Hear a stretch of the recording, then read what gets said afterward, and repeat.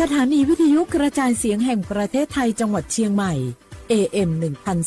1476 กิโลเฮิรตซ์สถานีวิทยุภาคภาษาชาติพันธุ์แห่งเดียวในประเทศไทยที่มีความทันสมัยเชื่อถือได้สร้างอัตลักษณ์กลุ่มชาติพันธุ์สู่สากล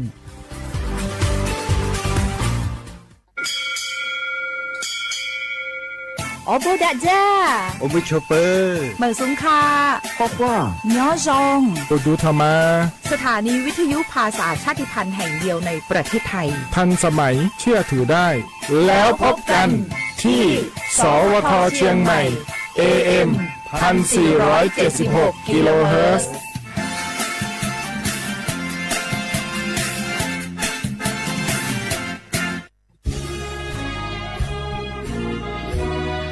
พระบารมีปกเกล้าเพื่อปวงชนชาวไทยจากพระราชกรณียกิจนานับประการที่พระบาทสมเด็จพระเจ้าอยู่หัวและพระบรมวงศานุวงศ์ทรงทุ่มเทพระวรกายทรงงานอย่างไม่เหน็ดเหนื่อยเพื่อประโยชน์สุขของประสบนิกรจากโครงการหลวงสู่การพัฒนาแหล่งน้ำส่งเสริมการศึกษาและด้านสาธารณสุขที่มุ่งเน้นการพึ่งพาตนเองและการพัฒนาอย่างยั่งยืนทุกย่างพระบาทคือการทรงงานทุกพระราชดำริคือพลังแห่งการพัฒนา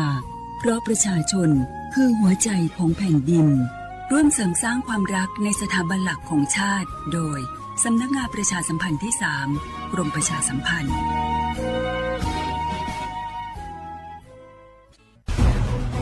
ทุกคนเร็วๆทุกคนเก็บของเร็วๆแผ่นดินไหวแล้วแผ่นดินไหวเดี๋ยวพี่เดี๋ยวก่อนจะรีบไปไหนเก็บของไปไหนพี่เนี่ยพี่ดูในข่าวเขาทำคลิปมานะว่าจังหวัดเราเนี่ยแผ่นดินจะไหวพี่ยังไม่มีแฟนเลยเนี่ยกลัวตายมากเลยเนี่ยไม่อยากตายเอ้าพี่ไปฟังข่าวปลอมมาอีกแล้วเหรอทำไมพี่ไม่ไปดูข้อมูลแผ่นดินไหวที่แอป Earthquake หรือว่า Thai Disaster Alert เขาบอกข้อมูลหมดเลยว่าสถานการณ์แบบไหนระดับไหนต้องทำตัวยังไงบ้างอีกอย่างถ้ามือถือพี่ไม่มีเน็ตเนี่ยเขาจะมีเซลล์บอร์ดแคสส่งข้อความแจ้งเตือนมาที่โทรศัพท์พี่โดยตรงเลยพร้อมข้อปฏิบัติด้วยเหลือแค่พี่ปฏิบัติตามนั่นแหละต้องใจเย็นๆลงละขอบคุณมากไอ้น้องโอเครู้ทันสาธารณภัยห่างไกลความเสียหายด้วยความปรารถนาดีจากสำนักงานประชาสัมพันธ์ที่ 3 กรมประชาสัมพันธ์เจ้าใจถอนเงียบ้าถอดสืบเส้นเดเก๋ขมอลอยยอใจขมอคอยอยู่เก๋จอชีสิทธิบัตรทองยอดสืบเส้นเราก็รู้เก๋เดจอใจขมออัวจียอหลอนเดก็ตัวมอหล่อก็มอใจอยู่เตาสายอีป้อนเยี่ยหล่อป้าก็ตัวหนึ่งมออัวเตาสืบเส้นโยอ้วนเต๋อเจลูทอจอยจอยเชคมอยหอสำนักงานหลักประกันสุขภาพแห่งชาติสำนักงานสาธารณสุขจังหวัดสำนักงานหลักประกันสุขภาพแห่งชาติเขตอีจโกเปศูนย์คุ้มครองสิทธิบัตรทองใส่ด่วนอีเปเปศูนย์สปสชเขตเชียงใหม่ยอศูนย์จีเปอหยีจีเปจีจี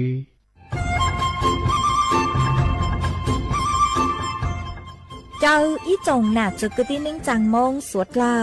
ลูกว่าอีปังดูทีมเจ้งใหม่ชื่อปังเกลาเต้งเหม่งสวดตาปูหาปังฟัวอาองพีเอ็มอจุดจื้อยอปูมั่วสวดตากุญแยกขอตือหามงจัวจอหนูจื้อกุญย้อจวนเดอศูนย์อำนวยการหาตีไทยสวดตาปูปังฟัวอาองกุญย้อจวนเดอลูเสงเจ้งใหม่ดาวมงเตาจัวตุงเบอร์สุตงศูนย์จื้อเปอีอยี่ศูนย์ยี่ลูเสงเจ้งใหม่เตาเต๋อจู้ใจตีไถเต้งเหม่งสวดตาปูหาปังฟัวอาองพีเอ็มอจุดจื้อไม่ยกขอเชยตือจื้อเตาใจเก๋เข็งจอใจกวดเหลาเตาลุนเต๋อตุแอปไฟดีมาช็อตเหลาเนอจื้อหาเหลาจัวต่อเต้ช้างปัวเหลาหูเร่หูจอเหลาเต้ขยะเต้กินตรงขัวบลงขัวชัวอย่างมาจื้อปุ๊เหลาจื้อรอนูตีอีลูอีลินดูมงจูนูตีไปเจ้าอีลูจื้อลินดูชงอ้อเช้งจื้อปัวเจ้าจัวยอเล่งตือเหลายัวเจ้าลูจื้อเจ้าเลจู้ใจเกตเช่าจูลุนเต๋อสำนักงานประชาสัมพันธ์เต๋อลูเสงเจ้งใหม่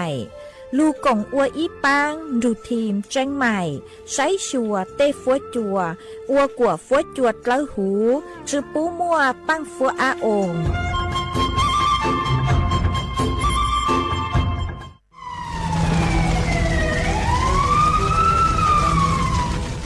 สุดเลยปัวเป้าหาตาพังเก่าเตะต้นจื้อเกเหลอช้าจูเก่าล้านไล่จ้วเจ้าเฟ่งปวนเต่าจ้าหาร้องคือเจ้ากุเนียลุนเต่าตัวหนึ่งเหลอ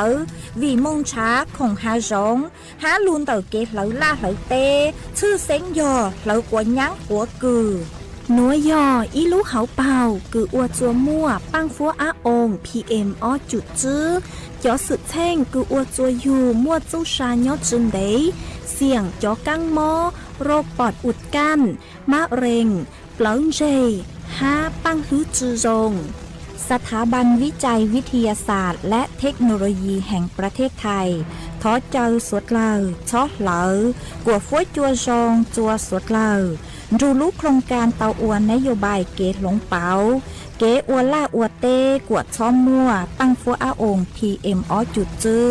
เกเชอลุงเดาสำนักงานวิจัยแห่งชาติ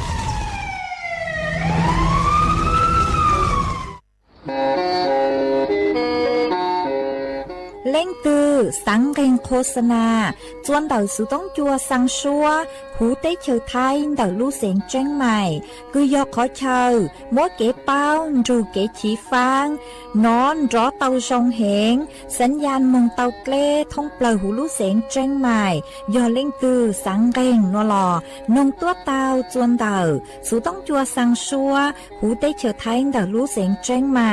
จวนเต่าตุมเบอร์สุต้องสูนจื้อเป้อ้อช่างเจ้าศูนย์เจ้าหยี่หล่อชื่อศูนย์จั่วอ้อเปล่าเจ้าหยี่จื้อช่างจั่ว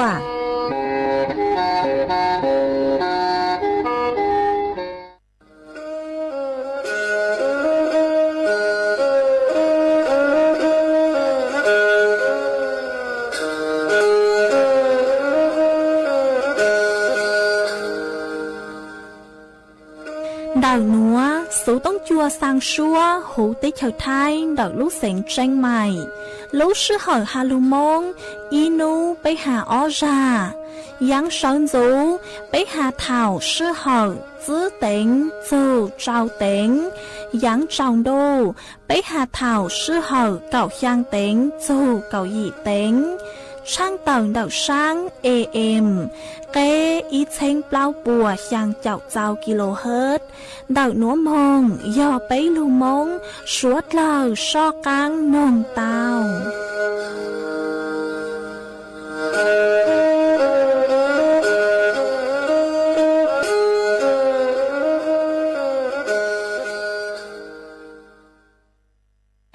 nhớ rong ý trọng nạt giữa cứ tiên ninh trang suốt lâu man đậu núa cúm bao nhà sảnh hàng rong sao trọc anh chọn đủ số tống chua hà lô mong đậu lúc sảnh tranh mày tuôn giữ ý trọng nạt giữa cứ tiên ninh trang suốt lâu ôn đánh núa chơi yuột thỏi ý trọng nạt giữa cứ tiên ninh trang suốt lâu cứ mình càng lưu sái hang càng lưu nông nhớ cho hú page Facebook mà thọกดไม่ปังกดไลค์กดแชร์อีแหล่งอีแชร์ปู้ตัวเพจสวท AM อีเชงเปล่าปัวยังเจ้าเจ้ากิโลเฮิรตซ์มากูอดช่างดาวจะไม่สวดเลยกูไม่ปังเชิงกลางสู่ต้องจัวฮาลูมงเดาลูกเสียงแจ้งใหม่อ๋อเอนูนัวเจกูหวังฮัจยาชาหาตาไม่สวดเลยยูลุนทูกูย่ออัวพงยืดเถาปีมองจูจัวเถาสาวมาอ้วนได้นัวเจกูยดช่างเต่าจัวไม่สวดเลยเต้าเป้าหาตานูนัวเจกูจัวเกลูชัวจัวไม่สวดเลยเต้าหนอเสืออ๋อยอหาตาเล่งตือมั่วสูเจ๋งเจ้งกลางจือนัวลอไม่ดาวสู่ต้องมองสุนชาไม่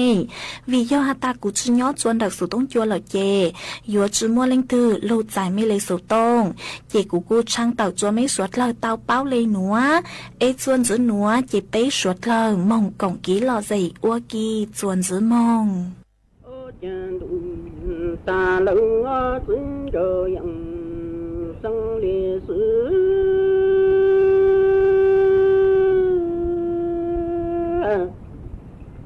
chân giờ tôi xin trời dặn sân lìa xứ nhỏ xin trời dặn sân lìa xứ anh trên chế lìa tụ xa tụ mong anh nhớ chỉ lý xin trời dặn sân lìa xứ lý sơ mong nhớ trên tụ tô cả chính của là tí tô nền tụ 梦之中这路走是这样，胜利是印度和山羊，老山谷羊，多感知是这样，胜利是。心里有着梦多多的能，忙一张嘴要么了地，读了地面才能。波兰人的我都让，帮助中央里的工，然后日月这梦在城在南都，这一路跟着样子这样，生的是。的屋子这样，山里是真正的多山多马一样只刚是这样，生的是你要这梦样真中，多干净过来，对多能多嘛只用山路走是这样，生的是。中和山羊，老山谷羊，多感知是这样，生来是离这梦多着的能，马一战争要么了地，都了地在。冷波兰人的我都让，感着要中央的都共。这个是什么站在那度，这一路刚讲了，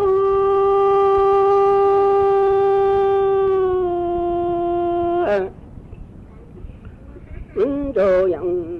生来是路几等，把主要都等是这样，生来是里的过拉人子。是个牛当，路个带了多嘛一种种是这样，生来是你要这梦好了呀，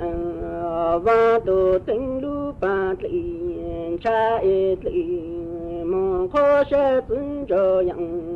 生来是你的人的梦路。把人家找路人来，得要路不到人，波兰人这路过，大人路过么人人了的，都把那路。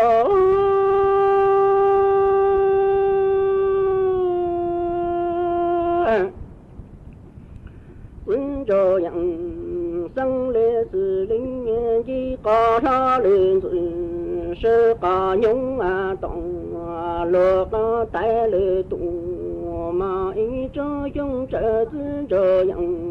生来是你要这梦我的娘，我都登路把里楼里嘛我本是这样生来是。linh tiền trình ti mù lùng cả lưng cha cho lù lù là ti yo lù phụ ta lưng po lên trong chớ lù khó lù ti to cả cân lù cô mù gì chủ to cả chớ lo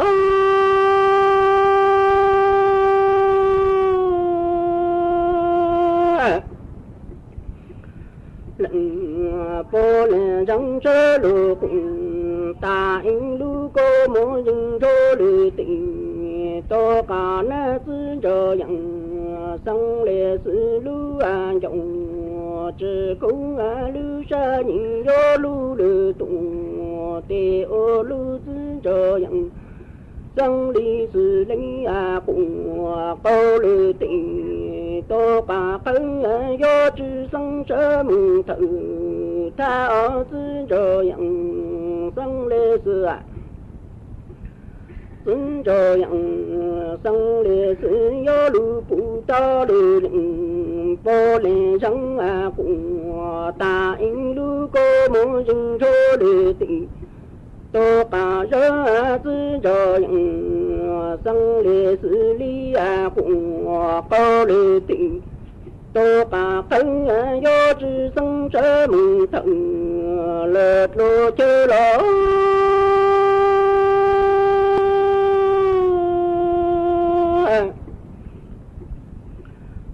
这样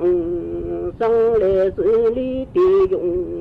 把油炸路上要路不到路人，路上要么真这样生来是路几样当，把油炸路当哦路人，路炸路叫了多，伢路后叫一人。波兰人只波人，波兰人我人里红高了地，多把个要生里个人，波兰人这路子这样，生来是拿着子这样，生来是真要走上了。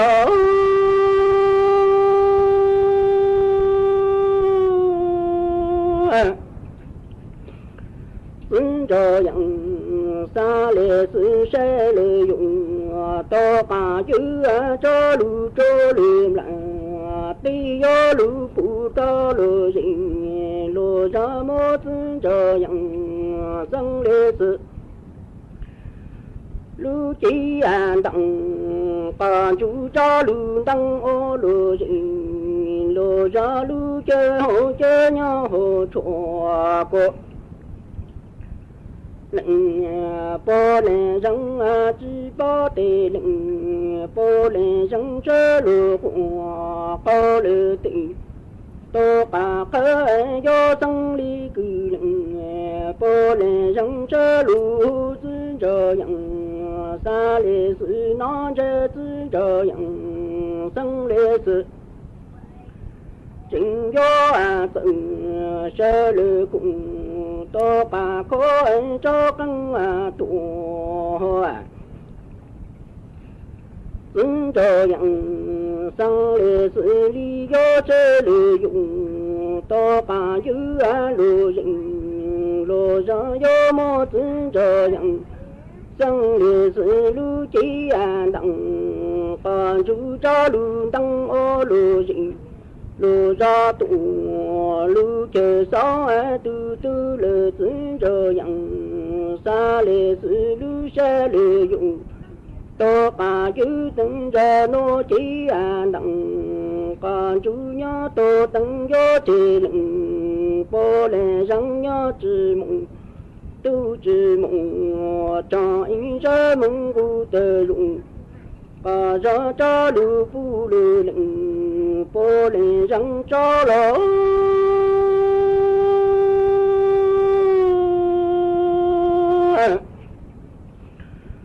真这样三来是谁来用？多把酒扎路人来，对呀路不到路人，路上么子这样生来是。路几样当，帮助这路当哦路人，路这东，路就小儿子这样，生里是英雄，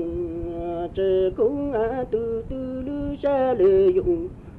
多把油等着拿几样当，帮助伢多等着人，波兰人伢知梦。都知梦，中一山蒙古的容，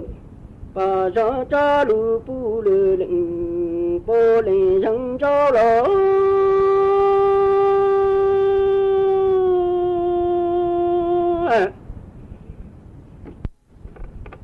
真这样，三来是里三来让，得恩的一度。这地是这样，生来是离什么苦，不恩佛不能得，多干的是这样，生来是爱是这样，生的是人要生的人，都人要找路啊，知道了人，不能让一路的多，路经家是这样，山里水里这么活的。不发不难定，多干难了。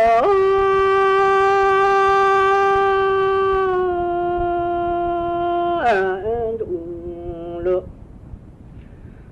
生多一里接不个地方人，若有人都是这样，生理是中个几多节灵，不能让要都讲干着都。找到更了是这样，生的是啊，够了。เอจวนจือหนัวหอดเยกูอายุลูกฮาจูนเดาจ๋อปังฟัวอาองพีเอ็มออจุดจื้อมินจื้อมาออนัวกุนจื้อหาตามั่วกีเหลาชัวเตอตอนเต้าเกิดจื้อหาเหลาหังสงเหลาลาเหลาเต้มายุอจัวมั่วจ๋อปังฟัวอาองพีเอ็มออจุดจื้อตอนเต้าเกิดมาอจัวเสียงเต้าใจจ๋อกังหม้อเนื้อจูหูยุลุจีฮาซื้อเลยจ๋อกังหม้อโรคปอดอุดกั้นมะเร็งเปล่าเจลอสยอปังหรือจือจงเตหนัวกีเหลาหนัวเจปวดเหลาวิยอหาตายวนชาเต้ของหางจงเตลอสยอยดเหลาลาดเหลาเตมาจ้อหนูจื้อกือย่อจวนดอกสถาบันวิจัยวิทยาศาสตร์และเทคโนโลยีแห่งประเทศไทยลอสยอวกุทอเจ้าจัวอีจงหนาจือกุตีนิงทาจังไทยสวดเหลาชอดเหลาสวดเหลาสะเลยมั่วฟัวจัวจงย่อลูสือย่อจัวชวนนัวเจกูจะรู้ถังคาชัวสวดเล่าเตาเป้าลิงนัวส่วนจื้อนัวเจกูโยมัวอีรังลูเป้ากือหาจูเจ้าตัวอย่างจื้อกือโยหาตาก็จื้อสังหม้อยอกังหม้อเจ้ามาก็จื้อเฉาหวอสวดเล่าลูใช้แช่ยูทูบเข่งปูมัวจออย่างจื้อเจ้าลิงนัวฮะยอเฮาลิเจ้านอกังรื่นดองดาวหลอดยอนอลองเจนดองดาวเฮงงวงวันนอจอโปรตีนดาวเท้าใจ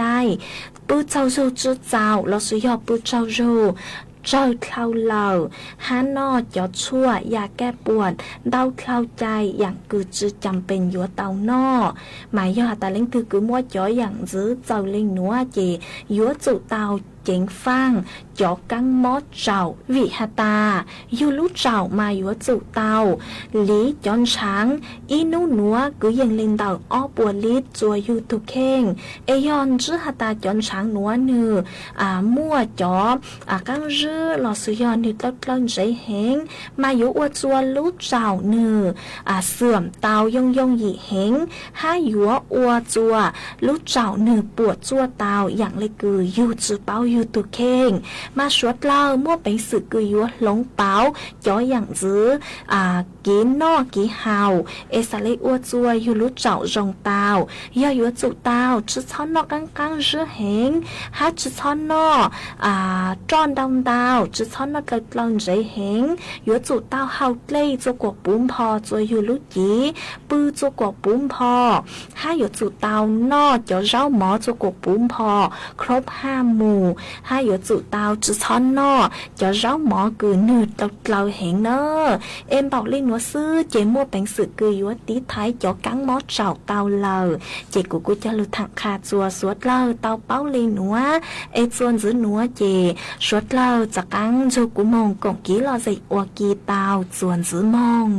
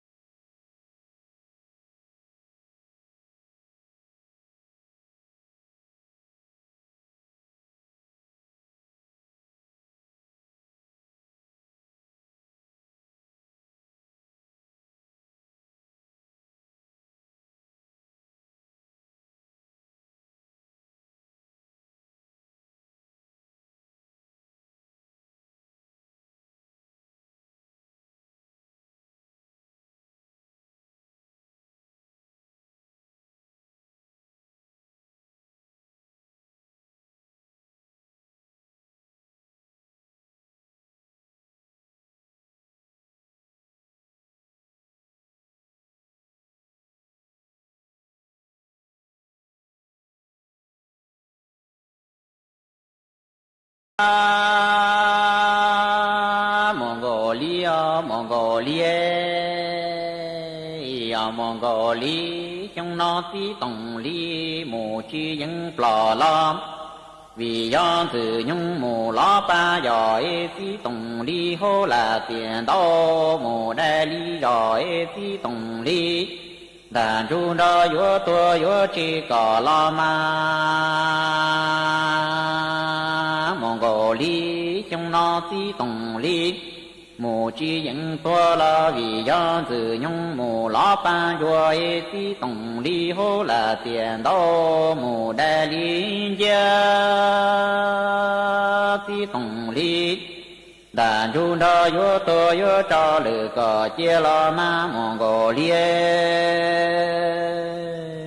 Mongolia, Mongolia, vì do có vô tu trò tăng tu nâng lý có chi đỏ nâng thơ dê mù mô tí tổng lý tu dù bia. Mongolia, nè vì do có vô tu trò lý tu nâng tăng có chi đỏ nâng thơ dê mù tăng ni. Mongolia,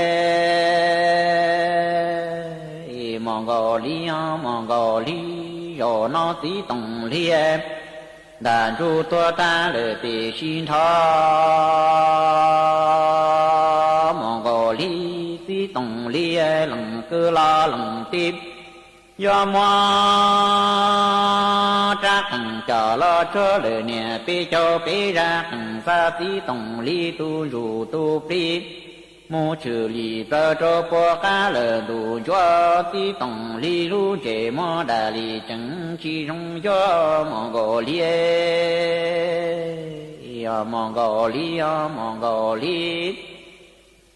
rồi nó tí tổng lý đà chú toa lờ tù tiêu tí tổng lý lần cơ la lần tí do mua tí tổng lý. Lô đô cho lon đô lờ nè bê cho bê ra đô sa tí tổng lý tu dù tu bê. Mô trừ lì bơ cho bó cá đủ thông Mongolia. Rồi nói tí tổng lý lưu chế mô đà lì chẳng mù đo chi rong lo ma. Mongolia ta nó đủ ép tí tổng lý lần cơ la lần tí do mua tí tổng lý cha lý chế tùa tu nâng tí xế. Tí tổng lưu trô kê nâng kê cha tùa mù đo nhé lo ma. Mongolia ta nó đủ ê tí tổng lý lần cơ la lần tí do mua tí tổng lý cho mù cha lý chế tùa tu nâng tí đùa ê. Khi tổng lưu trô kê nâng kê cha tùa mù đo của nê. Mongolia,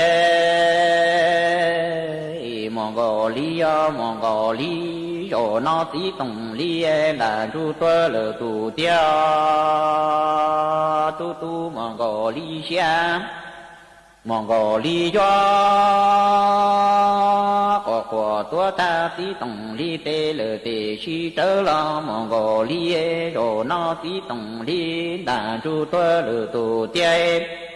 tí tổng lý do chi sở lo ma. Mongolia, rồi nói tí tổng lý đàn chú tuơ lờ tù tiêu tu Mongolia. Của tua tí tổng lý tê lờ tê chi trở mù ra chi cho lo. Mongolia, rồi nó tí tổng lý đàn chú tuơ lờ tù tiêu tí tổng lý do chi lo khó tư lo ni. Mongolia Hoa cha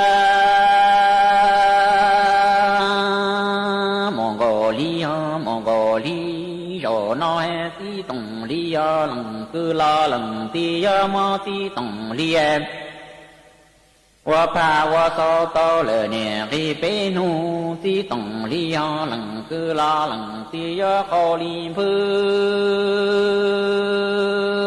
ti tổng li tu ti bự đô cho lo wa ti tổng li tu che mu đen nu ne Mongolia ta nó tu e ti tổng li ya lăng cư la lăng ti ya ma ti tổng li wa pa cho wa so to le niên ri pe ma e ti tổng li lăng cư la lăng ti ya ma ti tổng li tu ti bự tha cho la wa ti tổng li tu che mu đen ma ni Mongolia wa cha Mongolia rồi nói ti tổng li lăng cư la lăng tim nhà ma ti tổng li cho mu ta li go cho ta lu li tại tua ti trong cho Mongolia có nhà em có chuyên gia ti tổng li mồ la che ma có gia ti tổng li che có ha chi sa pu ti tổng li lu tie va li vợ cho niệm anani nung cho Mongolia rồi nó ti tổng li lăng cư la lăng tiếp ma ti tổng li cho mu ta li go cho ta lu li tại ta ti trong căn Mongolia có nhóm có chi gia ti tổng li mồ la che có gia ti tổng li che có ha chi sa pu ti tổng li lu tie va li vợ cho nhà nam mi nung trăng ngõ Mongolia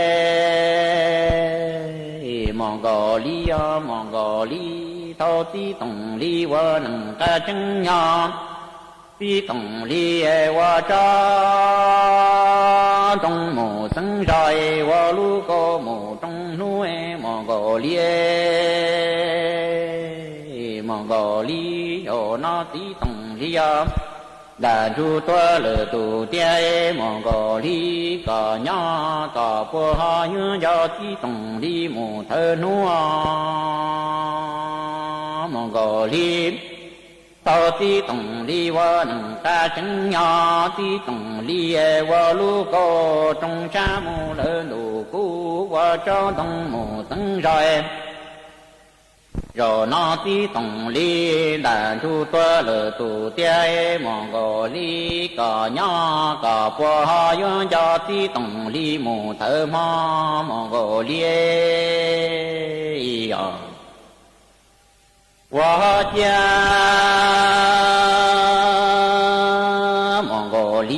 Mongolia ta nó đủ chế ti tổng li ca ra mù tơ chúa dùa e còn ra mù tơ chúa mò em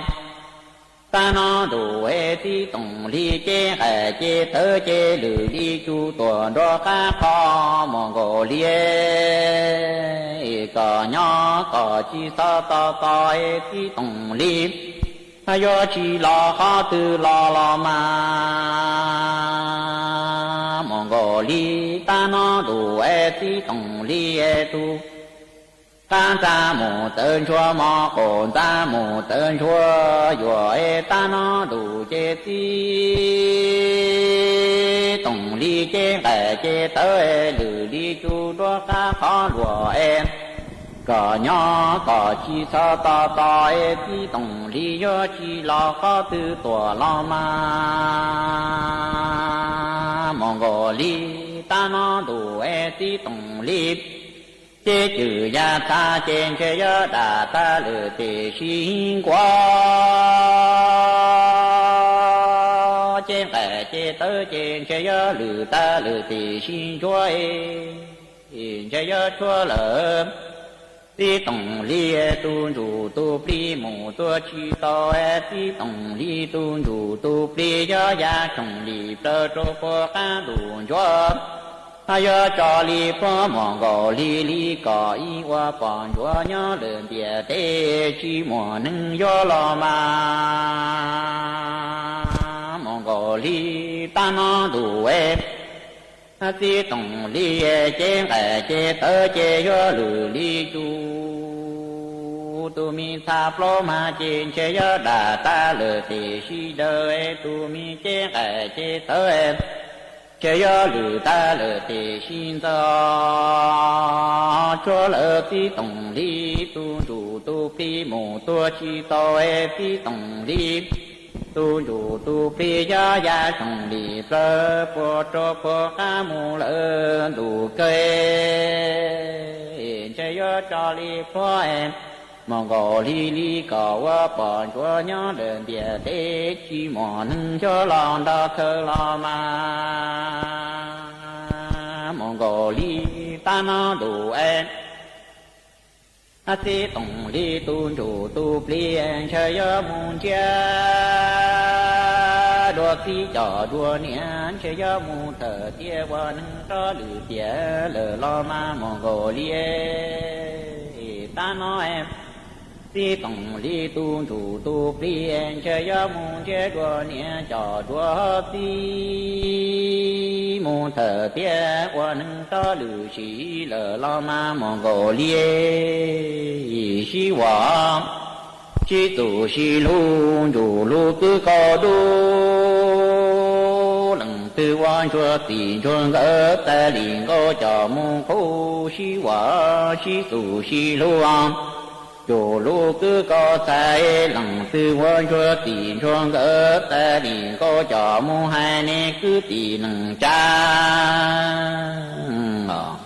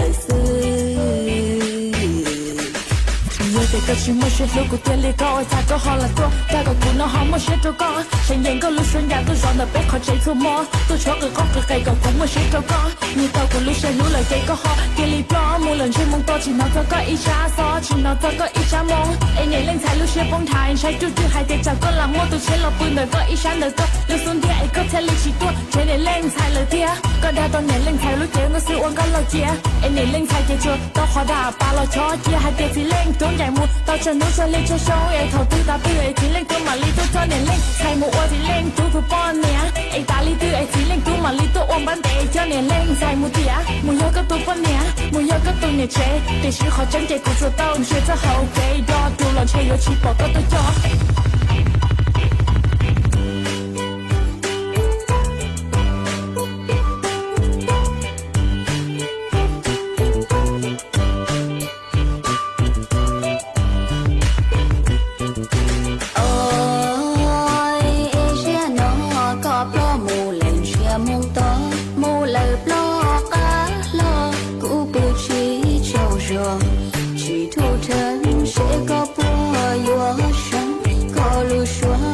说呀，多叫古老呢，眼中梦古梦中做哈给，谁个不有多？我们得叫古母，我个包有个水。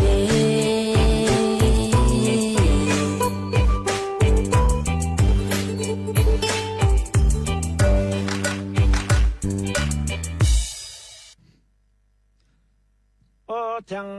路要登着看着来，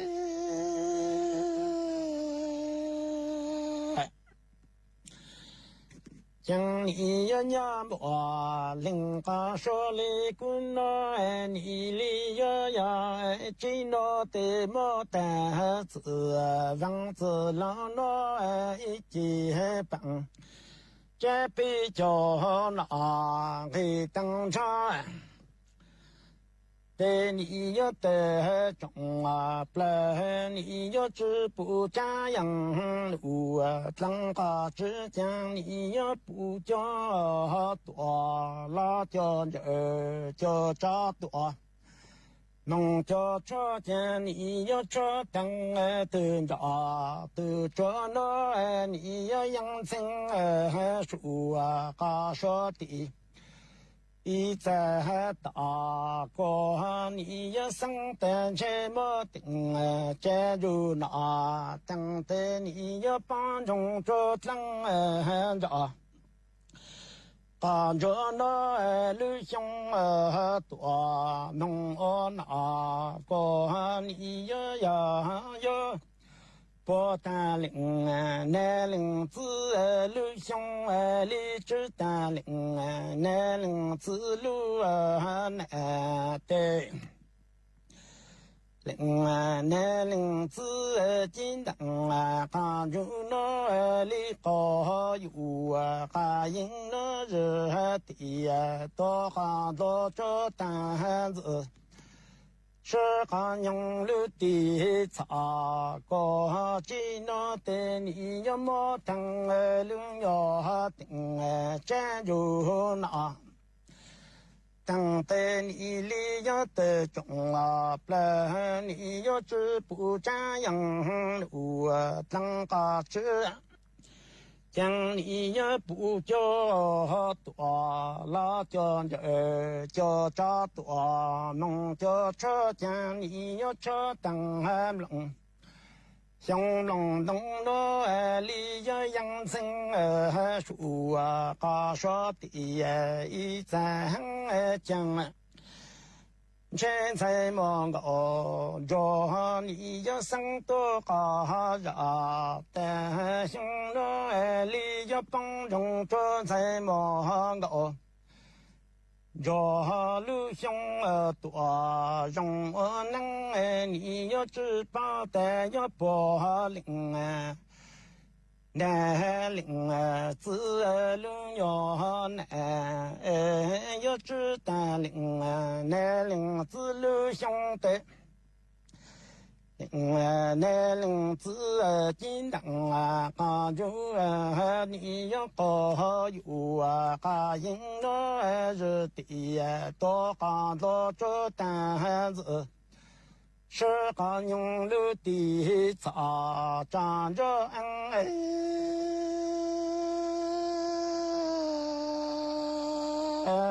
江海岭。南岭子金灯啊，刚就多老灯茶多，进了多呀，几道灯着。刚着呀，请你要走走，让走老路路要顶站。在你里要上多高热，在我林里滚了的都这么，那只么只得这老分门站住了那个。将你里要上多高热，但这呀的都得给过，让个人要拿的。家里门站住了那个都这么，那这么只得你要拿。俺刚来那走路要在个么多，是的是你路要让着看着那将来你要娘么？林家手里狗长着，看着那你里要走走，让走老路要顶。这对你要上的都这么，那这么只得这老分门。站住了那个你要上的呀的都得给过，让个人要拿的。接着门站住了那个都这么，那这么只得你要拿个个来那走路要在个么里要是的多个难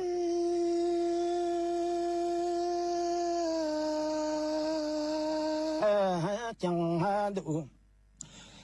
要等着刚着那你里要领南领子金能大就多老等着的领南领子多都来多你里要梦走走是刚用了都的另外南岭子你上多高热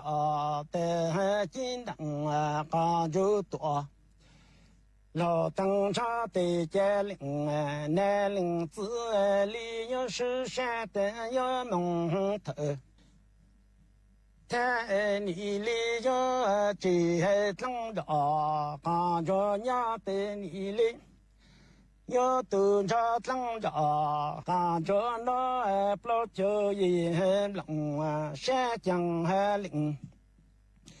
南岭子金能看着多老灯茶多，进了多岭，南岭子要梦走走，是个用了都的才的。南岭子你上多高热的金能高就多老灯茶的岭南岭子里有是山的有蒙头头你有这灯着高着呀的你里有都着灯着高着那不就一龙这路要领南岭子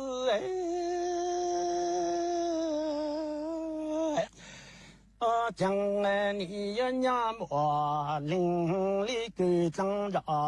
看着那 lý do tờ chúng ple ni nhớ chế lọ dòng xe chế linh tọa dòng lọ ni nhớ chữ bù cha yang lụ chẳng có chữ lý do xe ta tọ có thể tọ mong cho cha ni chẳng đủ có thể tọa chẳng ở chẳng ni chẳng đủ chẳng có lý do xe tăng chỉ nhỏ bằng măng cha tăng đỏ có cho ni lý do xe ta tọ có thể tọ lưu ta nó cha xuống nó你要帮助这增长，帮着领奶领子里要有增长，帮着老六要领。心花应多是非更好路，要顾领奶领子。将领奶领子金当帮助多老当差的多，都来多你要记得增长，帮助要加增长，帮助要得中了。将你里要摘了，总是摘领多，总罗你要知不这样路，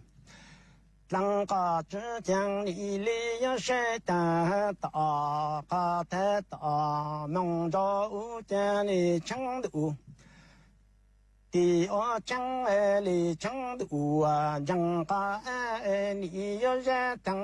金要棒。那么即将你要是大大的大路大路加上来，你要帮助着增长，帮着领奶领子要有增长，帮着老路要领。心花应多是非几好路等着增长看着我 ý trong nà giữ của tiên nên trang suốt lờ lúc sư hơi yếu tăng lờ dây cũ ở trong đau cho mấy suốt lờ cứ mấy băng chân gàng sử tông chua hà lù mong đợi lúc sành tranh mày hà mấy cú lùn thu của nhỏ ủa phong dư thảo bí lù chua chua thảo sao lúc sư hơi yếu tăng lờ dây cú yếu sao sử tông chua chơi cha lên núa lờ sư bây lên mảng chọc căng lù xuân rứt lùa chua thảo lúc sư hơi chứ tính chu trao tính ha cậu香tính chu cậu dị tính nhỏ chùa chùa chùa nu em nu nua chỉ yếu sao số tông chùa chơi cha lên núa lợi sư thọ chùa quả mấy chùa chùa lên chùa tù chuẩn dư châu kín nó căng nhỏ rồng suốt là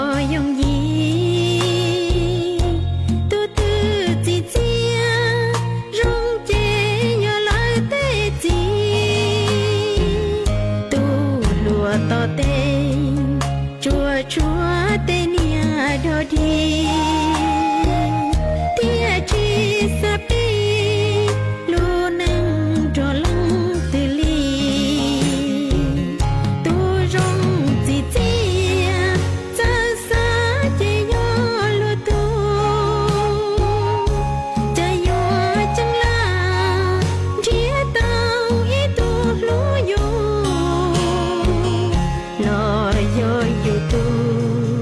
ลูโมก็ตาชินะเฮาคูลูนังยนเทียตาเตือมาเต้าอยู่เจเชโย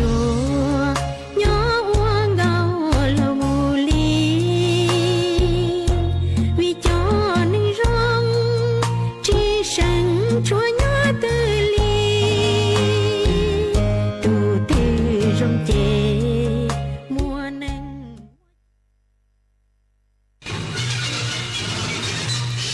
สถานีวิทยุกระจายเสียงแห่งประเทศไทยและเครือข่ายทั่วประเทศเสนอข่าวต้นชั่วโมงรู้เร็วรู้จริงเกาะติดทุกสถานการณ์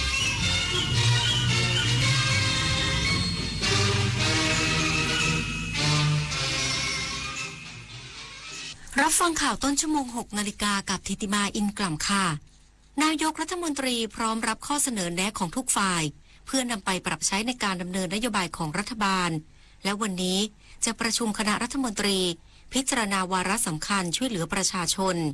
อีกสักครู่กลับมาติดตามรายละเอียดค่ะทุกการเดินทางมีใครบางคนรอคุณอยู่ที่ปลายทาง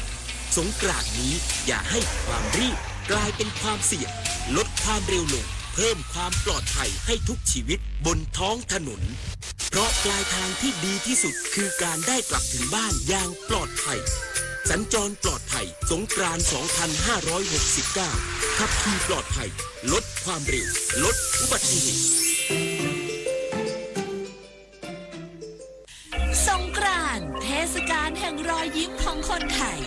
จากประเพณีรดน้ำดำหัวสู่เทศกาลระดับโลกที่นักท่องเที่ยวต่างชาติหลงรักร่วมกันรักษาวัฒนธรรมไทยเล่นน้ำอย่างสุภาพปลอดภัยและมีน้ำใจเพราะเสน่ห์ของสงกรานต์ไม่ใช่แค่ความสนุกแต่คือความงดงามของความเป็นไทยสุขสันต์มหาสงกรานต์ทั่วไทย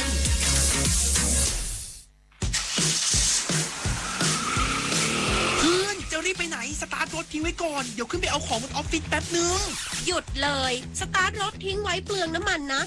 แค่ไม่กี่นาทีเองพลังงานไม่หมดโลกมั้งคำว่าแค่แป๊บเดียวของทุกคนรวมกันหมายถึงพลังงานมหาศาลที่ถูกทิ้งไปเปล่าๆเลยนะจริงด้วยนึกว่าเรื่องเล็กแต่มันเรื่องใหญ่กว่าที่คิดอีกนะเนี่ยร่วมกันประหยัดพลังงานเพื่อประเทศชาติและโลกของเราแสนอาลัยสมเด็จพระพันปีหลวงไทยทั้งปวงหมองหม่นก่นร่ำให้พระผู้เสด็จสู่ฟ้าสวรรคาลัยแนบดวงใจ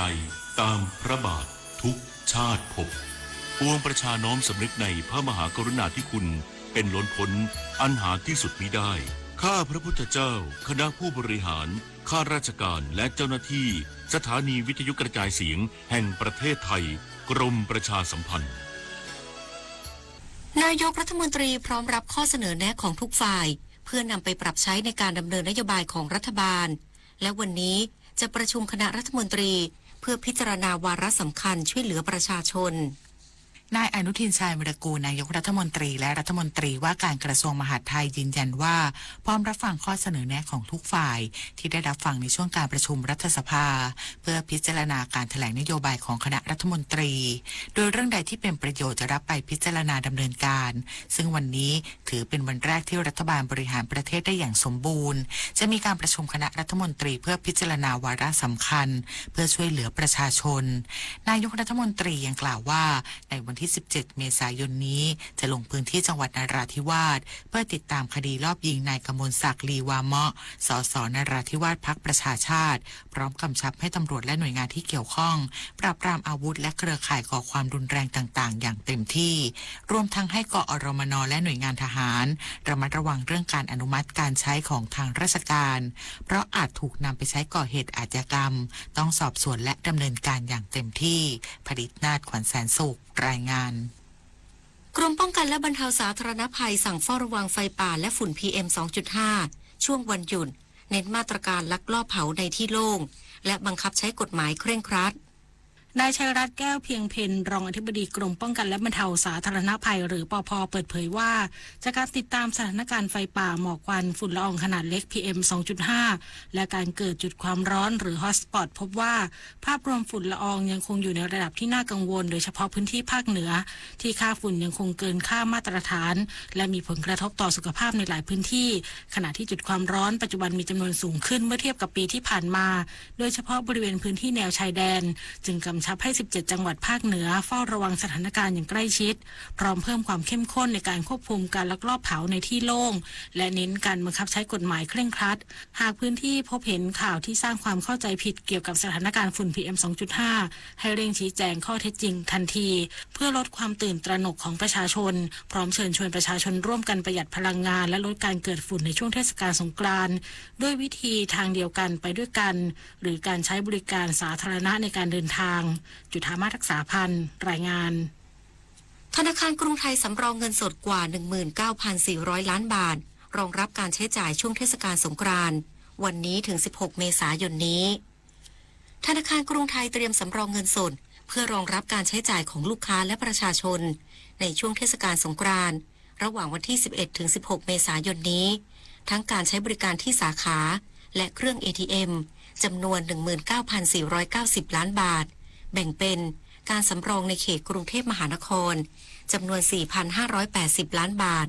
และเขตภูมิภาคจำนวน 14,910 ล้านบาทโดยสำรองสำหรับสาขาและจุดบริการทั่วประเทศจำนวน 2,040 ล้านบาทและสำรองสำหรับเครื่อง ATM จำนวน 17,450 ล้านบาทอย่างไรก็ตามเพื่อความสะดวกในการทำธุรกรรมทางการเงินลดการใช้เงินสดและลดการเดินทางในช่วงเทศกาลลูกค้าและประชาชนสามารถทำธุรกรรมผ่านแอปพลิเคชันกรุงไทย Next และแอปพลิเคชันเป๋าตังที่มีความสะดวกรวดเร็วปลอดภัยได้ตลอด 24 ชั่วโมงทั้งนี้สาขาที่เปิดให้บริการในห้างสรรพสินค้าจะปิดทำการในวันที่ 14 เมษายน 2569 สอบถามข้อมูลเพิ่มเติมได้ที่กรุงไทย Contact Center 02-111-1111 ปิดไฟปิดแอร์เมื่อไม่ใช้ช่วยประหยัดค่าไฟลดการใช้พลังงานจบข่าวทิติมาอินกล่ำอ่านรับฟังข่าวครั้งต่อไปเวลา 7 นาฬิกาค่ะติดตามข่าวที่นำเสนอไปแล้วได้ที่ www.thainews.prd.go.th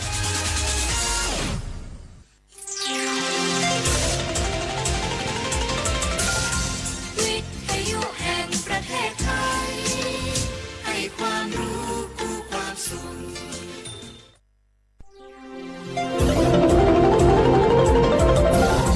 วิทยุแห่งประเทศไทย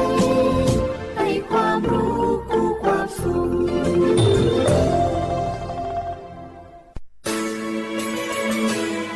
สถานีวิทยุกระจายเสียงแห่งประเทศไทยจังหวัดเชียงใหม่ AM 1476 กิโลเฮิรตซ์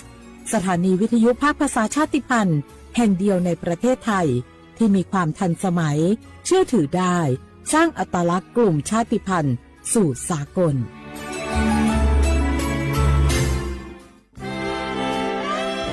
ตลอดประวัติศาสตร์ของชาติไทยพระมหากษัตริย์ไทยทรงเป็นพลังศรัทธาทรงทำนุบำรุงและอุปถัมภ์ศาสนาให้เป็นหลักยึดเหนี่ยวจิตใจของประชาชน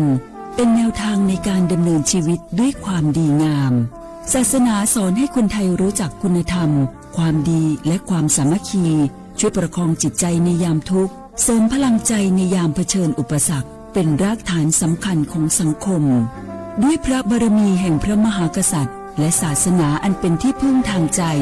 คือพลังศรัทธาที่ล้อมรวมคนไทยทั้งชาติสู่ความมั่นคงสงบสุขและยั่งยืนตลอดไปร่วมเสริมสร้างความรักในสถาบันหลักของชาติโดยสำนักงานประชาสัมพันธ์ที่ 3 กรมประชาสัมพันธ์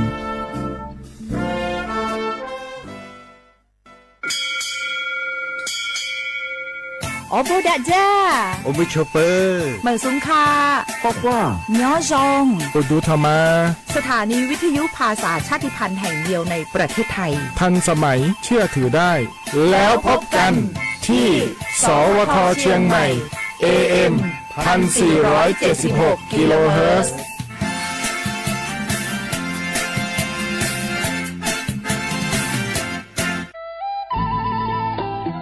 ปีใหม่เมืองมาแล้วจวนกู้คนกู้ทันห่วมฮดน้ำดำหัวขอปอนคนเฒ่าคนแก่แต่งกายด้วยความสุภาพเล่นน้ำอย่างมีวัฒนธรรมสืบสานประเพณีอันดีงามของล้านนาเฮาปีใหม่เมืองสุขใจปลอดภัยใส่ใจวัฒนธรรมเจ้า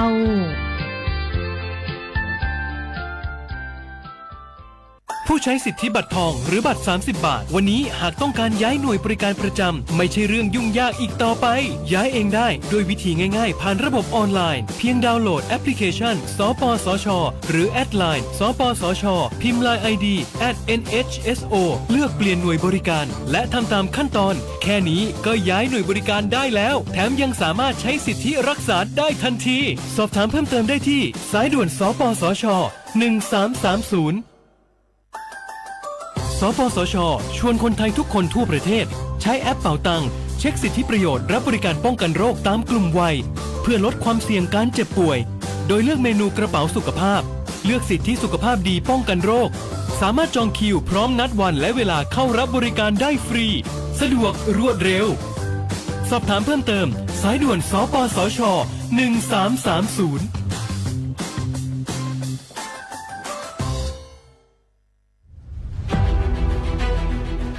จังหวัดเชียงใหม่ขอความร่วมมือทุกภาคส่วนงดการเผาเพื่อลดปัญหาหมอกควันและมลพิษทางอากาศจากการเผาป่าและการเผาเศษวัสดุทางการเกษตรตามประกาศมาตรการสำคัญเพื่อควบคุมการเผาในพื้นที่ต่างๆโดยไม่อนุญาตให้มีการเผาใดๆทั้งสิ้นเพื่อเป็นการลดมลภาวะจากฝุ่นละอองขนาดเล็กหรือ PM 2.5 ตั้งแต่วันที่ 1 มกราคมถึง 31 พฤษภาคม 2569 หากจำเป็นสามารถลงทะเบียนขออนุมัติผ่านระบบไฟล์ดีและเบิร์นเช็คได้ฝ่าฝืนต้องระวังโทษจำคุกและปรับหรือทั้งจำทั้งปรับจังหวัดเชียงใหม่ส่งเสริมการใช้เทคโนโลยีในการจัดการขยะและเศษวัสดุทางการเกษตรเพื่อลดการเผาในอนาคตและสร้างสภาพแวดล้อมที่ดีขึ้นในระยะยาวหากพบเห็นการเผาในพื้นที่ห้ามเผาหรือพบผู้กระทำความผิดสามารถแจ้งข้อมูลได้ที่ 053-112-808 หรือ 191 ตลอด 24 ชั่วโมง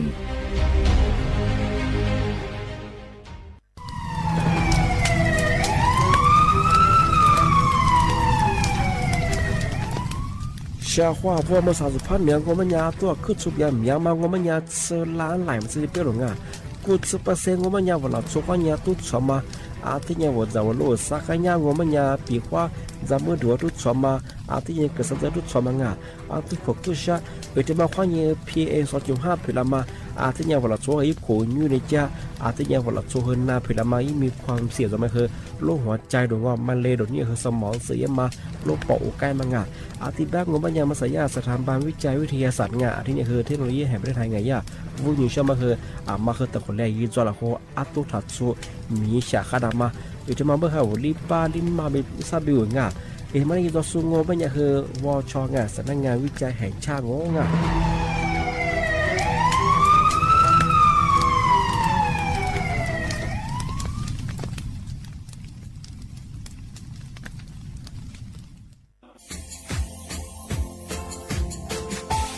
ชาว่าบราวัฒมาปีใหม่อาทิตย์สุดตาจินชามองมันยังไงอามุสาจังหวัดเชียงใหม่ควายที่มาปีใหม่ปากไก่ฝรั่งที่5ที่นี้ของพวกควายยังว่า5 3次ที่นี้ซึ่งอีกคนอยู่ตรงนี้โฉดสึกคู่ควางมาคืออาตุทัดสูดงกับปากกับเมียนเบสพิอาลุมีโดขยันรัวจิปดงสัตว์ความแบบดิต้มแบงอาตุทัดสูบง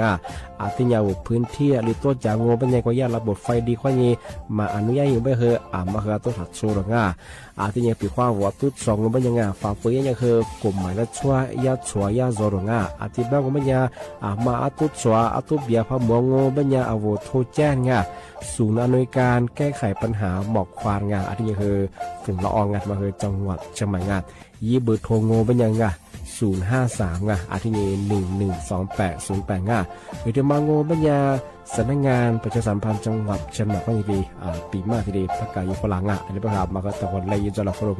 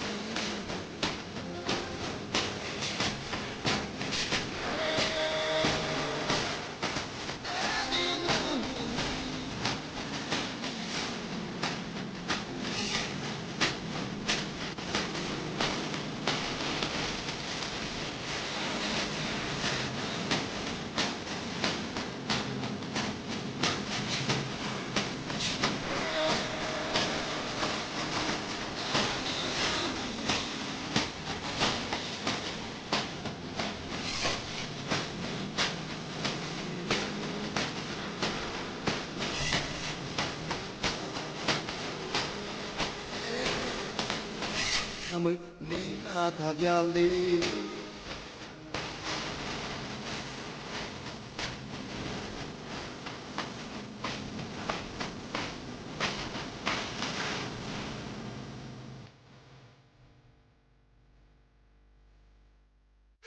Xe hoa bơ la hoa hoa ni nè chụp mô hoa nhì trên mô avo li sungo đột dơ to hoa bê lo avo li sungo baka gungo benya tha chim mai ngaปัจจุขุนวดะตำบลช้างคลางอำเภอเมืองจังหวัดเชียงใหม่สถานีวิทยุกระจายเสียงแห่งประเทศไทยจังหวัดเชียงใหม่ที่เลบ้างเอาวิทยุดูจะมายีระบบยา AM ยีความถี่โงปัญญาที่ตัวลิฮาสิจะโชเฮกว่าโจญาดอลลาร์ที่ทาวFacebook เฮไลฟ์สู่จะยืดชื่อเพจของเฮสวทเชียงใหม่ AM 1476กิโลเฮิรตซ์ที่เลโบยาเฮ Facebook เฮที่เลหมวง่าเอาลิซึงโงดอมองมันยาหนีจีดว่าหนีขวาด้วยนั่นแหละที่ขวาที่มุล้อที่ขวาที่มุล้อมันยาหนีมุขวาหนีสามโมนั่นแหละไปเฮโฉมมุขวาหนีเจโมนาที่เนียขวาหนีนาเนียซที่นี้เดือดร้อนก็ลายาอะไรายการลิซึงโงเนี่ยเฮเมื่อเกิดเจ้าว่าด้วยสิงอาจจะว่าเฮเมื่อเกิดเจ้ามาที่มุลว่าจ่าฝรั่งหนีมุขวาหนีสามโมอาจจะว่าเฮที่ขวาจ่าอาจจะว่าเฮเนี่ยตั้งพวกมาคือเนี่ยที่ขวาจ่าอันนี้เนี่ยไปเฮก็ลาที่คนมันจะชิมุเกิดขวาหนีเหมัวด้วยสิอาจจะเป็นยาโฉ สิมุกก็มาทว่าชมโมตัวว่ายิ่งสิมุเซที่จุมุเห็นตัวสิงาอาทิตย์บ้าว่ารายการลิสุงมาเคยยี่เวลาจ่ามาเคยที่ยิ่งว่าจ่าแบบเอาชมมุมแบบไงว่าว่าตื่นสุดบ้าเคยที่กระถั่วเนี่ยมาสุดๆเป็นอย่างคือเอารายการลิสุดมาเคยความมือมาเคยจวงาอาทิตย์บัญญัติว่าเสียความวัฒนวิทยุธนาจารส่วนแบบเอาทลายสวัสดีสุเฮงเอาเสียความวัวบุษสุแพ้ยาลาเคยทีดีปีมางอทีดีกดไลค์กดแชร์ที่ยิงทำมาคือว่าเสียข้อทีดีดีช่องของเราว่าเสียข้อรักคือบุโมงาเทศกาลสงกรานต์เลยอันจะทีไปเราช่องงานมาคือว่าบีประเพณีว่าว่าบีญาลิเพไปบ้านเราช่องงานอันนี้บ้างแม่ช่องงานมาคือเราก็เบียร์คืองานมาก็เดี๋ยวมากว่าเชื่อดูแลสุขภาพยังไงที่จะว่าคือมาดูก็เที่ยวงูไม่ยากช่องงานมาโหลคือยี่กับกุยยิงกับเชี่ยช่องงานแต่ก็ต้องว่าโหลคือมาอยู่มาคือบางอย่างสมองมันก็จะคือเอาปีว่าที่ช่วงสงกรานต์เบี้ยไปคืองานลงมาอยู่ก็จะคือมาเตะก็จะงานว่ากับกุยยิงกับเชี่ยกับจับปีว่าวันที่คือมาฟ้าเชี่ยไปคือว่าโหยู่ว่าไงว่ายาโหลเฉายี่คือที่ยาลาแบ่งเนี่ยยาลากับกุยยิงกับเชี่ยช่องงานปีว่าหนูย่าอย่าไปเหยียบบ้างว่าเอาที่มาเชื่อยิงก็มาจะแบบนาจากที่ช่วงสงกรานต์ก็คือสู่ยี่เพื่อเนี่ยสู่โหลชาก็คือสู่เจียงมาเสื่อจ้านุ่นโหลจะก็จะมาเบียก็คือสู่ยี่ล้ามาก็คือมาคือช้ำในช่วงที่แบบมันยังไงที่มานี่มีที่นี้เส้นที่นี้ไงยี่แดงไงช่วงที่แบบกับมันยี่คือโหลคือกับกุญยิงกับเชื่อที่ข้อบุตร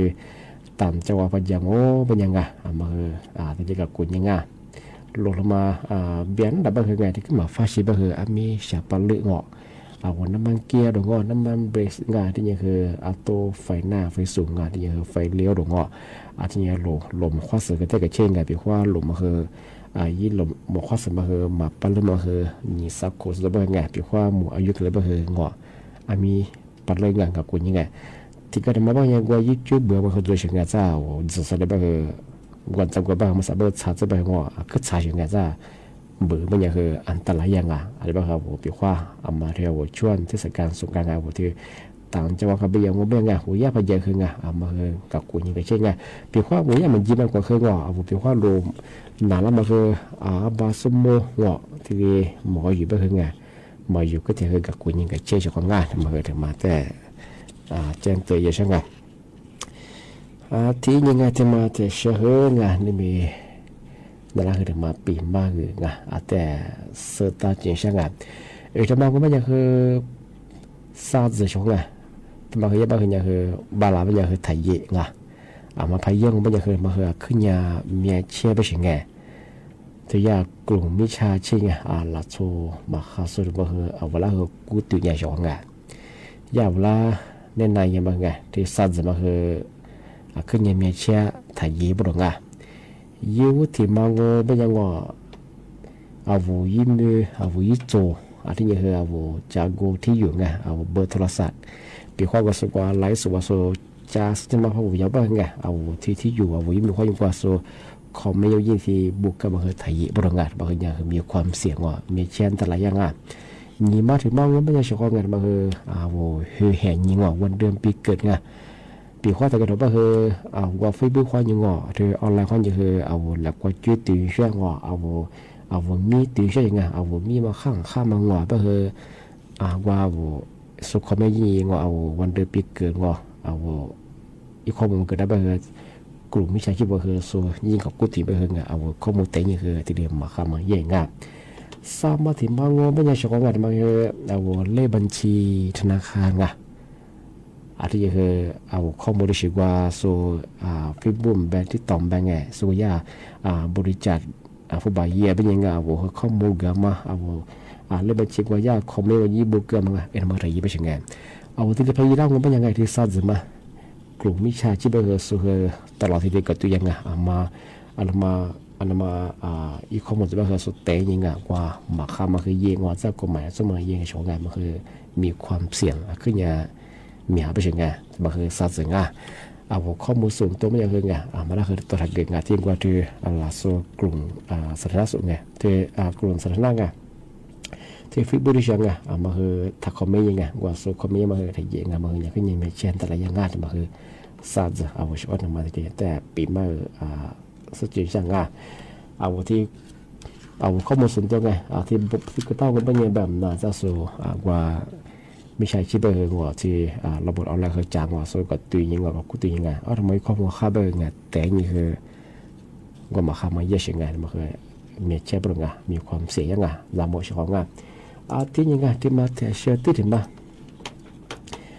ที่มาที่เชื่อว่าไม่ใช่ที่เอาชั่วโมงเอาชั่วโมงก็คือยี่ประโยชน์เนี่ยที่เนี่ยข้างไงช่วงไงเอาที่มาก็คือเอาชั่วโมงละปีมากไงทำไมมันยาวที่เรียกพยาเพิงน่าจะเพียงแต่ที่เรียกที่ขึ้นเนี่ยมาจุนี่แหละไม่ใช่ไงก็คือเอาชั่วโมงเสียจุละไม่ใช่ไงมาว่าวิธีการออกกำลังกายยังมังเอาดูแลเอาเที่ยวก็ดูกว่าเชื่อมังเอาชั่วโมงมังยาได้มังไม่ไงที่เอาจักรเชื่อมังยูก็ถือมังเอาจักรเชื่อมังอะไรที่ขวางที่นี่มา30 นาทีเอาจักรเชื่อว่าที่เชื่อมังที่นี่มาคือ30 นาทีที่เรียกว่าเพราะว่าเชื่อโง่ไม่อยากคือมาคือว่าเพราะว่านี่มันนะโรคหัวใจมาคือว่าปัสสาวะที่ดีใหญ่ไม่ใช่ไงโรคความเสี่ยงไงโรคหัวใจมังเอาที่นี่มาคือ30 นาทีจะกูเชื่อมังเอาสมมังนี่มาถึงมังโง่ไม่ยังไงเอาที่นี่มากูกิโลควานี่4กิโลไงที่มาคือที่หนักหน้าไงเอาที่เรียกพยังโง่ไม่ยังคือกว่าสมมุติว่าเด็กก็ว่ามีดีเชื่อง่อที่เด็กก็บอกว่าสมองสื่อให้มาเฮงอหุ่นนึกขึ้นมาคำเฮงโจชิงไงยาบ้าเฮเดี๋ยวที่นี่มาเฮกูกิโลกว่านี่4กิโลงอที่หนักหน้าไงที่เรียกว่าเฮเอามีดีเชื่อมาเฮที่เรียขันลาบลงที่ยังว่ามีความเสี่ยงสมองเสียมาเฮยังเฮที่ขึ้นมาจบลงที่ถึงบางงูเป็นยังเฉพาะไงที่มาเฮที่นี่มา30 นาทีตะกุเชียบังที่ยังคือเอาจามาคือที่นี่ตัวนี้ยังเอาที่นี่ไปเยอะก็ไม่ยังคือว่าระบบที่บางวันมาคือยังคือโฉดสปาสยังคือที่นี่โลยไม่ใช่ไงยุคความเสี่ยงแต่บางทีมาคือ30 นาทีที่ยังที่จามาโดบางไงมาคือที่นี่กติไม่ใช่ไงเอาที่นี่ไปเยอะก็คือยังที่บางวันมาคือยังคือโฉดสปาสยังที่นี่ใหญ่ไม่ใช่ไงที่นี่ที่ถึงบางงูไม่ยังไงเอาจักรเชียงงูไม่ยังที่นี่มาคือแต่ที่ว่าเชื่อคือเอายึดซื้อมีคนหามังทำมาคืองานที่เลยข้าที่เลยข้าไม่ใช่ไงที่ยังคือเอาที่ความเพราะเอาน่าจะเป็นตัวมาคือไงเอาที่นี่เลยเพราะว่าออกกำลังกายก็คือเอาชิ้นไหนข้าบ้างงานที่มาคือเอาชั่วโมงบ้างมาคือสิ่งที่ของงานที่มาคือที่มาปีมาสุดยอดงานที่ยังไงที่มาที่ช่วงบรรยากาศที่ถึงมาไงเอาที่เทศกาลช่วงสงกรานต์ก็คือยาตาหนูถึงมาแจ้งตัวฝรั่งเอาฮักคือประดวงบรรยากาศเอาไปว่าวันนี้ความมันจะว่าคือมาคือฮักคือจุกกับสุติหน้าตาก็จุดที่ดีที่ยังที่แบบว่าคือเอาตัวเอาตัวลงมาอยู่ว่าคือมีจุดที่นี่ที่ดีอาชีพประดวงว่าคือมันสามารถคือขึ้นสาวชาสลิบเจ้าตัวลงมาคือชาแบบยี่เครื่องมาคืองอเครื่องใช้ไฟฟ้าคือชาสลิบเจ้าตัวเบียร์มาเกินงานมาคือมีความเสี่ยงที่ช่วยสารสกัดงานมาคือว่าช่วยส่งขนาดมาคือด้วยงานเอามีความว่าจะมาทิ้งหนามาคืองอมีสัญญามาคือมาเอามาดูก็ได้คือเอามาให้คุยให้มีแต่กับตัวส่งงานจะมาเลยจะมาเจอตัวช่างงานที่เป็นยังไงเอามาซะนั่นแหละคือมุกว่าตัวเงินงานที่มาเชื่อว่าจะยาดอยสเก็ตว่าจะสวยไงวันนี้สวยมากกว่าเด็กฝรั่ง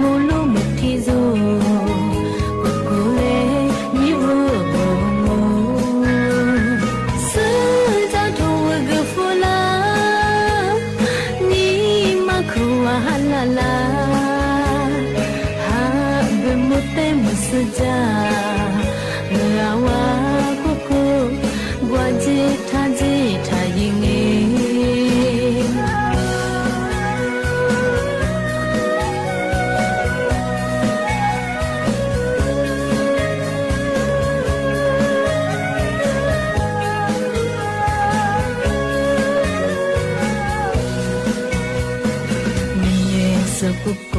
阿家，佛是花泽为贝格拉，我是里那努塔吉，我提足苏家的萨萨，比格姆瓦叫叫的，总你是自己记得，嘿，你我路不提足。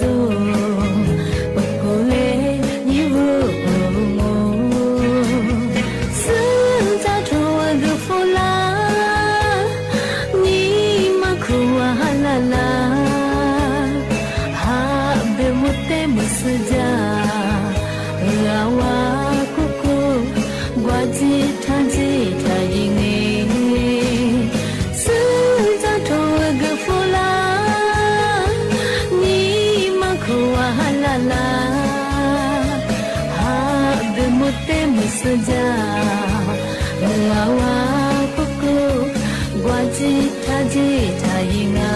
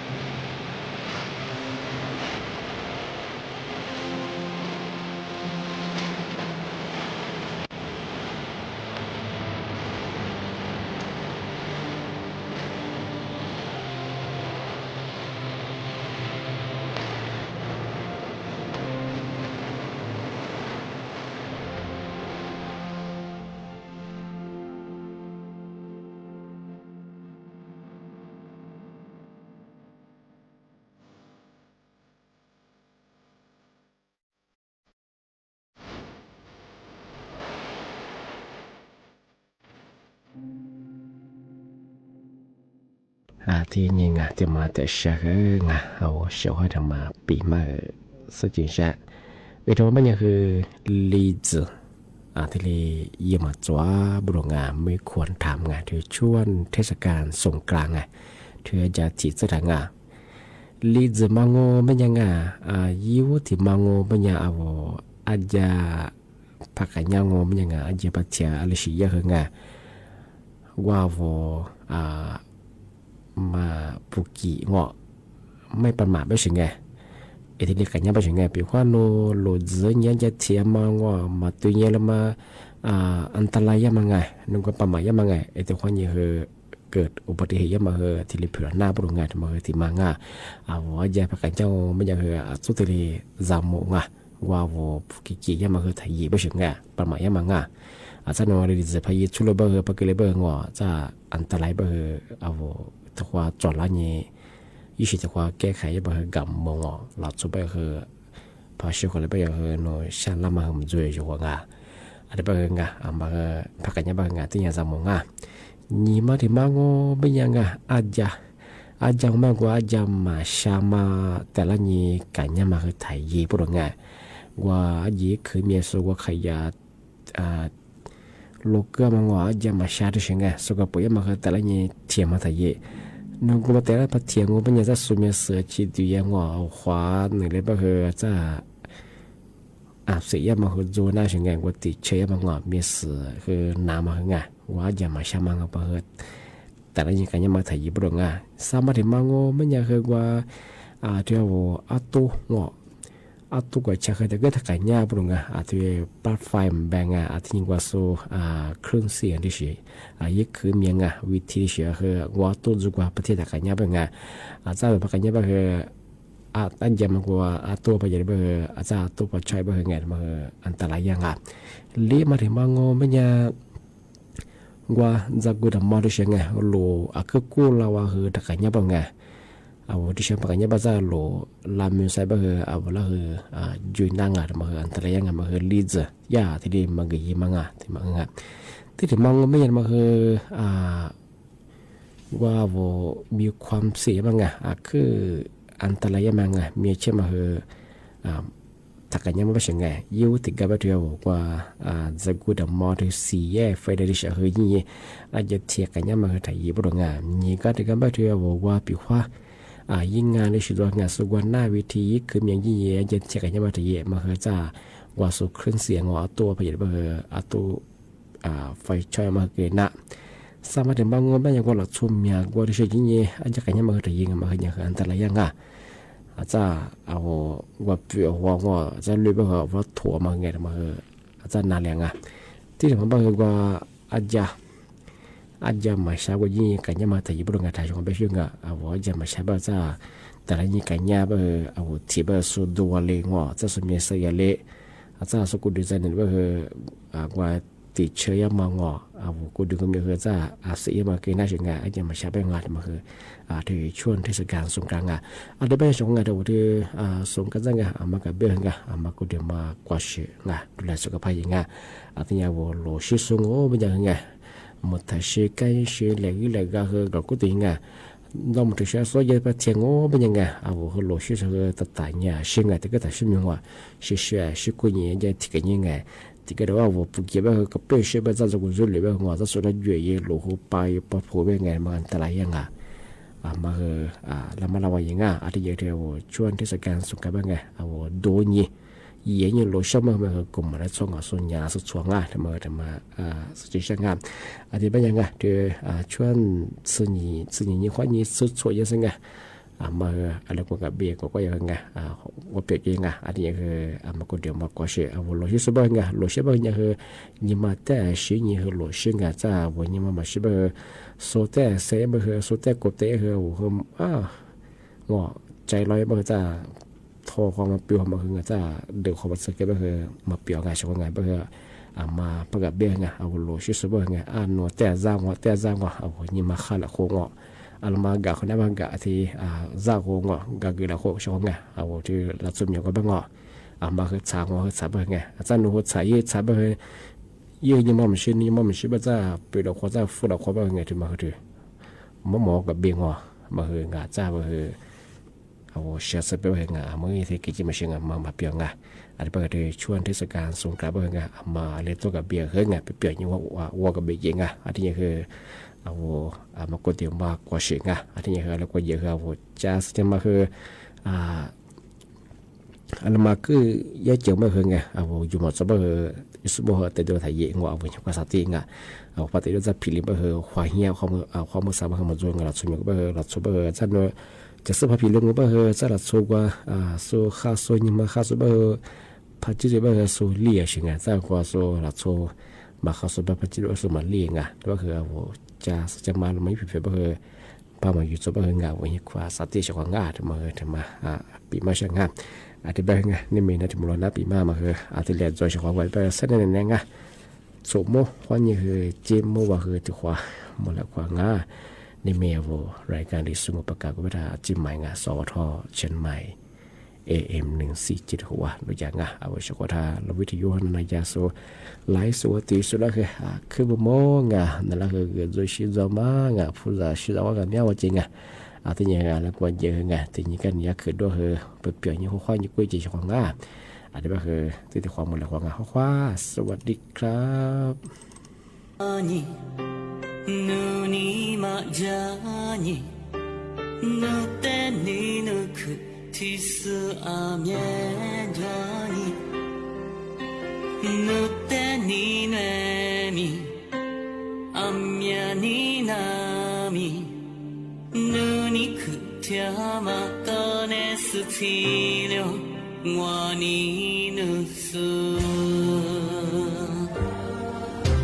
นูโชบยามินูนิมาจามิ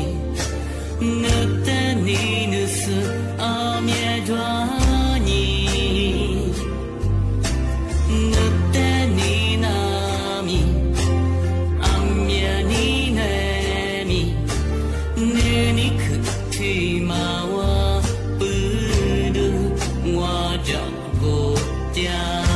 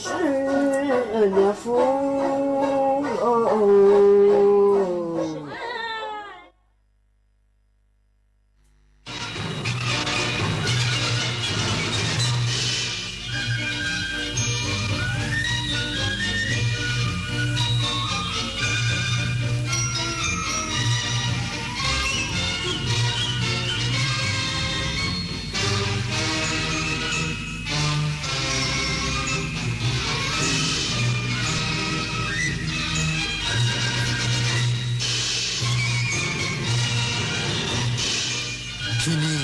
สถานีวิทยุกระจายเสียงแห่งประเทศไทยต่อไปเสนอข่าวซึ่งมีหัวข้อข่าวดังนี้นายกรัฐมนตรีขอบคุณสมาชิกรัฐสภาให้ข้อเสนอแนะที่เป็นประโยชน์นำไปผลักดันนโยบายรัฐบาลให้เกิดผลสำเร็จภายใน4 ปีเพื่อสร้างความเจริญก้าวหน้าให้ประเทศกระทรวงคมนาคมและกระทรวงการคลังเตรียมเสนอที่ประชุมคณะรัฐมนตรีนัดพิเศษวันนี้พิจารณามาตรการเร่งด่วนช่วยเหลือประชาชนกลุ่มเปราะบางจากภาวะวิกฤตราคาพลังงาน ผู้นำสหรัฐเตือนว่าสหรัฐจะเปิดปฏิบัติการทางทหารที่รุนแรงกว่าเดิมหากอิหร่านไม่สามารถบรรลุข้อตกลงสันติภาพกับสหรัฐการแข่งขันแบดมินตันชิงแชมป์เอเชียที่เมืองหนิงโปสาธารณรัฐประชาชนจีนกุลวุฒิวิทิสารเข้ารอบรองชนะเลิศได้สำเร็จต่อไปเป็นรายละเอียดของข่าวน ายกรัฐมนตรีขอบคุณสมาชิกรัฐสภาในการประชุมร่วมกันของรัฐสภาเพื่อพิจารณาการแถลงนโยบายของคณะรัฐมนตรีและย้ำว่าจะผลักดันงานให้เกิดผลสำเร็จภายใน 4 ปีเพื่อสร้างความเจริญก้าวหน้าให้ประเทศการประชุมร่วมกันของรัฐสภาเพื่อพิจารณาการแถลงนโยบายของคณะรัฐมนตรีเสร็จสิ้นลงแล้วหลังสมาชิกอภิปรายครอบคลุมนโยบายทั้ง 5 ด้านโดยเฉพาะประเด็นเศรษฐกิจพลังงานค่าครองชีพและความมั่นคงรวมถึงการจัดตั้งคณะรัฐมนตรีโอกาสนี้นายอนุทินชาญวีรกูลนายกรัฐมนตรีได้กล่าวขอบคุณข้อเสนอแนะที่เป็นประโยชน์จากสมาชิกรัฐสภาพร้อมยืนยันว่าจะนำข้อมูลไปปรับใช้เพื่อขับเคลื่อนนโยบายให้เห็นผลเป็นรูปธรรมภายในวาระ 4 ปีนอกจากนี้นายกรัฐมนตรียังได้ชี้แจงถึงการจัดสรรงานในคณะรัฐมนตรีว่า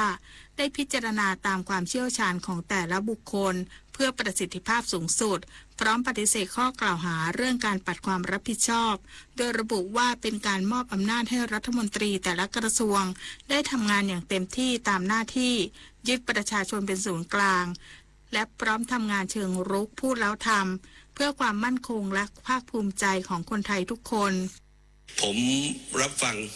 สิ่งที่ท่านได้แนะนำให้รัฐบาลของผมไปปฏิบัติยืนยันครับว่าสิ่งที่อยู่ในนโยบายเราพูดแล้วทำอยู่แล้วครับแล้วก็สิ่งที่ท่านได้แนะนำมาให้พวกผมไปปฏิบัติผมก็จะยินดีเพราะว่ามันไม่จำเป็นที่จะต้องทำเฉพาะนโยบาย23ข้อที่แจ้งไว้มีกี่ข้อถ้าเป็นประโยชน์กับประเทศกับประชาชนผมพร้อมที่จะทำทั้งนี้ประธานรัฐสภาได้สั่งปิดประชุมเมื่อเวลา 22:13 นาที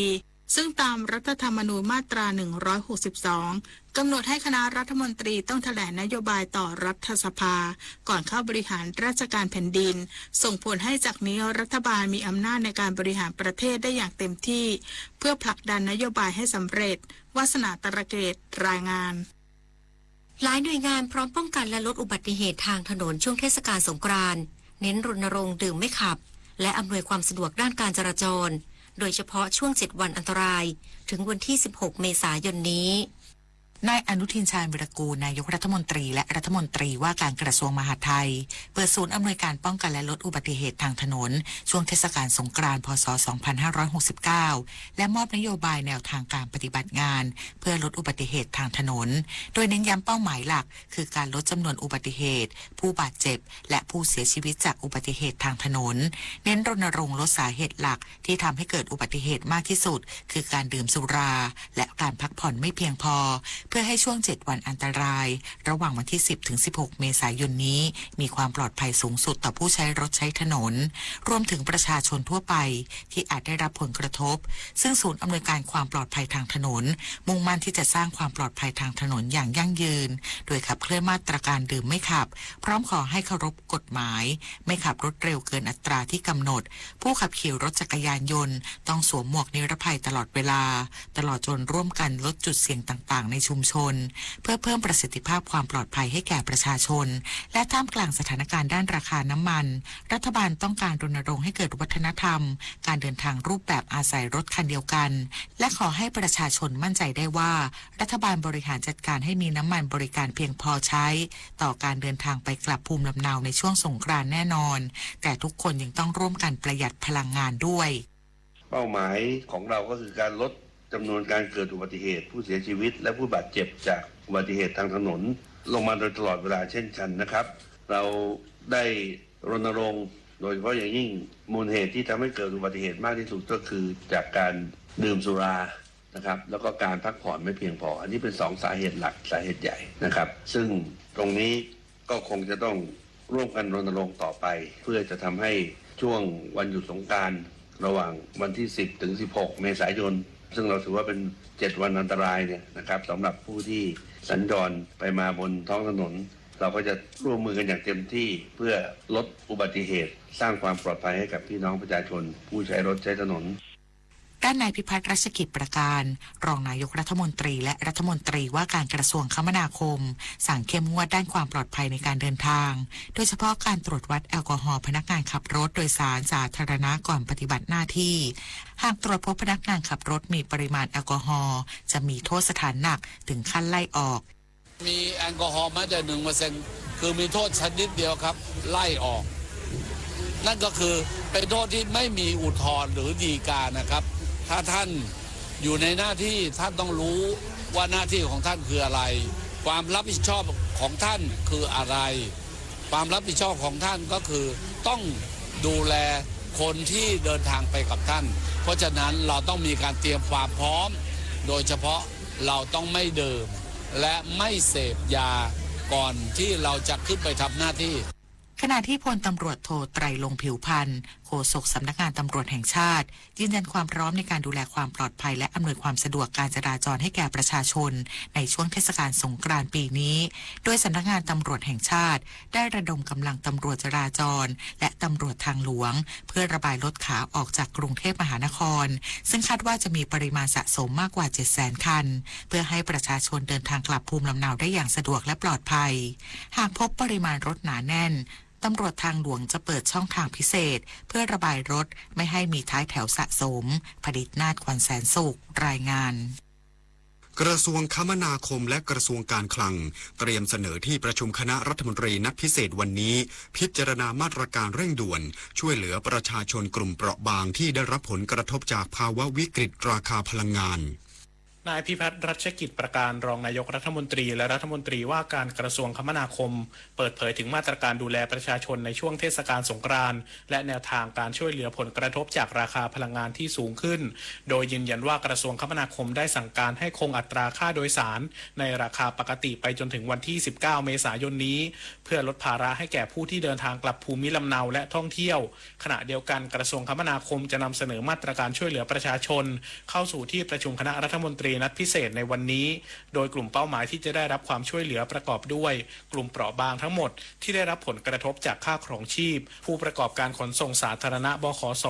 รถร่วมบริการแท็กซี่และรถจักรยานยนต์รับจ้างรวมถึงภาคการขนส่งสินค้าเพื่อบรรเทาผลกระทบจากต้นทุนราคาน้ำมันและพลังงานที่ปรับตัวสูงขึ้นโดยจะใช้กองทุนเพื่อความปลอดภัยในการใช้รถใช้ถนนหรือกปท.ของกรมการขนส่งทางบกเข้ามาสนับสนุนและเยียวยาผู้ได้รับผลกระทบอย่างตรงจุดเพื่อให้ระบบขนส่งสาธารณะยังคงบริการประชาชนได้อย่างต่อเนื่องท่ามกลางวิกฤตราคาพลังงานในกลุ่มเปราะบางทั้งหมดทางกระทรวงคมนาคมเราจะให้การสนับสนุนไม่ว่าจะเป็นภาครถบขส.ก็ดีแท็กซี่ก็ดีหรือมอเตอร์ไซค์รับจ้างหรือการขนส่งที่เป็นการขนส่งสินค้าสิ่งต่างๆเหล่านี้นะครับทางกระทรวงคมนาคมเรานำเสนอเข้าสู่ครม.ในวันนี้เพราะฉะนั้นก็ขอให้ติดตามข่าวนะครับว่ารัฐบาลจะช่วยเหลือในด้านใดบ้างด้านละเท่าไหร่ด้านนายเอกนิติทันประภาสรองนายกรัฐมนตรีและรัฐมนตรีว่าการกระทรวงการคลังเปิดเผยว่ากระทรวงการคลังจะเสนอคณะรัฐมนตรีพิจารณาอนุมัติมาตรการช่วยเหลือประชาชนกลุ่มเปราะบางที่ได้รับผลกระทบจากภาวะวิกฤตราคาพลังงานที่สูงขึ้นซึ่งจะเป็นมาตรการเร่งด่วนในช่วง30 วันได้แก่การเติมเงินเพิ่มในบัตรสวัสดิการแห่งรัฐ100 บาทการช่วยเหลือภาคขนส่งและประมงเพื่อช่วยอุดหนุนค่าน้ำมันอีกทั้งป้องกันการปรับขึ้นค่าขนส่งที่จะมีผลกระทบต่อเศรษฐกิจเป็นวงกว้างพร้อมเสนอการจัดทำสินเชื่อดอกเบี้ยต่ำสำหรับซื้อรถยนต์และรถจักรยานยนต์ไฟฟ้าการติดโซล่าร์เซลล์และสินเชื่อสำหรับการซื้อปุ๋ยของภาคการเกษตรส่วนการออกพระราชกำหนดค้ำประกันเงินกู้ให้กับกองทุนน้ำมันเชื้อเพลิง 150,000 ล้านบาทยังไม่มีการเสนอเข้าที่ประชุมคณะรัฐมนตรีเนื่องจากราคาน้ำมันในตลาดโลกเริ่มลดลงแล้วส่งผลให้ภาระของกองทุนน้ำมันเชื้อเพลิงลดลงตามส่วนการลดภาษีสรรพสามิตน้ำมันจะยังไม่ดำเนินการในขณะนี้โดยจะเก็บไว้เป็นมาตรการสุดท้ายที่จะเลือกใช้เนื่องจากประเทศไทยยังมีกองทุนน้ำมันเชื้อเพลิงที่ใช้อุดหนุนและดูแลราคาน้ำมันได้อยู่และมีความยืดหยุ่นมากกว่าพร้อมยืนยันว่ารัฐบาลได้ช่วยเหลือประชาชนผ่านการอุดหนุนราคาน้ำมันอยู่แล้วเนื่องจากบางช่วงมีการอุดหนุนถึงเกือบลิตรละ20 บาทปฏิพล สัทธพรหมารายงานคณะกรรมการบริหารกองทุนน้ำมันเชื้อเพลิงประกาศปรับลดราคาน้ำมันทุกชนิด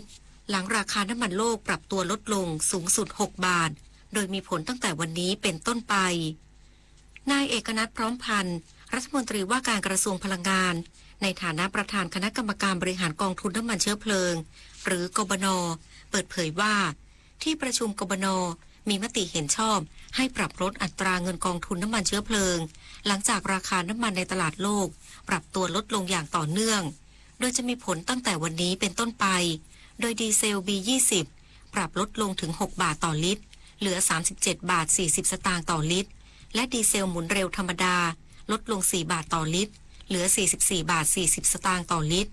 กลุ่มแก๊สโซฮอล E20 และ E85 ปรับลดลง3บาทต่อลิตรส่วนแก๊สโซฮอล 95 และ 91 ปรับลดลง1บาทต่อลิตรส่วนน้ำมันเบนซินยังคงราคาเดิมที่52บาท54สตางค์ต่อลิตรพร้อมย้ำว่าการปรับลดครั้งนี้เป็นความตั้งใจที่จะช่วยลดต้นทุนค่าขนส่งและค่าครองชีพในช่วงเทศกาลสงกรานต์โดยกบน.ยังคงแบกรับภาระค่าใช้จ่ายประมาณ589ล้านบาทต่อวันเพื่อให้สอดคล้องกับกลไกตลาดโลกและประโยชน์ของประชาชนกรมการค้าภายในคุมเข้มน้ำมันปาล์มรักษาสมดุลภาคพลังงานและการบริโภคภายในประเทศพร้อมประสานผู้ประกอบการตรึงราคาจำหน่ายน้ำมันปาล์มขวดไม่ให้เกิน50บาทนายวิทยากรมณีเนตรอธิบดีกรมการค้าภายในเปิดเผยว่าสถานการณ์ในตะวันออกกลางส่งผลกระทบต่อการนำเข้าน้ำมันของไทยกรมการค้าภายในจึงจำเป็นต้องบริหารจัดการและรักษาสมดุลน้ำมันปาล์มภายในประเทศอย่างใกล้ชิดเนื่องจากภาคพลังงานมีความต้องการใช้น้ำมันปาล์มเพิ่มสูงขึ้น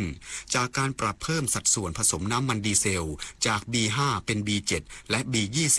ส่งผลให้ความต้องการใช้พุ่งสูงถึง 140,000 ตันต่อเดือนทำให้การส่งออกลดเหลือประมาณ 43,600 ตันต่อเดือนเพื่อจัดสรรให้เพียงพอต่อการใช้ภายในประเทศและช่วยลดภาระด้านราคาน้ำมันให้กับประชาชนปัจจุบันราคาผลปาล์มปรับตัวสูงขึ้นมาอยู่ที่8บาทต่อกิโลกรัมซึ่งเป็นราคาสูงสุดในรอบ4ปี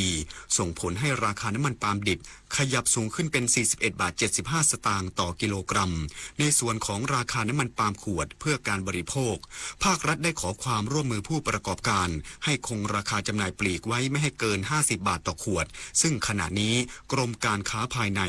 อยู่ระหว่างการตรวจสอบและพิจารณาต้นทุนสต๊อกน้ำมันปาล์มดิบของผู้ประกอบการจำนวน4รายหลังมีการยื่นขอปรับขึ้นราคาจำหน่ายปกติเนี่ยที่ผ่านมาเราใช้ B5 แต่ตอนนี้เนี่ยรัฐบาลมีนโยบายที่อยากจะเอามาทำไบโอดีเซลเพิ่มขึ้นเมื่อเราไปใช้เป็น B7 กับ B20 เราคาดการณ์ว่าเราจะใช้น้ำมันปาล์มไปเป็นส่วนผสมเนี่ยถึง 140,000 ตันก็เลยทำให้ส่งออกเหลืออยู่ 43,600 ตันเราไม่ได้งดการส่งออกแต่เราปรับสัดส่วนให้ความสำคัญกับการใช้ในประเทศเพื่อลดภาระราคาน้ำมันลงแสนอาลัยสมเด็จพระพันปีหลวงไทยทั้งปวงหมองหม่นก่นร่ำให้พระผู้เสด็จสู่ฟ้าสวรรคาลัยแนบดวงใจตามพระบาททุกชาติภพปวงประชาน้อมสำนึกในพระมหากรุณาธิคุณเป็นล้นพ้นอันหาที่สุดมิได้ข้าพระพุทธเจ้าคณะผู้บริหารข้าราชการและเจ้าหน้าที่สถานีวิทยุกระจายเสียงแห่งประเทศไทยกรมประชาสัมพันธ์ทุกการเดินทางมีใครบางคนรอคุณอยู่ที่ปลายทางสงกรานต์นี้อย่าให้ความรีบกลายเป็นความเสี่ยงลดความเร็วลงเพิ่มความปลอดภัยให้ทุกชีวิตบนท้องถนนเพราะปลายทางที่ดีที่สุดคือการได้กลับถึงบ้านอย่างปลอดภัยสัญจรปลอดภัยสงกรานต์ 2569 ครับอุบัติเหตุ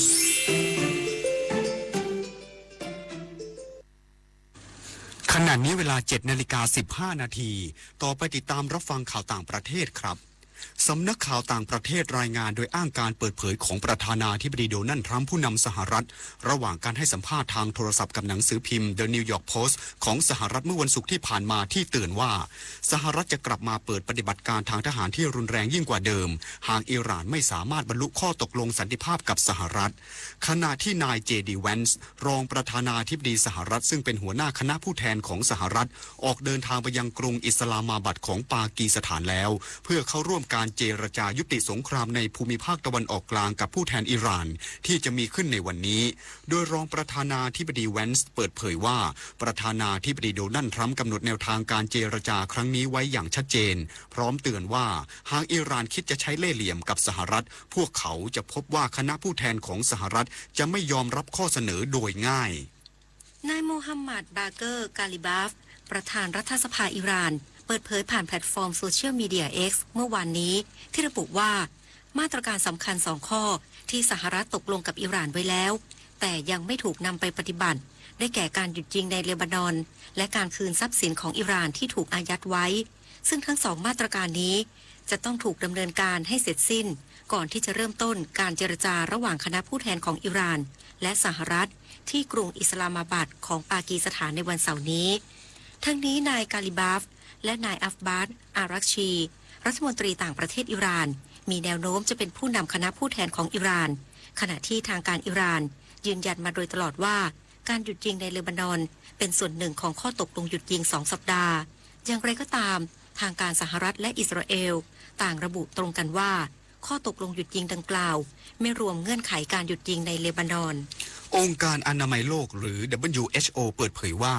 ความต้องการความช่วยเหลือด้านมนุษยธรรมทั่วภูมิภาคตะวันออกกลางยังคงมีปริมาณมหาศาลแม้สหรัฐและอิสราเอลกับอิหร่านจะบรรลุข้อตกลงหยุดยิงเป็นเวลา2 สัปดาห์แล้วก็ตามเนื่องจากสถานการณ์ฉุกเฉินที่เปลี่ยนแปลงอย่างรวดเร็วในภูมิภาคแห่งนี้โดยเฉพาะอิหร่านและเลบานอนที่มีผู้เสียชีวิตหลายพันคนและโรงพยาบาลกำลังรับมือกับผู้ป่วยจำนวนมาก WHO ยังเตือนอีกว่าโครงสร้างพื้นฐานสำคัญอาทิโรงงานน้ำมันโรงไฟฟ้าและโรงผลิตน้ำจืดจากน้ำทะเลที่ได้รับความเสียหายจากการสู้รบในช่วงที่ผ่านมากำลังเพิ่มความเสี่ยงด้านสิ่งแวดล้อมอาทิมลพิษทางอากาศน้ำที่ไม่ปลอดภัยและข้อจำกัดในการเข้าถึงน้ำดื่มสะอาดซึ่งกำลังเป็นภัยคุกคามต่อสุขภาพของประชาชนในภูมิภาคตะวันออกกลางทั้งในระยะสั้นและระยะยาวกระทรวงคมนาคมมาเลเซียเปิดเผยว่าประชาชนชาวมาเลเซียมีแนวโน้มเปลี่ยนมาใช้ยานยนต์ไฟฟ้าหรือ EV และระบบขนส่งสาธารณะเพิ่มมากขึ้นซึ่งการเปลี่ยนแปลงพฤติกรรมของผู้บริโภคครั้งนี้เนื่องจากความผันผวนของตลาดเชื้อเพลิงโลกท่ามกลางสถานการณ์ความขัดแย้งในภูมิภาคตะวันออกกลางที่ทวีความรุนแรงขึ้นนายแอนโทนีโลกรัฐมนตรีว่าการกระทรวงคมนาคมของมาเลเซียระบุว่าการเปลี่ยนผ่านดังกล่าวตอกย้ำความจำเป็นของการพัฒนาระบบขนส่งสาธารณะที่มีประสิทธิภาพน่าเชื่อถือและสะดวกสบายยิ่งขึ้นเพื่อรองรับความต้องการใช้บริการที่กำลังขยายตัวพร้อมเน้นย้ำว่ารัฐบาลมาเลเซียประเมินผลกระทบจากวิกฤตตะวันออกกลางอย่างรอบด้านโดยเฉพาะประเด็นการรับรองความมั่นคงด้านอุปทานและเสถียรภาพทางเศรษฐกิจต่อไปรับฟังข่าวกีฬาค่ะการแข่งขันแบดมินตันชิงแชมป์เอเชียแบดมินตันเอเชียแชมเปี้ยนชิพ 2026 ที่เมืองหนิงโบสาธารณรัฐประชาชนจีนในรอบปั่นรองชนะเลิศชายเดี่ยววิลกุลวุฒิวิทิสารมืออันดับ1ของโลกและแชมป์เก่ายังคงโชว์ฟอร์มยอดเยี่ยมตบเอาชนะเวงฮงหยางมืออันดับ17ของโลกจากจีน2-1 เกม20-22 21-9 21-9แล้วก็รอบรองชนะเลิศไปเจอกับอายุสเชตตี้มืออันดับ25ของโลกจากอินเดียและประเภทคู่ผสมเดชาพลพัววรานุเคราะห์กับสุพิศราเพียวสามพรานคู่มืออันดับ3ของโลกโชว์หัวใจนักสู้เบียดเอาชนะเกาซินวากับเฉินฟังหุยคู่มืออันดับ7ของโลกจากจีนไปอย่างดุเดือด2-1 เกม19-21 21-17 21-15ผ่านรอบตัดเชือกได้สำเร็จพร้อมการันตีเหรียญทองแดงเป็นอย่างน้อยโดยด่านต่อไปต้องเจอศึกหนักพบกับเฝิงหยางเจ๋อกับหวงตงปิงคู่มืออันดับ1ของโลกจากจีนเทนนิสชิงแชมป์โลกประเภททีมหญิงบิลลี่จีนคิงคัพโซนเอเชียโอเชียเนียกลุ่ม1ที่กรุงนิวเดลีประเทศอินเดียในแมตช์ที่3ทีมชาติไทยเอาชนะทีมชาติมองโกเลีย3-0คู่โดยเดี่ยวมือ2ทัศพรนาคหล่อเอาชนะอานูวีจินกันเตอร์2-0เซต6-1และ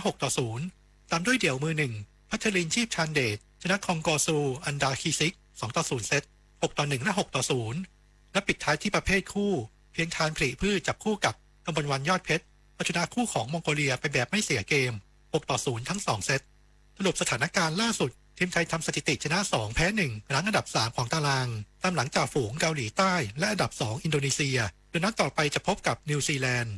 ขณะที่โค้ชเอ็กซ์พัชรพลคำสมานกัปตันทีมชาติไทย ย้ำชัดว่าแมตช์ที่จะพบกับนิวซีแลนด์มีความสำคัญอย่างยิ่งเพราะหากว่าชัยชนะได้สำเร็จจะเป็นการการันตีรอดจากการตกชั้นและรักษาตำแหน่งอยู่ในกลุ่มหนึ่งต่อไปก็จะให้นักกีฬาทำหน้าที่ให้ดีที่สุดก็จะลงแข่งขันแมตช์สุดท้ายพบกับอินโดนีเซีย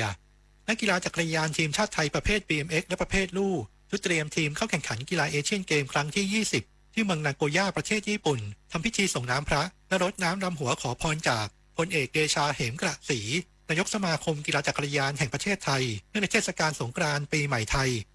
2569 เพื่อความเป็นสิริมงคลและเป็นขวัญกำลังใจในการฝึกซ้อมที่สมาคมกีฬาจักรยานวรโดมหัวหมากสำหรับนักกีฬานำโดยโกเมศสุประเสริฐเจ้าของ2 เหรียญทองกีฬาซีเกมครั้งที่ 33 และจายอังสุธาสาวิทนักปั่นประเภทลู่ที่เพิ่งสร้างผลงานยอดเยี่ยมในการแข่งขันจักรยานประเภทลู่ชิงแชมป์เอเชีย 2026 ที่ประเทศฟิลิปปินส์พร้อมด้วยเพื่อนร่วมทีมและสตาฟโค้ชทั้งนี้สมาคมกีฬาจักรยานวางเป้าหมายในศึกเอเชียนเกมครั้งที่ 20 ที่ประเทศญี่ปุ่นอย่างน้อย1 เหรียญทองหรือติดอันดับ1 ใน 3ของการแข่งขันขณะที่นักปั่นประเภทเสือภูเขามีการพัฒนาที่ดีขึ้นอย่างมากหลังได้มิสเตอร์โรเบิร์ตเฮอร์เบอร์จูเนียร์ผู้ฝึกสอนชาวอเมริกันที่มีดีกรีจบหลักสูตรสูงสุดเลเวล 4 ของสหพันธ์จักรยานนานาชาติมาติวเข้มตั้งแต่เดือนมีนาคมที่ผ่านมาพิจิตร กาญจนกุลรายงานต่อไปรับฟังพยากรณ์อากาศค่ะพยากรณ์อากาศ 24 ชั่วโมงข้างหน้าประเทศไทยตอนบนมีอากาศร้อนโดยทั่วไปและมีอากาศร้อนจัดบางพื้นที่กับมีฟ้าหลัวในตอนกลางวันเนื่องจากความกดอากาศต่ำเนื่องจากความร้อนปกคลุมประเทศไทยตอนบนขอให้ประชาชน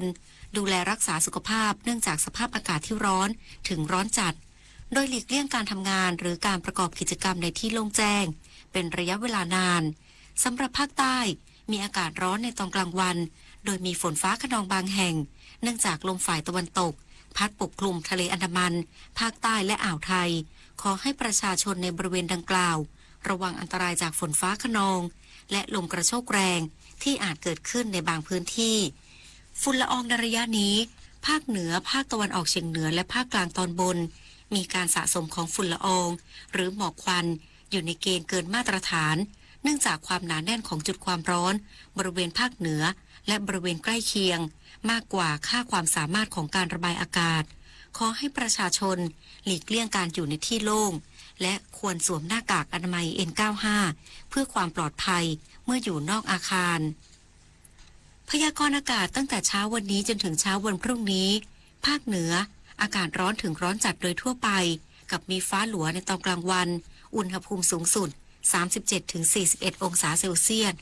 ภาคตะวันออกเฉียงเหนืออากาศร้อนถึงร้อนจัดโดยทั่วไปกับมีฟ้าหลัวในตอนกลางวันอุณหภูมิสูงสุด 39-41 องศาเซลเซียสภาคกลางอากาศร้อนถึงร้อนจัดโดยทั่วไปกับมีฟ้าหลัวในตอนกลางวันอุณหภูมิสูงสุด 37-42 องศาเซลเซียสภาคตะวันออกอากาศร้อนโดยทั่วไปกับมีอากาศร้อนจัดบางพื้นที่กับมีฟ้าหลัวในตอนกลางวันอุณหภูมิสูงสุด 34-40 องศาเซลเซียสลมใต้ความเร็ว 10-30 กิโลเมตรต่อชั่วโมงทะเลมีคลื่นต่ำกว่า1 เมตรภาคใต้ฝั่งตะวันออกอากาศร้อนในตอนกลางวันโดยมีฝนฟ้าคะนอง120ของพื้นที่ส่วนมากบริเวณจังหวัดพัทลุงสงขลายะลาและนราธิวาสอุณหภูมิสูงสุด 33-38 องศาเซลเซียสลมตะวันตกความเร็ว 10-30 กิโลเมตรต่อชั่วโมงทะเลมีคลื่นต่ำกว่า1 เมตรบริเวณที่มีฝนฟ้าคะนองคลื่นสูงมากกว่า1 เมตรภาคใต้ฝั่งตะวันตกอากาศร้อนในตอนกลางวันโดยมีฝนฟ้าคะนอง120ของพื้นที่บริเวณจังหวัดภูเก็ตกระบี่ตรังและสตูลอุณหภูมิสูงสุด 33-36 องศาเซลเซียสลมตะวันตกเฉียงเหนือความเร็ว 15-30 กิโลเมตรต่อชั่วโมงทะเลมีคลื่นสูงประมาณ1 เมตรบริเวณที่มีฝนฟ้าคะนองคลื่นสูงมากกว่า1 เมตรกรุงเทพมหานครและปริมณฑลอากาศร้อนโดยทั่วไปและมีอากาศร้อนจัดบางพื้นที่กับมีฟ้าหลัวในตอนกลางวันอุณหภูมิสูงสุด 36-40 องศาเซลเซียสสภาวะระดับน้ำในแม่น้ำเจ้าพระยาที่หน้ากองบัญชาการกองทัพเรือคำนวณโดยกรมอุทกศาสตร์กองทัพเรือวันพรุ่งนี้น้ำขึ้นเต็มที่เวลา 3 นาฬิกาสูงกว่าระดับทะเลปานกลาง90 เซนติเมตรน้ำลงเต็มที่เวลา 19:11 นาทีสูงกว่าระดับทะเลปานกลาง61 เซนติเมตรวันนี้ที่ประภาคารกาญจนาภิเษกแหลมพรหมเทพจังหวัดภูเก็ตดวงอาทิตย์ตกเวลา 18:36 นาทีกรุงเทพมหานคร ดวงอาทิตย์ตกเวลา 18:31 นาที 1 นาทีกับกปท.เทศกาลสงกรานต์เป็นเทศกาลที่มีวันหยุดยาวต่อเนื่องกันหลายวันมีประชาชนเดินทางกลับภูมิลำเนาหรือเดินทางไปพักผ่อนท่องเที่ยวตามสถานที่ต่างๆการเช่าเหมารถโดยสารสาธารณะเป็นการเดินทางอีกรูปแบบหนึ่งที่นิยมใช้สำหรับการเดินทางเป็นหมู่คณะเพื่อให้สามารถเดินทางไปยังสถานที่ต่างๆได้อย่างสะดวกถึงที่หมายอย่างพร้อมเพรียงประชาชนควรเลือกใช้บริการจากผู้ประกอบการขนส่งที่ได้มาตรฐานรถโดยสารสาธารณะต้องจดทะเบียนอย่างถูกต้องผ่านการตรวจสภาพรถและภาษีถูกต้องตรงตามระยะเวลามีการจัดทำประกันภัยตามที่กฎหมายกำหนดควรมีการวางแผนการเดินทางอย่างเหมาะสมหลีกเลี่ยงการเดินทางในเวลากลางคืนและเลือกใช้รถที่มีความเหมาะสมกับจำนวนผู้โดยสารและสภาพเส้นทางค่ะด้วยความปรารถนาดีจากกรมประชาสัมพันธ์และกองทุนเพื่อความปลอดภัยในการใช้รถใช้ถนนกรมการขนส่งทางบกกระทรวงคมนาคมรู้รักภาษาไทยโดยความร่วมมือของสำนักงานราชบัณฑิตยสภาและกรมประชาสัมพันธ์วันนี้เสนอคำว่าก้อนเศร้าเกียงการก่อไฟบนพื้นดินสำหรับหุงต้มหรือปิ้งย่างนี้แต่ก่อนมาใช้ก้อนหินขนาดเขื่องๆพอยกได้ซึ่งมีขนาดเดียวกัน3ก้อนมาเรียงกันแล้วจึงก่อไฟขึ้นที่พื้นระหว่างก้อนหิน3ก้อนที่สำหรับก่อไฟอย่างนี้เรียกว่าก้อนเศร้าคือใช้หินหรืออิฐก็ได้เอามาทำเป็นหลักต่างเตาเอาภาชนะตั้งบนก้อนเศร้านั้นเกียงเป็นเตาชนิดหนึ่งสำหรับก่อไฟลักษณะคล้ายกับก้อนเศร้าแต่ต่างกันที่เกียงทำด้วยเหล็กเส้นทำเป็นขา3ขาสูงขึ้นจากพื้นประมาณคืบหนึ่งปลายขาทั้ง3ขาเชื่อมติดกับเหล็กเส้นขดเป็นวงกลมขนาดเส้นผ่าศูนย์กลางคืบเศษเป็นวงอยู่ข้างบนเกียงที่ว่านี้ตั้งบนพื้นดินหรือตั้งบนแม่เตาไฟแล้วก่อไฟขึ้นภายในวงขาเกียงผู้มีคำถามการใช้ภาษาไทยสอบถามได้ที่ www.orst.go.th สาระนานากับสารานุกรมไทยวันนี้เสนอตอนไส้เดือนดินตอนที่1ไส้เดือนดินสัตว์ตัวเล็กที่ไม่มีขาไม่มีโครงสร้างกระดูกแต่มีบทบาทสำคัญในใต้ผืนดินของเราโดยการกินซากพืชซากสัตว์และเปลี่ยนให้เป็นมูลไส้เดือนที่เต็มไปด้วยธาตุอาหารสำคัญช่วยทำให้ดินร่วนซุยและอุดมด้วยจุลินทรีย์ที่เป็นประโยชน์ต่อการเจริญเติบโตของพืชยังช่วยกระจายแบคทีเรียและเชื้อราที่จำเป็นต่อระบบนิเวศทำให้พืชแข็งแรงผลผลิตดีขึ้นสามารถลดการใช้สารเคมีและคืนความอุดมสมบูรณ์ระบบนิเวศขับเคลื่อนอนาคตเกษตรยั่งยืน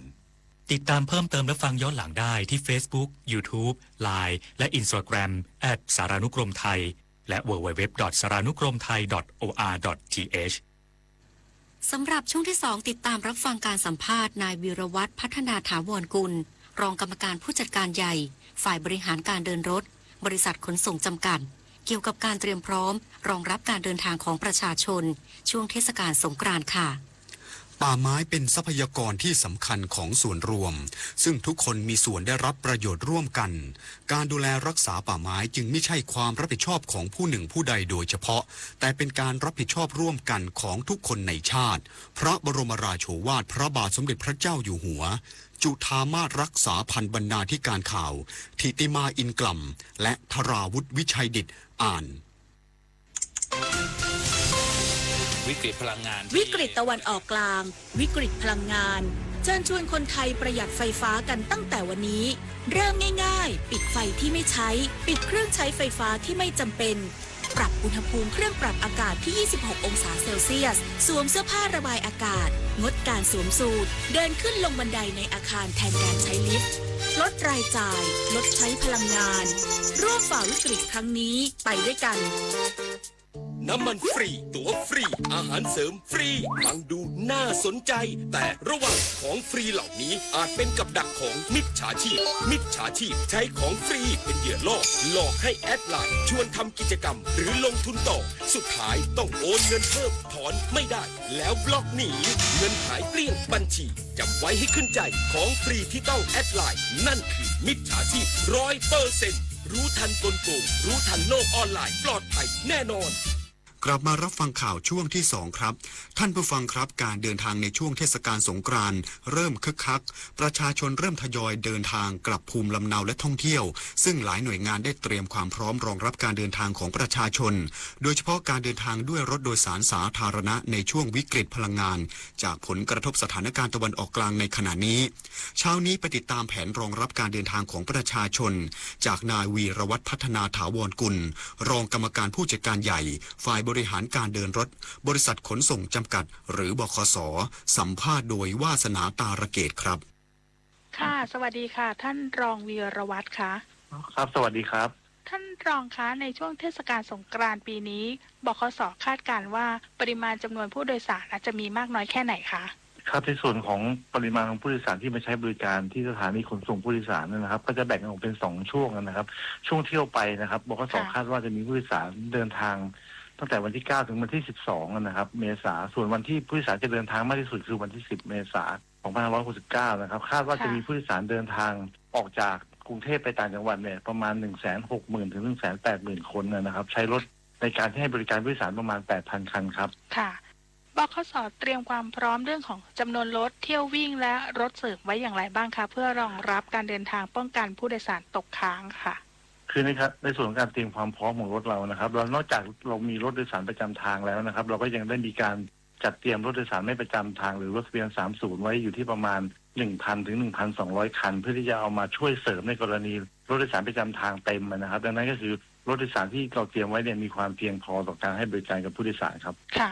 ในส่วนของมาตรการความปลอดภัยล่ะคะทั้งตัวรถพนักงานขับรถแล้วก็เทคโนโลยีที่จะนำมาใช้ในการเดินรถนะคะมีอะไรบ้างคะคือในส่วนของความปลอดภัยในการให้บริการกับผู้โดยสารเราแบ่งออกเป็น3ด้านนะครับด้านแรกคือเรื่องด้านรถโดยสารนะครับรถโดยสารที่เราจะเอามาให้บริการเนี่ยจะต้องผ่านการตรวจสภาพจากกรมการขนส่งทางบกทั้งอุปกรณ์ส่วนควบนะครับอุปกรณ์ความปลอดภัยบนรถเช่นถังดับเพลิงค้อนทุบกระจกนะครับ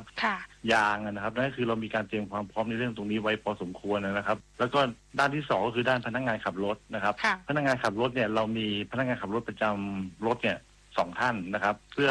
สับเปลี่ยนกันระหว่างทางนะครับพนักงานขับรถก็จะต้องมีการตรวจวัดปริมาณแอลกอฮอล์นะครับต้องเป็น0 มิลลิกรัมเปอร์เซ็นต์เท่านั้นนะครับแล้วก็มีการตรวจเรื่องสุ่มตรวจเรื่องสารเสพติดนะครับแล้วก็มีการควบคุมความเร็วด้วยระบบ GPS นะครับพนักงานขับรถต้องปฏิบัติขับรถโดยสารเนี่ยต้องไม่ความเร็วต้องไม่เกิน90 กิโลเมตรต่อชั่วโมงนะครับส่วนด้านที่3ด้านสถานีขนส่งผู้โดยสารนะครับเรามีการจัดเตรียมพนักงานนะครับทั้งอาสาสมัคร904ด้วยนะครับทั้งตำรวจทหารที่จะเข้ามาเพื่ออำนวยความสะดวกให้กับผู้โดยสารที่มาใช้บริการที่สถานีขนส่งของเราทั้ง3แห่งที่หมอชิดนะครับแล้วก็ที่สายใต้แล้วก็ที่เอกมัยครับค่ะในส่วนของการอำนวยความสะดวกประชาชนเรื่องการจองตั๋วการบริหารจัดการในสถานีและการดูแลผู้โดยสารนะคะเป็นอย่างไรบ้างคะก็คือในส่วนของการจองตั๋วเนี่ยเรามีช่องทางการจำหน่ายตั๋วเยอะพอสมควรนะครับทั้งเดินทางมาจองตั๋วที่สถานีขนส่งหรือสถานีเดินรถเราทั่วประเทศนะครับมีการจองตั๋วผ่านทางโทรศัพท์นะครับมีการจองตั๋วผ่านทางแอปพลิเคชันทางโทรศัพท์มือถือนะครับดังนั้นคือช่องทางเนี่ยมีหลากหลายนั่นคือผู้โดยสารสามารถที่จะเลือกช่องทางที่จะมาจำหน่ายที่จะมาซื้อตั๋วได้นะครับค่ะท่านรองคะผู้โดยสารนี่สามารถไปซื้อ walk in เข้าไปซื้อได้ไหมคะมีไหมคะคือณตอนนี้นะครับผู้โดยสารสามารถที่จะ walk in เข้ามาซื้อตั๋วโดยสารได้นะครับซึ่งที่ผมนำเรียนแล้วว่าเรามีการจัดเตรียมรถไว้ประมาณ 1,000 ถึง 1,200 คันนั่นก็คือรถโดยสารเพียงพอต่อการที่ผู้โดยสารจะ walk in เข้ามาซื้อที่สถานีขนส่งได้นะครับค่ะท่านรองคะจากสถานการณ์ราคาน้ำมันที่มีความผันผวนตอนนี้ค่ะบขส.ประเมินผลกระทบการให้บริการแล้วก็ค่าโดยสารในช่วงนี้อย่างไรบ้างคะคือในส่วนของหลังจากที่สถานการณ์ราคาน้ำมันที่มันราคาสูงขึ้นนะครับทางบขส.ก็คาดว่าจะมีผู้โดยสารบางส่วนที่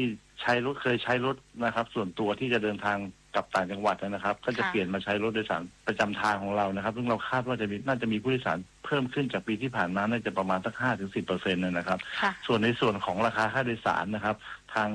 กระทรวงคมนาคมนะครับทางกรมการขนส่งทางบกและทางบขส.เนี่ยเรายังมีการตึงราคาค่าโดยสารนะครับให้เป็นราคาค่าโดยสารก่อนที่จะมีวิกฤต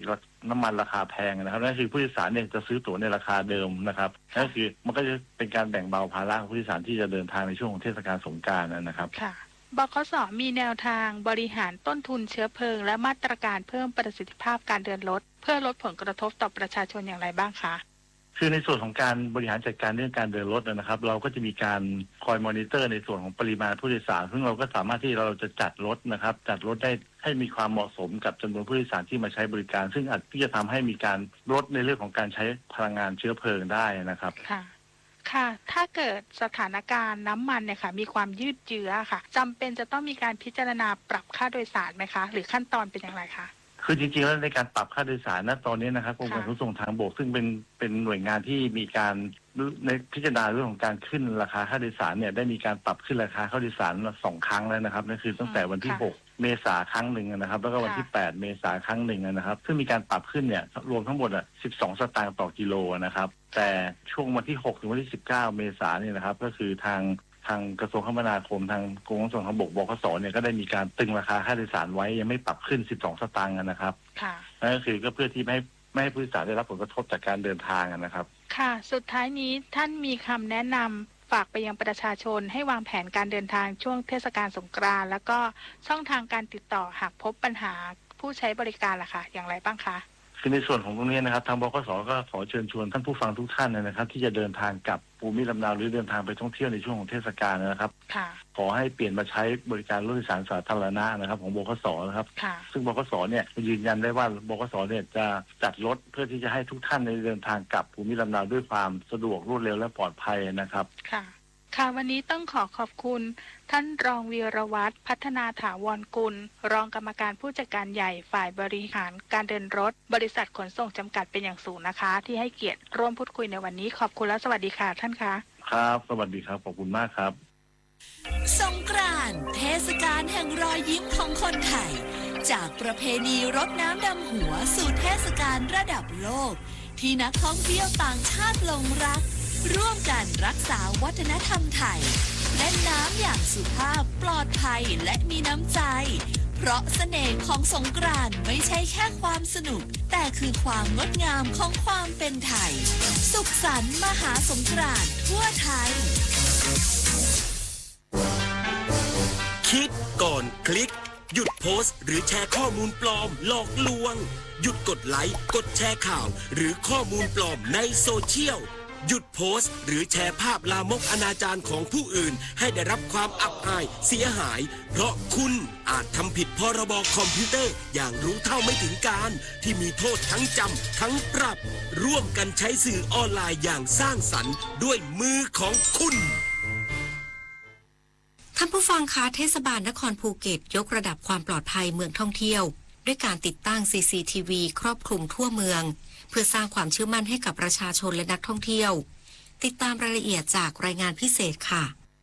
การยกระดับความปลอดภัยในพื้นที่เมืองท่องเที่ยวถือเป็นอีกหนึ่งปัจจัยสำคัญในการสร้างความเชื่อมั่นให้กับประชาชนและนักท่องเที่ยวโดยเทศบาลนครภูเก็ตได้เดินหน้าพัฒนาโครงสร้างพื้นฐานด้านความปลอดภัยอย่างต่อเนื่องผ่านการติดตั้งระบบกล้องวงจรปิดหรือ CCTV ครอบคลุมพื้นที่สำคัญทั่วเมืองทั้งบริเวณทางแยกจุดเสี่ยงจุดอับสวนสาธารณะรวมถึงแหล่งท่องเที่ยวสำคัญเพื่อเพิ่มประสิทธิภาพในการเฝ้าระวังและป้องกันเหตุตลอด 24 ชั่วโมงโดยระบบทั้งหมดถูกเชื่อมโยงเข้าสู่ศูนย์ควบคุมกลางที่สามารถติดตามสถานการณ์ได้แบบเรียลไทม์และใช้เป็นหลักฐานในกรณีเกิดเหตุได้อย่างมีประสิทธิภาพและนอกจากการติดตั้งอุปกรณ์ที่ทันสมัยแล้วยังมีการบูรณาการการทำงานร่วมกันกับโทรคมนาคมจังหวัดภูเก็ตและหน่วยงานด้านความมั่นคงในพื้นที่เพื่อให้การดูแลความปลอดภัยเป็นไปอย่างครอบคลุมและรวดเร็วมากยิ่งขึ้นนายสุประโชคละอองเพชรนายกเทศมนตรีนครภูเก็ตเปิดเผยถึงการให้ความสำคัญด้านความปลอดภัยของประชาชนและ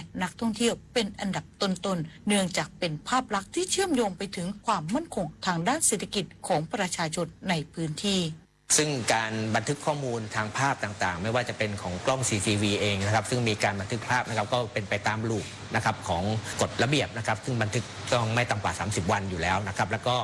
ตอนนี้นะครับในระบบบันทึกเนี่ยก็จะเป็นออนคลาวด์ทั้งหมดเพราะฉะนั้นเนี่ยการดำเนินการเข้าไปแก้ไขหรือลบภาพหรืออะไรต่างๆเนี่ยไม่สามารถดำเนินการได้นะครับตามระบบแล้วก็เป็นระเบียบของการเข้าถึงข้อมูลด้วยนะครับเพราะฉะนั้นเนี่ยการดำเนินการต่างๆไม่ว่า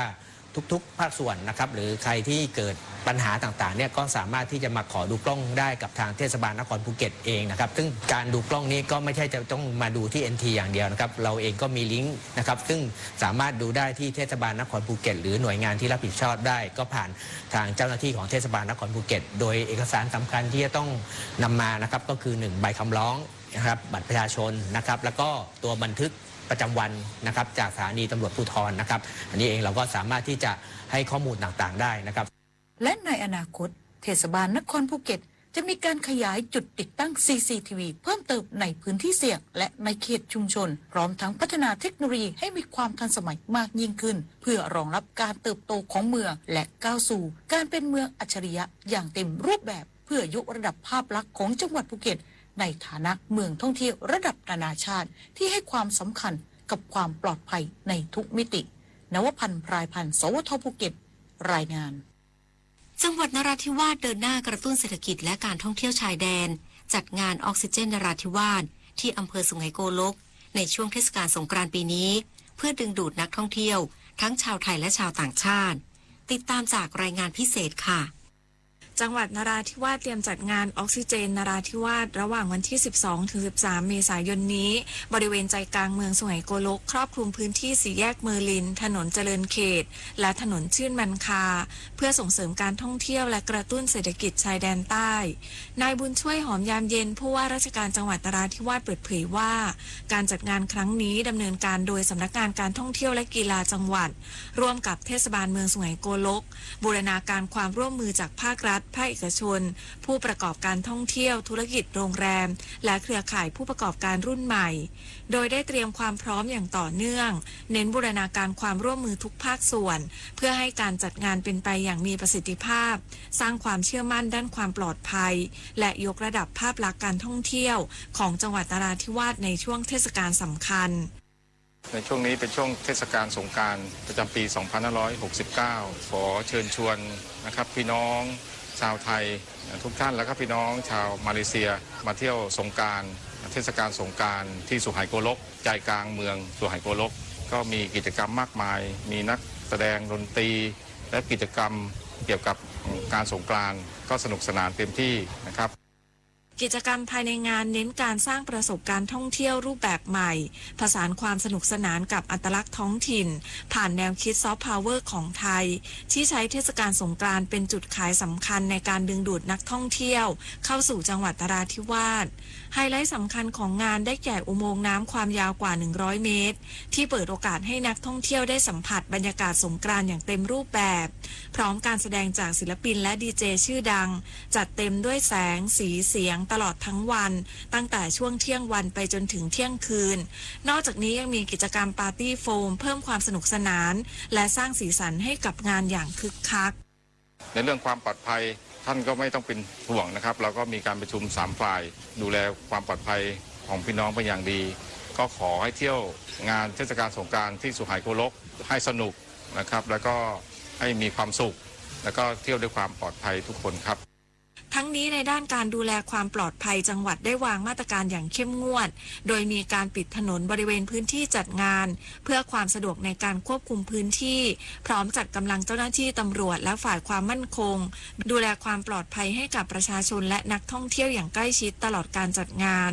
สำหรับงานออกซิเจนนราธิวาสถือเป็นอีกหนึ่งกิจกรรมสำคัญที่สะท้อนการนำซอฟต์พาวเวอร์อย่างเทศกาลสงกรานต์มาต่อยอดสร้างมูลค่าทางเศรษฐกิจและดึงดูดนักท่องเที่ยวทั้งชาวไทยและชาวต่างชาติให้เดินทางเข้ามาในพื้นที่มากยิ่งขึ้นปพิชานันเทพรักษ์สวทนราธิวาสรายงานท่านผู้ฟังคะมหาวิทยาลัยวลัยลักษณ์และมหาวิทยาลัยภาคใต้บูรณาการทั้งภาครัฐและเอกชนทำวิจัยพื้นฐานโดยใช้เทคโนโลยีไมโครเวฟและเทคโนโลยีปัญญาประดิษฐ์หรือ AI ร่วมสร้างมูลค่าทางเศรษฐกิจให้เกิดขึ้นจริงในพื้นที่ภาคใต้ติดตามจากรายงานพิเศษค่ะ หากพูดถึงเส้นทางแห่งนวัตกรรมที่อุทยานวิทยาศาสตร์มหาวิทยาลัยวลัยลักษณ์พร้อมดูแลระบบครบวงจรตั้งแต่ต้นน้ำจนถึงปลายน้ำโดยร้อยเรียงผ่านกิจกรรมสำคัญเริ่มต้นจากการส่งเสริมการลงทุนผ่านการปลดล็อกข้อจำกัดด้านทรัพย์สินทางปัญญาพร้อมใช้และพิธีสัญญาวิจัยที่เป็นการตกลงความร่วมมือแก้โจทย์อุตสาหกรรมร่วมกับภาคเอกชนชั้นนำอย่างเป็นรูปธรรมมีกระบวนการบ่มเพาะให้คำปรึกษาทางธุรกิจจนสามารถก้าวสู่การสร้างรายได้จากการขายจริงสำหรับงานวิจัยของมหาวิทยาลัยรัฐที่มีการเชื่อมโยงกับภาคเอกชนนะครับในการขับเคลื่อนครับก็จะมีถ้าเป็นสายเรื่องของการสร้างสารสกัดแล้วก็มีการผลิตงานวิจัยที่สร้างสารสกัดจากผลิตภัณฑ์จากธรรมชาติหลายตัวซึ่งพื้นที่ภาคใต้เราพืชสมุนไพรหรือพืชผักต่างๆเนี่ยนะครับที่สามารถเอามาสกัดเป็นสารและทำเป็นเครื่องสำอางไม่ว่าจะเป็นผลิตภัณฑ์ที่เป็นครีมหรือเป็นใช้น้ำมันปาล์มแดงนะครับหรือในส่วนของสมุนไพรที่ทำเป็นผลิตภัณฑ์ที่มาสก์หน้าที่ทำให้ผิวพรรณดีขึ้นนวัตกรรมไทยที่มีคุณภาพและพร้อมสู่ตลาดสากลอย่างแท้จริงจากความสำเร็จหน้าบ้านที่จับต้องได้นำไปสู่ความสำเร็จที่น่าภาคภูมิใจใช้ AI เพื่อป้องกันการจมน้ำรวมไปถึงในเรื่องของการใช้ AI ระบบสมาร์ทฟาร์มเป็นการผลิตที่แม่นยำมากขึ้นเราก็มีการแปรรูปผลิตภัณฑ์ที่เป็นผลิตภัณฑ์อาหารโกโก้ไบโอชาจากมังคุดผลิตภัณฑ์คาร์บอนสามารถเอาไปใช้ผลิตภัณฑ์ที่จะดูดซับสารพิษการทำงานวิจัยโรงงานปาล์มน้ำมันที่ใช้ของเหลือใช้และสามารถมาสร้างสารสกัดนำมาใช้ได้ทั้งหลายวงการไม่ว่าจะเป็นวงการทางการแพทย์หรือวงการที่เป็นทางด้านอาหารหรือทางด้านการเกษตรต่อยอดเรามีงานเทคโนโลยีอันนึงเลยนะครับที่ใช้ประโยชน์ได้ดีมากเลยคือเทคโนโลยีไมโครเวฟเป็นการใช้เทคโนโลยีไมโครเวฟในการแปรรูปอาหารการใช้เทคโนโลยีไมโครเวฟเทคโนโลยี AI ขับเคลื่อนธุรกิจให้ก้าวข้ามขีดจำกัดเดิมจะเป็นการยืนยันถึงความพร้อมของมหาวิทยาลัยภาคใต้ก้าวสู่การเป็นเครือข่าย RSP ที่เข้มแข็งพร้อมขับเคลื่อนประเทศด้วยนวัตกรรมและสร้างผลกระทบเชิงบวกต่อเศรษฐกิจภาคใต้ตอนบนดารารัตน์สืบศรีสุขสวท.สุราษฎร์ธานีรายงานท่านผู้ฟังคะโรงแรมสลีฟร่วมกับร้านค้าและภาคีเครือข่ายในชุมชนจัดกิจกรรมโรงทานแจกอาหารฟรีให้กับประชาชนญาติผู้ป่วยและผู้สัญจรไปมาเพื่อช่วยบรรเทาภาระค่าใช้จ่ายในช่วงเวลาที่เศรษฐกิจไม่เอื้ออำนวยจากผลกระทบสถานการณ์วิกฤตพลังงานติดตามรายละเอียดจากรายงานพิเศษค่ะท่ามกลางสถานการณ์เศรษฐกิจที่ยังคงกดดันค่าครองชีพของประชาชนอย่างต่อเนื่องโดยเฉพาะราคาน้ำมันที่ปรับตัวสูงขึ้นส่งผลกระทบเป็นวงกว้างไปยังราคาอาหารและสินค้าในชีวิตประจำวัน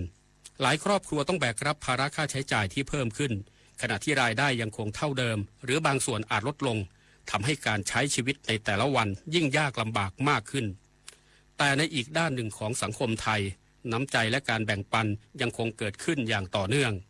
บริเวณหน้าโรงพยาบาลสุรินทร์โรงแรมสลิปหรือสลิปโฮเทลได้จัดกิจกรรมโรงทานแจกอาหารฟรีให้กับประชาชนญาติผู้ป่วยและผู้สัญจรไปมาเพื่อช่วยบรรเทาภาระค่าใช้จ่ายในช่วงเวลาที่เศรษฐกิจไม่เอื้ออำนวยนางสาวชุตินัททนกล้าผู้จัดการโรงแรมสลิปโฮเทลกล่าวว่ากิจกรรมนี้เริ่มต้นจากความตั้งใจเล็กๆของเจ้าของโรงแรมที่อยากทำบุญและช่วยเหลือสังคมแต่เมื่อดำเนินการไปกลับได้รับการตอบรับจากประชาชนเป็นอย่างดีจนต้องขยายจำนวนอาหารเพิ่มขึ้นอย่างต่อเนื่องจากเดิมเพียง100 ชุดต่อครั้งปัจจุบันเพิ่มเป็น200 ชุดเพื่อให้เพียงพอกับจำนวนผู้มารับบริการที่เพิ่มมากขึ้นในทุกเดือน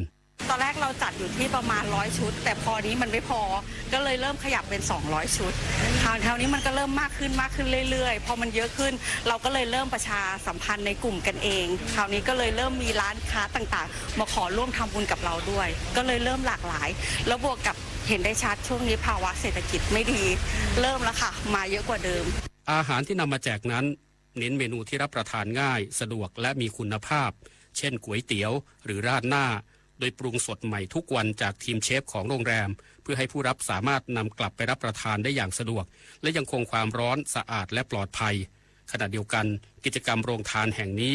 ยังได้รับความร่วมมือจากร้านค้าและภาคีเครือข่ายในชุมชนที่เข้ามาร่วมสนับสนุนทั้งวัตถุดิบและกำลังทรัพย์ทำให้การช่วยเหลือสามารถดำเนินต่อไปได้อย่างต่อเนื่อง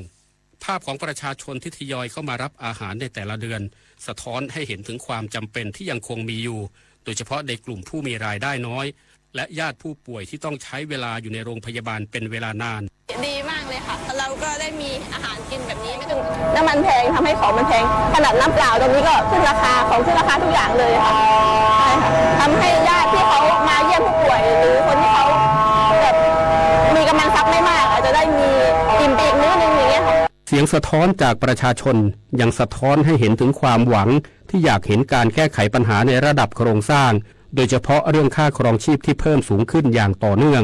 แม้กิจกรรมโรงทานแห่งนี้จะเป็นเพียงจุดเล็กๆในสังคมแต่กลับมีความหมายอย่างยิ่งสำหรับผู้ที่กำลังเผชิญความยากลำบากในวันที่เศรษฐกิจยังคงท้าทาย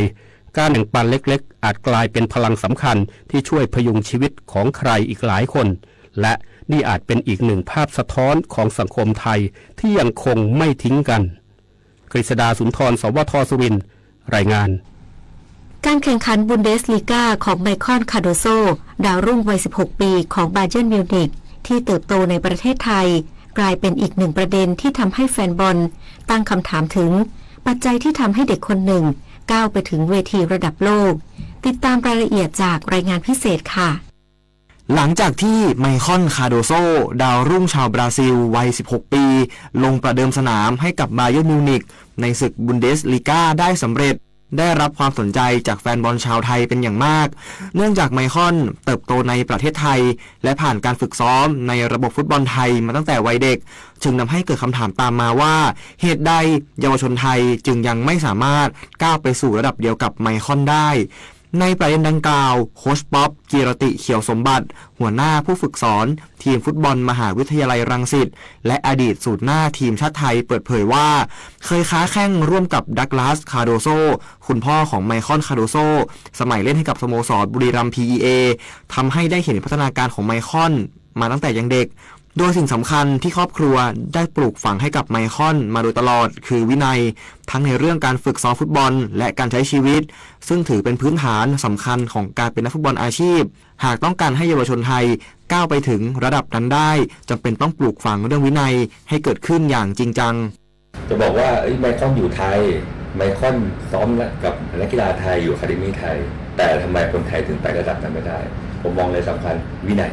จริงๆความสามารถเด็กไทยก็ไม่ได้ด้อยหรอกนะครับแต่วินัยในทุกจังหวะที่เขาโตออกไปโดยที่เขาไม่มีกฎเกณฑ์ละ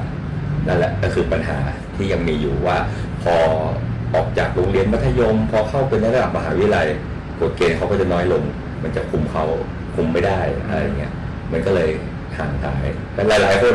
บอลนักเรียนเก่งมากวินัยดีมากทุกอย่างดีแต่เมื่อไหร่เขาจบออกจากโรงเรียนไม่มีกฎเกณฑ์มันก็จะค่อยๆหายไปเรื่อยๆขณะที่ริวัลโดกักมานิดน้อยเวทอดีตนักฟุตบอลทีมชาติไทยและเจ้าของศูนย์ฝึกฟุตบอลมานิดน้อยเวทแสดงความคิดเห็นว่าความแตกต่างระหว่างเยาวชนไทยกับไมคอนคือความมุ่งมั่นและวินัยในการฝึกซ้อมรวมถึงความจริงจังต่อการพัฒนาของตนเองหากเด็กไทยต้องการก้าวไปสู่ระดับเดียวกับไมคอนหรือก้าวไปได้ไกลกว่านั้นจำเป็นต้องมีความตั้งใจฝึกซ้อมอย่างต่อเนื่องและรักษาวินัยในทุกด้านเพราะเมื่อเตรียมตัวพร้อมโอกาสก็จะมาถึงในที่สุดโค้ชว่ามันอยู่ที่ความมุ่งมั่นแล้วก็วินัยการฝึกมากกว่าเพราะว่าเด็กไทยวินัยการฝึกความจริงจังมันน้อยไอ้ข้อน่ะก็ฝึกกับคนไทยคนไทยตลอดแต่ว่าด้วยความที่มีใจนักสู้เหมือนพ่อเขาค่อนข้างบิ้วเรื่องความจริงจังสไตล์บราซิลมันบอลบราซิลมันอยู่ในสายเลือดอยู่แล้วเขาเกิดโตที่ไทยมันก็แปลกกันเนาะทำไมไทยไประดับนั้นไม่ได้เนาะอย่างที่บอกแหละคนสิ่งแรกที่คนมองคือน่าจะเป็นเรื่องวินัยในการฝึกซ้อมความมุ่งมั่นตั้งใจไมคอนก็จริงจังมากกว่าเส้นทางของไมคอนอาจเริ่มต้นในประเทศไทยแต่สิ่งที่พาเขาไปไกลถึงเวทีบุนเดสลีกาคือวินัยและความมุ่งมั่นคำถามสำคัญจึงอาจไม่ใช่ว่าเด็กไทยเก่งพอหรือไม่แต่คือเราพร้อมหรือยังที่จะสร้างวินัยและความมุ่งมั่นแบบเดียวกันให้เกิดขึ้นกับเยาวชนไทยเพื่อให้ฟุตบอลไทยไปสู่เวทีระดับโลกในอนาคตปุริมพัฒน์สอนการรายงานยุคนี้ไม่ใช่แค่กลัวข่าวปลอมแต่ต้องกลัวข่าวที่ปลอมได้เหมือนจริงเกินไปวันนี้ AI สามารถสร้างภาพที่ไม่เคยมีสร้างวิดีโอที่สมจริงสมจังแม้กระทั่งเลียนแบบเสียงของใครบางคนแล้วคุณล่ะจะแยกออกไหมว่าสิ่งที่ได้ยินคือเรื่องจริงหรือเรื่องที่ถูกสร้างขึ้นลองหยุดคิดอีกครั้งนี่คือข้อเท็จจริงหรือแค่สิ่งที่ดูเหมือนจริงในวันที่ AI สร้างได้ทุกอย่างสิ่งที่สำคัญที่สุดคือการที่เรายังคิดเป็นต่อไปขอเชิญรับฟังธรรมะเพื่อชีวิตวันนี้เสนอเรื่องทุกข์เพราะอะไรโดยหลวงพ่อไพศาลวิสาโลครับเรียนรู้ธรรมะจากตัวเราเองจากประสบการณ์ที่เราประสบในแต่ละขณะอย่างเช่นนั่งอยู่ตรงนี้ขณะนี้เนี่ยเราก็ศึกษาธรรมได้นะเป็นการศึกษาจากตัวเราเอง อย่างเช่นตอนนี้เนี่ยเรารู้สึกอย่างไรนะหลายคนก็คงจะรู้สึกหนาวแล้วรู้สึกอะไรอีกนะรู้สึกทุกข์เพราะอะไรนะทุกข์เพราะอากาศมันหนาวทุกข์ใจเพราะอะไรนะแล้วเพื่อตอบทุกข์ใจเพราะอากาศหนาวอันนี้ยังตอบไม่ถูกทีเดียวนะดูดีๆเนี่ยทุกข์ใจเพราะว่าใจมันเนี่ยมันรู้สึกยินร้ายไม่พอใจกายมันหนาวและมีความทุกข์ขึ้นมาไอ้ตรงนี้ต่างหากที่ทำให้ทุกข์ใจนะเราสังเกตดูใจบ้างนะว่าใจมันเนี่ยมันรู้สึกอย่างไรกับความหนาวเมื่อกายเป็นทุกข์ไอ้ความรู้สึกที่เป็นลบความรู้สึกยินร้ายความรู้สึกอยากจะผลักไสให้อาการหนาวที่เกิดขึ้นกับตัวเราเนี่ยที่เกิดขึ้นกับกายของเราเนี่ยนะตรงนี้แหละนะที่ทำให้เป็นทุกข์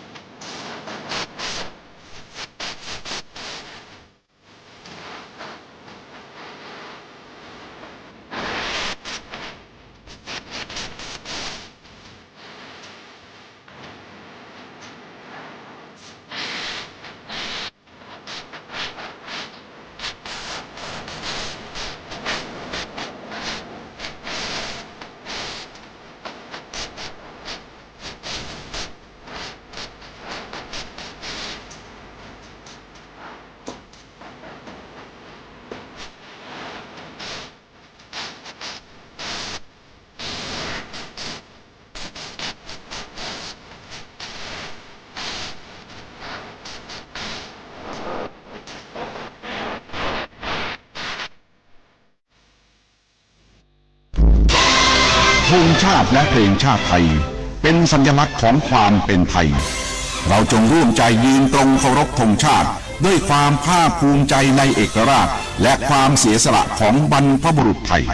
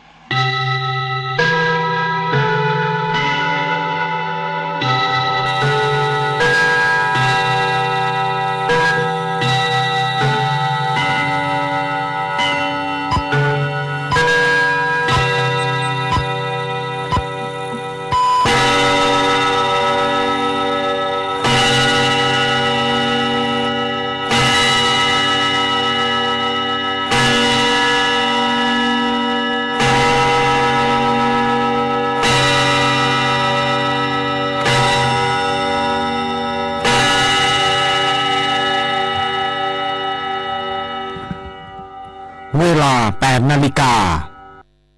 เป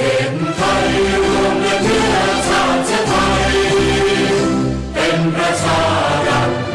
ว่าไทยของไทยทุกส่วนอยู่ดำรงคงไว้ได้ทั้งม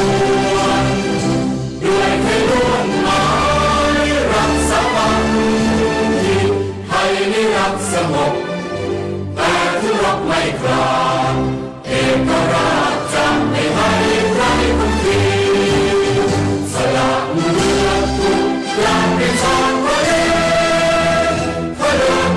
ศจะไปพวกเราไม่ใช่สยบ ประเทศชาติเผชิญวิกฤตช่วยกันคิดแก้ไขด้วยใจอาสา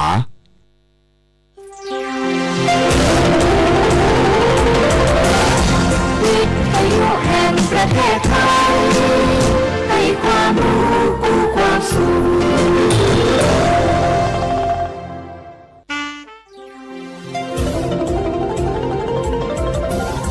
วิทยุแห่งประเทศไทยให้ความรู้กู้ความสุข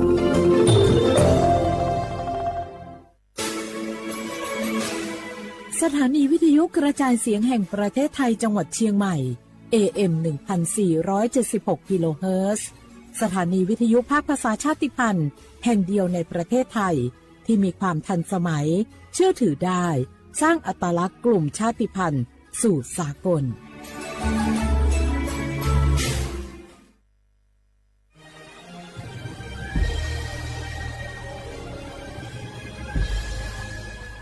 เกิดเป็นคนไทย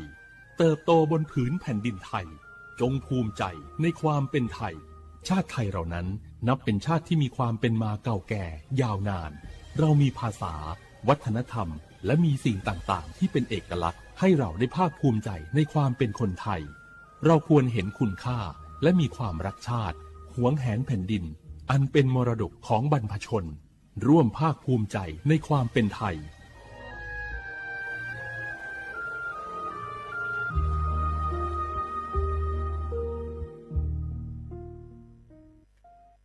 มาถาเจริญย์นากอโฮมาเลยนากอนากาสปสชขอนากอลาซาเพฮอเนแมเอขออดูอติยาลวยชิฮอหมอเนดอบิลวยบาทอนซุมอยาลาซาเมขวยตาหมอโดโดเนเฮลวยขอลาซาญาเมหมอเนฮอมอนาลูกาเนนุเจลวยลาซาญาเมอีคันจอลาซากะเกนีฮอเนเมสิญญาเจมอนาสปสชติซุ่มจำยอสปสชเขตหนึ่งเชียงใหม่นากาจำยองาซุ่มญีเยงาซุ่มงปายดามโอเดนากาตีโกจำยอนึมานากอนาลูเดนากาติซุ่มญีซุ่มโยกานาลูกะตุเมเด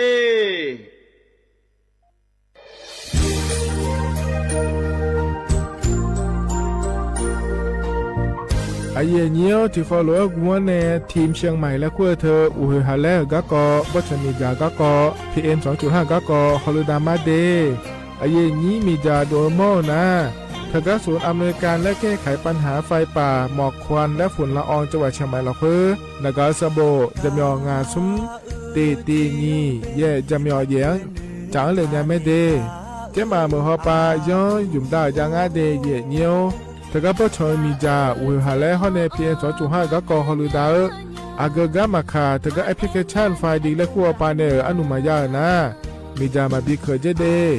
อันอายามก็ดูนะขอนี้อันตีบาลาติเสียในอันสุมเชติบาลางาซีอคนนี้พังหายาโกช่วยกันนี้อาส่วนมาคาจะบ่อนายย่อปายุบ่อยเจเดเหมือนในสำนักงานประชาสัมพันธ์จังหวัดเชียงใหม่นะที่ฟอลโล่กุมอมือดาลานยานีทีมเชียงใหม่และขั้วเธอที่ฟอลโล่เกิดดามาเดเธอมีเนทีที่โปกาเนือกามาพา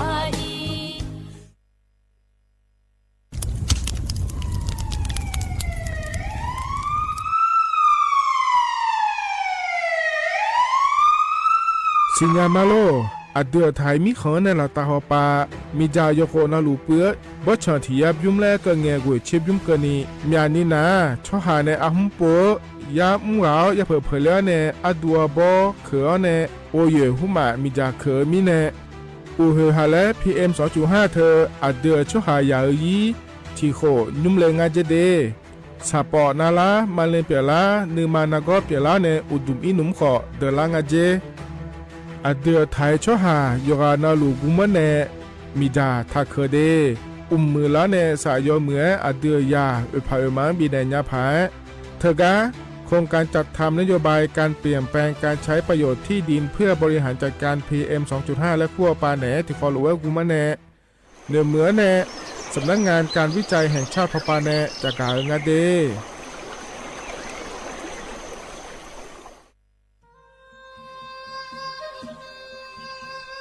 ยโปนาลูเฮตาฮอดาเง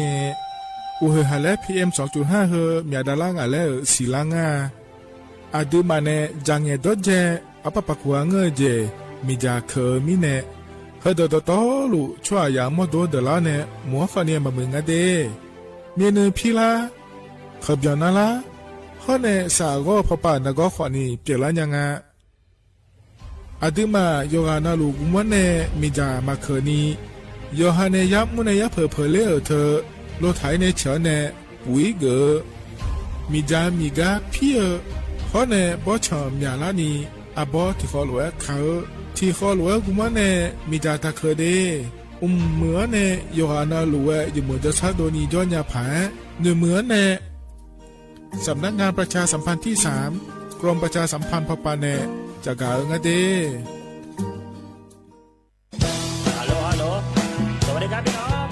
อายุอันนี้เดือขยาวโฆษณาไกกะกอสถานีวิทยุกระจายเสียงแห่งประเทศไทยจังหวัดเชียงใหม่พปานเนบีเคฮอมอนาแอออนหลิญาเมเจสถานีวิทยุกระจายเสียงแห่งประเทศไทยเฮนาอย่าซิมก้อนบีดูอย่าล่อนแต่ช่วงหางละหาเชลกับปจักกันเนดูพ่ออีสอนีกามาเล่าเนกามองขากากายกุญญาอายุเนียวโฆษณาบีเกหมอญาแลนึงมาอ้อนนานากาไงเหลียวเนไงชนยังอายุเนียวนากาสัมโบนาก่อนนี้จำยองาซุงมีสีโกจำยอโกเย่และงาเดใจที่โบนาก่อนนี้จำยอเวนีมีโก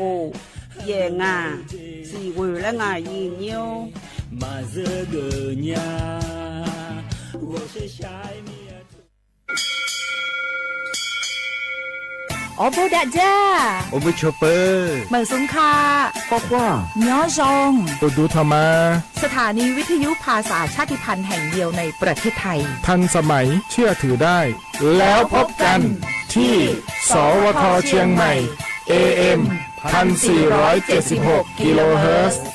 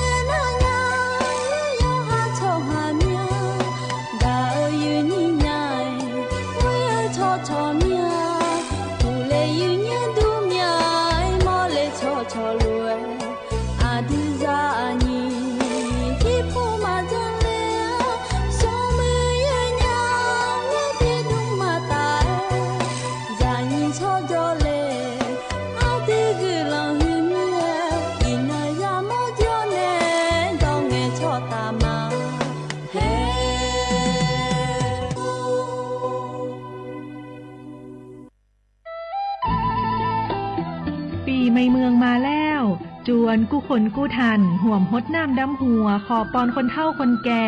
แต่งกายด้วยความสุภาพเล่นน้ำอย่างมีวัฒนธรรมสืบสานประเพณีอันดีงามของล้านนาเฮาปีไม่เมืองสุขใจปลอดภัยใส่ใจวัฒนธรรมเจ้า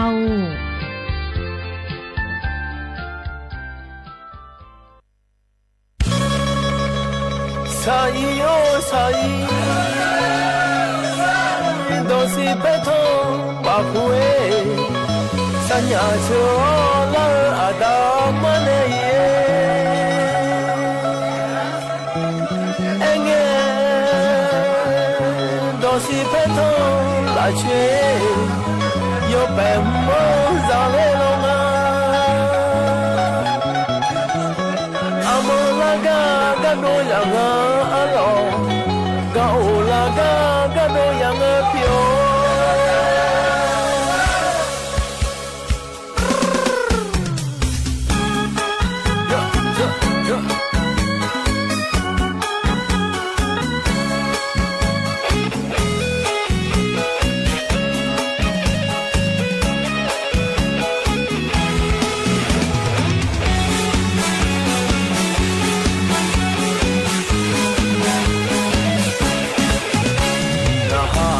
Akazama akazaguzale sazi zione soso kakae zibadoma dia chan li oyanga sen som li jin si ko yanga chi tu thao ne inon do ye le ma ziba do ye shonaมีชุมเมื่อพอดอแต่ไร้หมอกตะวันแดงอันเสียงยังสดคู่กังแบมีดานจงอาเจมีน้ำมีตีมีเย่จีเย่เย่เย่我们จงอาเจ以后呢จีบาจีตู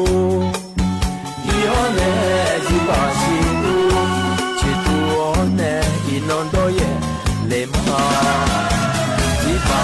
โดยชอเมียเมียนึมาพาโมลาเมียนึเมียมูมูชองลาซอซอซอยมีดาโบมามีบางาและดูกา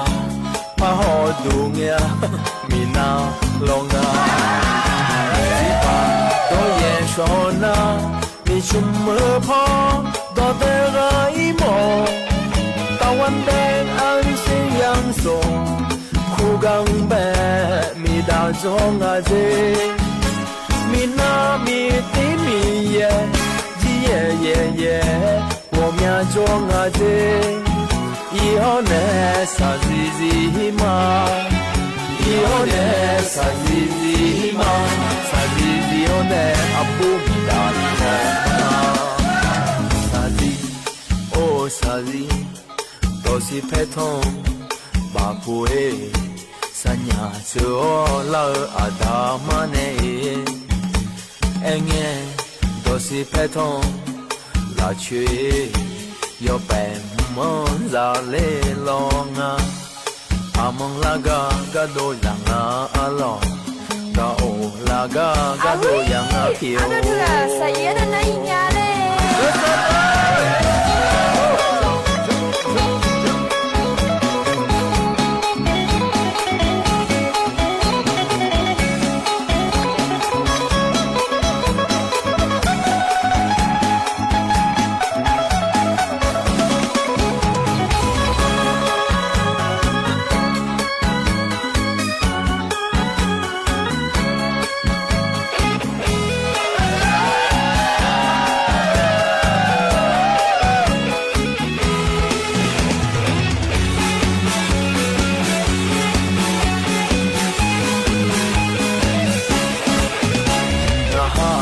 Akazama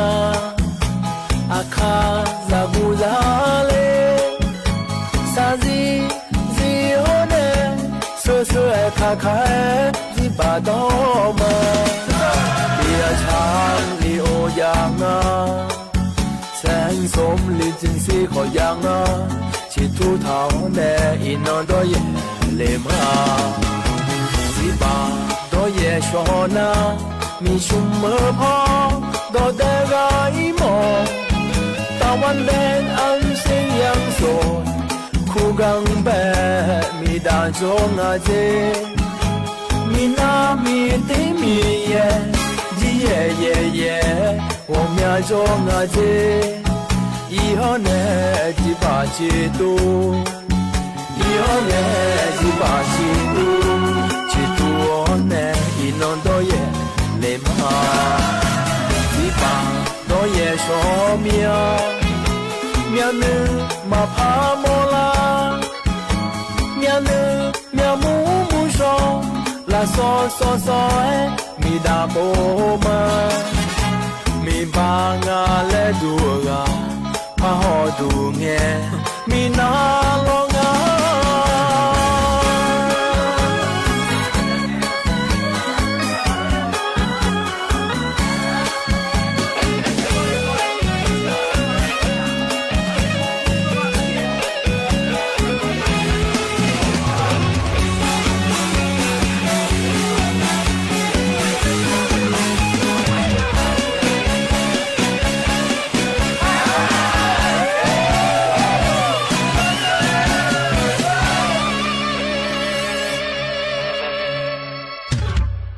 เราอย่างเงี้ยตัวชาวบุ้มจีหูเจอันนี้มีบาเลน่ามีหน้าเลงาอย่างเงี้ยอาคาเล็กคนเนี่ยช้างทางง่ายอย่างเงี้ยคนนี้น่าเบียวดูเราอย่างเงี้ยเราอุดธรรมะ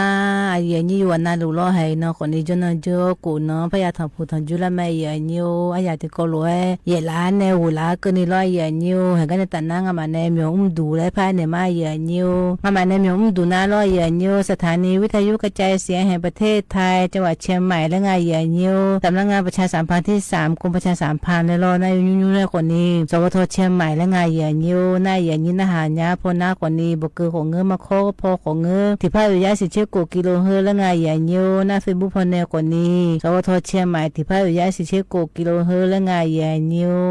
คนนี้ใหญ่นิ้วและหน้าญาพอและเอ็นในถามาใหญ่นิ้วนายนอคนนี้ร้อยใหญ่นิ้วให้กันในตาหน้าขานอคนนี้ภายด้านในมาใหญ่นิ้วอินนาคนนี้ทอนลากละงายนิ้วอุสิบาลาล้อมองที่คูตายพอนาคนนี้วันเสาร์อันนั้นก็เชติเมษายนนิพังอายากูเชื่อร้อยนิ้วเฮคนนี้อาคารนาน่าโหจีเฮคนนี้จนนั้นปกติเมียยังเงี้ยไทยนิ้วบากนี้สุกาคืนนี้อายาโดนถามมาจุโยเลยสุกาเกันนะยศสื่อเลยอันนั้นเชื่อกูอันนั้นพัฒน์ผู้ทันจุเลยมานิ้วอายาโดนทางอะไรเงี้ยเงทำมาอย่างนี้อยู่จีน่าคนนี้เลยมุทาเนี่ยล้อตัวชาคนนี้เงือตัวคนนี้เงืออยู่จีน่าอยู่เบี้ยเลยงั้นทำมาอย่างนี้เห็นก็ปังอันนี้เลยมุทากามาเกลือมินายตัวชาที่บุ้งเลยบินามาอย่างนี้ตัวชาบุ้งน่าลอยอย่างนี้อันนี้น้องบินเนี่ยช้างทางง่ายอย่างนี้อะดูจีที่กลัวน่าดามาอย่างนี้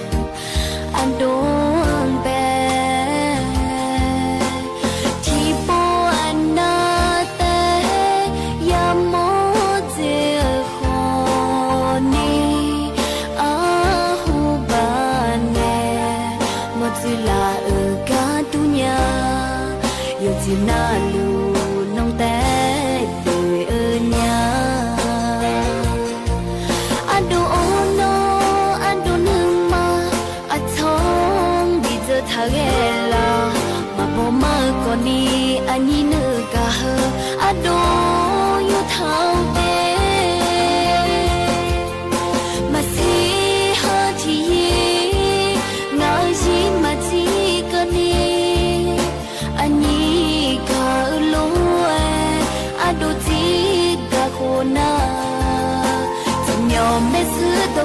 ช่วยเต้มาบีเนื้อทาโลไอทาโลนาอันยานึกาเฮมาวออีเพียเธอทิ้งมาบียาพายที่ยาแพ้เงที่ยาอุดเนอันโดนอนเนชาลาเงอันนี้ก็เป็นเนมา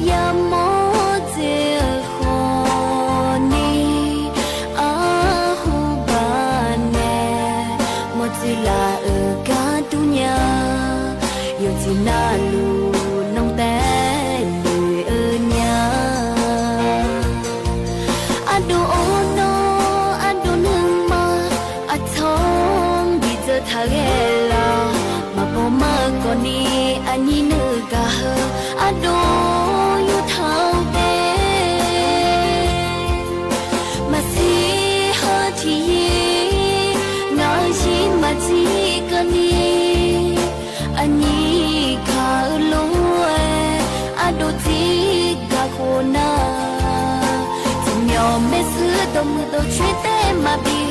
เนื้อทาโลไอทาโลนาอั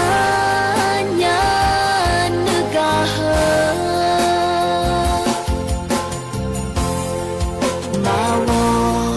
อีเพียเธอทิ้งมาบียาพายที่ยาแพ้เงที่ยาอุดเนอันโดนอนเนชาลาเงอันนี้ก็เป็นเนมาอันโดนอนเนชาลาเงอันนี้ก็เป็นเนมา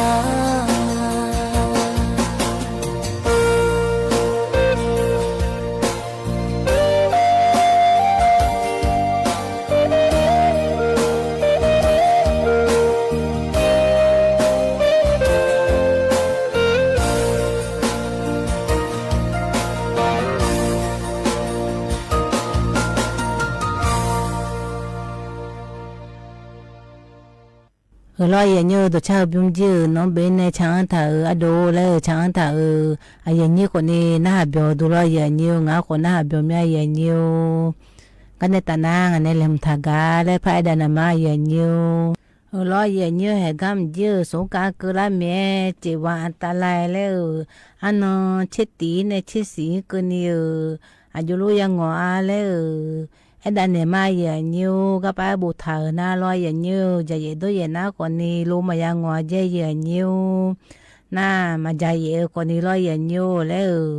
อายมันเนี่ยรู้ยกข้องกข้อเธออายมันเนี่ยให้รู้ยังงง่ายอย่างเงี้ยสันนี่มันงข้อนี่ร้อยชานี่ร้อยอย่างเงี้ยหน้าเข็มขัดนี่ละภัยคนนี้ยังอึ่งให้ดีหน้าหมวกกันน็อกคนนี้อยู่จนหน้าอยู่ปูนเอาอย่าเชิงง่ายอย่างเงี้ยหมวกกันน็อกถือมาเชิงหน้าอาชอบสิดาตีละแม่อย่างเงี้ยน่าจะเย็ดด้วยเย็นเนี่ยสิดาพูละตีน่าได้ดันเนี่ยมาอย่างเงี้ยเฮิมน่าอันนั้นตีเนี่ยสิบาลาเนี่ยนี่พังอายากูเชื่อวูเดียอย่างเงี้ยเนี่ยกันเนี่ยนะก็มันน่าร้อยอย่างเงี้ยกูหมายเลยสิดาตีเลยยสื่อดูละอย่างเงี้ยอันนั้นตีเนี่ยนะยสื่อแต่เดียอย่างเงี้ยก็ดันเนี่ยมาหูจีเช็ดตียังไงอย่างเงี้ยก็ป้าอายุรู้อย่าจังเลยล่ะอาเบเบมน่าตีมน่าร้อยอย่างเงี้ยอะไรขับรถเร็วกำหนดแล้วนายสันนิงอคนในร้านรออย่างเงี้ยอายมานะอุปบาตีเจียอย่างเงี้ยห้องเอบานะติภาบาแต่งอย่างเงี้ยนี่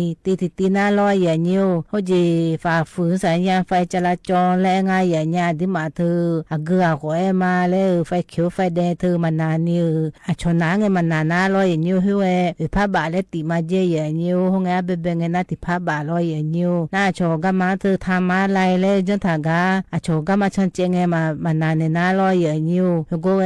ผ้าบาและติมาเจยนิวน่าติน่าลงงนากาเกดรอยนิวอุปกรณ์เสริมและที่มาหน้าหูฟ้าให้จิมาเกนาลอยนิวให้ผ้าบาและติมาเจยนิวน่าลูกคือผู้หลาลูผู้หลาเธออีพอมาอีเชนิวอุล่างย้อนสอนแรงอร่อยไทยพนักย้อนสอนแรงอร่อยนิวนี่ผ้าบาและติมาเจอาเปเป็นเงินห้องเงินบ้านงายาบาแต่งายนิวน่าคู่มาคู่เดือดแล้วก็ปังงอกึตุแล้วน่าจีลูกเงยเฮดนาคนนี้ผ้าบาและติมาเจยนิวน่าลูงอเดือนาคนนี้ก็จีเดือเนี่ยคนนี้รอยนิวก็ป้าเข้มขันนี่ละภายแล้วเดือมาเล่มาสุจูน่ารอยนิวให้วันนี้ผ้าบาและติมาเจยนิวน่าใบขับขี่มาอยู่ในชั้นเดือนาล้อและงงมาอยู่ในชั้นเดือนาให้วันที่ผ้าบาติมาเจยนิวน่าให้คนนี้ของคนนี้ที่พระติศิลาและบิญญาณเจน่าลงงอจีบ่าวว่าเย่งน่ารอยนิวบางผ้าในหนีมือบาแล้วทางายนิวน่าของกอดและที่หูและงายนิวอาศัยใช้หุ่นหน้าเชื่อหุ่นหน้ารอยนิวและอยู่ฮาลงงอยู่ฮาช้อยมาย้อนนิวคุลงน่ารอเทียมาย้อนนิวคุลงน่ารองผ้าในหนีมือบาก็นิวตีเจยเนี่ยน่าของคนนี้ที่หูแล้วคุลทางายนิวให้คนนี้สุกากระเมียยมายืมทีงาดีและเนดาและมิเนอยู่วันนายได้ในแม่ยนิวให้คนนี้ย้อนยังงงอยู่ว่าน่ารอลูกคือก็ไม่ลูกก็ไม่อยู่กันย้อนจะยัดด้วยนะคนนี้มายังงงดีกำลังมาเยนิวให้กำจีจุนายแม่ยนิวแม่นี่มาเรียนรอยนิวอายุลูกเนี่ยน่าที่มาเธอทีละแล้วเจนรอยนิวมีจะมาคืนนี้กูรู้ชบามาและงายนิวอันที่มาคนนี้ผู้หลักกูรู้ขจารอยนิวอยู่หาคนนี้ขจายันนี้แล้วน้าก็อันยันนี้แล้วคนนี้อยู่หาคนนี้สิดาคนนี้บิยาลาและงายเนี่ยน้ำอยู่อันนี้จังเงตัวเจ้าเสียลูขอทุลอยนิวอยู่อันนี้เสียลูผู้หลักขากาก็ตัวแผ่นบิเจเนี่ยกูรู้จันนาลอยนิวอันที่มากูรู้จันนาลอยนิวอันที่มากูจันนาไม่ใช่มือและเปล่าเจยเนี่ยน้ำไม่ใช่มือและเปล่าหน้าแล้วที่มาสาวงยมือจิตเตยากงอาเจยนิวน่าที่มาแต่มังบ่ายผ่านมาก็เตยมือเตอบิกอมาแล้วตัวดาลางายนิวเฮคนนี้ครูชิดูอันในบิงเอคนนี้สถาบันวิจัยวิทยาศาสตร์และเทคโนโลยีแห่งประเทศไทยยูนาคนนี้วและไงอย่างเงี้ยอายมาคนนี้ผู้ปนชบบ้านในร้านเนี่ยเทียชบบ้านในรอยอย่างนิวสำนักงานการวิจัยแห่งชาติยูนาคนนี้วชและไงอย่างนิวให้ติโกโลเทียชบบ้านเนี่ยอายมาคนนี้วิจัยผู้อาจารย์และไทยมือคือรอยอย่างนิวฝุ่น PM 2.5คือมาบิญญานิวบิวมาและไงอย่างเงี้ยอยู่กันนาลีรอไทยพอก็มาบามตั้งแต่พอก็มาสาวคือมือพายบิวมาและไงอย่างเงี้ยให้คือคนนี้เอาจียมือผู้ละเชดูร้านเนี่ยอย่างนี้จะกันเนี่ยมาอย่างนิวกันเลยมารอยอย่างนิวกันแต่น่าดชาติบุ้มเลยบินามาอย่างนิวดชาติบุ้มน่าหนูทาดีแล้วช่างต่างอย่างนิวติโคโรนาดา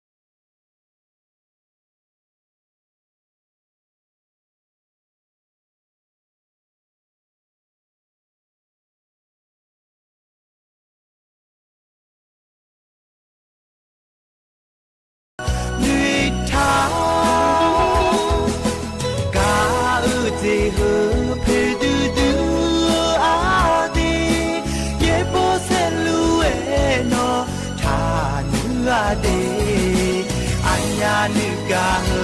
มาสีที่สีมาว่ามาชูสุเซบีฮอมายืนยาลุยทา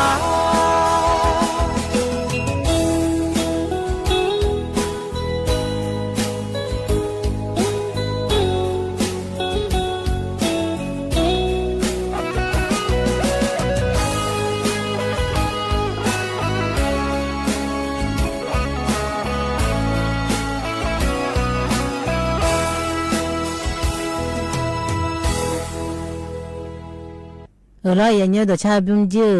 ya ni ko na byo du lo ga chang ta na le che myo na nu ta le chang ta nga ya nyo go cha ang ga che myo nu ma nga de ya ni ko ni na byo du lo ya nyo ga ne ta na ne le hum ta ga cha ga ji le pa da ma ya nyo gam na lo ya nyo le di ma ji ta ta ba pho ne na mye yo ha ji u ji mi ja bu laไฟฟ้าพูดละอายุชิญงาเลยบิชิมาเลยงาอย่างเงี้ยมีจากคนนี้เลยอดีมา